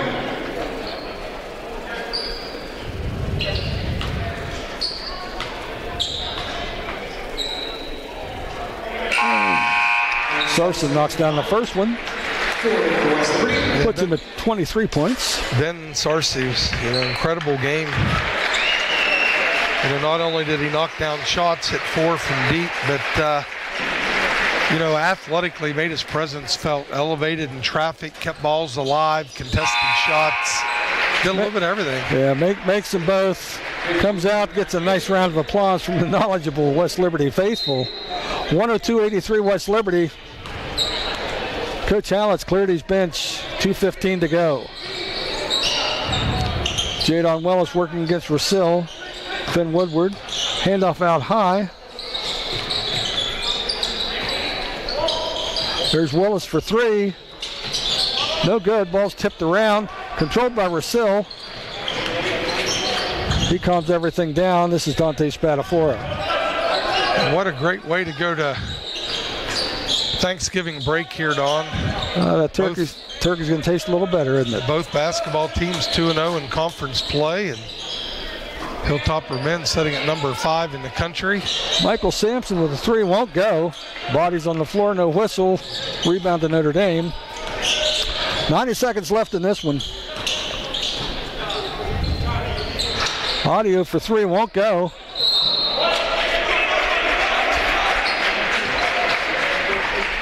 Nice hustling, diving, attempted a rebound by Jones. Can't control him, knocks it out of bounds. But pretty impressive effort in a 19-point game with a minute 23 on the clock. I think this Notre Dame team's going to win some games, Coach. Yeah, I think so too. West for 3. Count it! 105-83. Alec West with 9 points on the evening. West Liberty's 15th 3 on the evening. Willis spins. Can't get it to go. Rebound to Finn Woodward. We're under a minute to play. Shot clock still on, so Hilltoppers are going to create offense here. West finds Rosil. Rosil won't go. Rolling down the paint to clear the uncontested rebound is Michael Sampson. Gets it to Spadafora. 3 won't drop. Comes out to West. He's double teamed out high. Rosil finds Sampson. Gets to the rim, lays it in. 107-83, Hilltoppers' biggest lead of the night.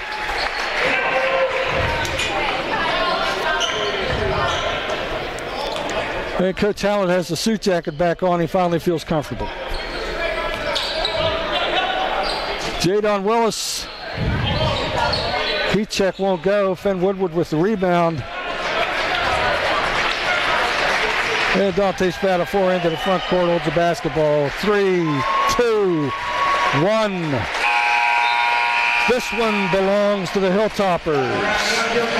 wasn't easy, Coach, but the final score, West Liberty 107, Notre Dame 83. Final thoughts. It wasn't easy, but after a 52-52 deadlock at the half, West Liberty really stepped on the gas, played so well early at the beginning of that second half, pushed it up to double digits, and then rode it out. Notre Dame never really made a run. I think they cut it back to 10 at one point, but Hilltoppers did what they had to do here at Topper Station. Wishing everyone a relaxing and a happy Thanksgiving, and we'll be back at it on Saturday, right? No, I don't think so. No. That's the 30th. Yeah. The Hilltoppers don't play again until November 30th, and they'll host West Virginia Wesleyan here in another MEC doubleheader after everybody's had time to let the turkey digest. So hope you'll be able to join us. And once again, tonight's final score, number 5 West Liberty 107, Notre Dame, Ohio 83. For Coach Lynn Allum, this is Don Clegg wishing everyone a happy Thanksgiving and a very, very good night.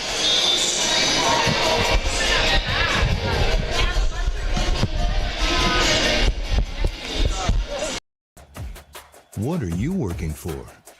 Do you want to pursue your athletic potential while earning a degree that will benefit you for a lifetime? Do you want to play at the highest level in your sport? Do you want to be a champion? That's what the 12 proud members of the Mountain East Conference are advancing toward every day, providing opportunities and pursuing excellence. The Mountain East Conference. Hi, I'm Amanda Bennett, the Director of Alumni Affairs here at West Liberty University, and we are proud of the many caregivers, educators, leaders, and volunteers in our community that received their education from West Liberty. And now we are asking for your help to support the next generation of individuals who will continue to fulfill these roles through an alumni sustaining membership. Purchase your membership on Giving Tuesday at westliberty.edu/alumni to ensure the growth of our institution for generations to come.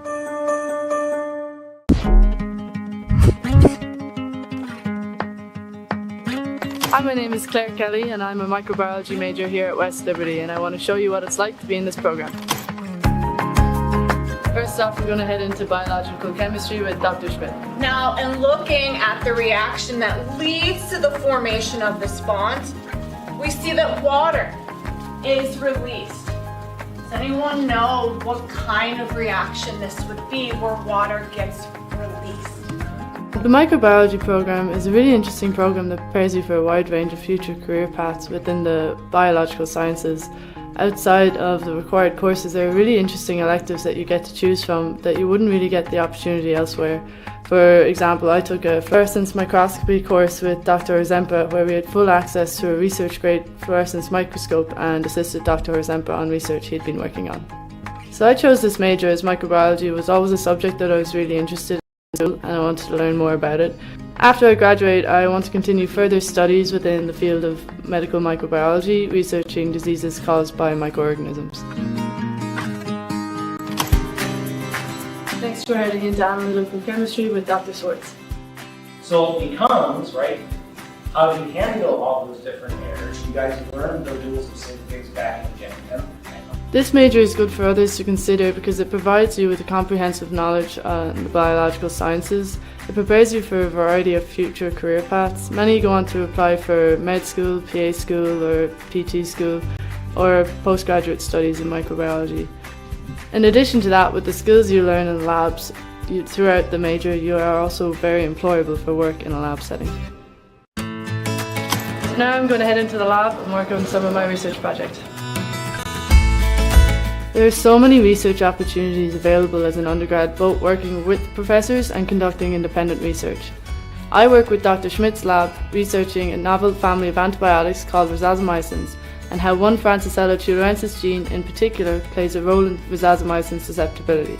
It is a really unique to have these opportunities, as usually you wouldn't get to do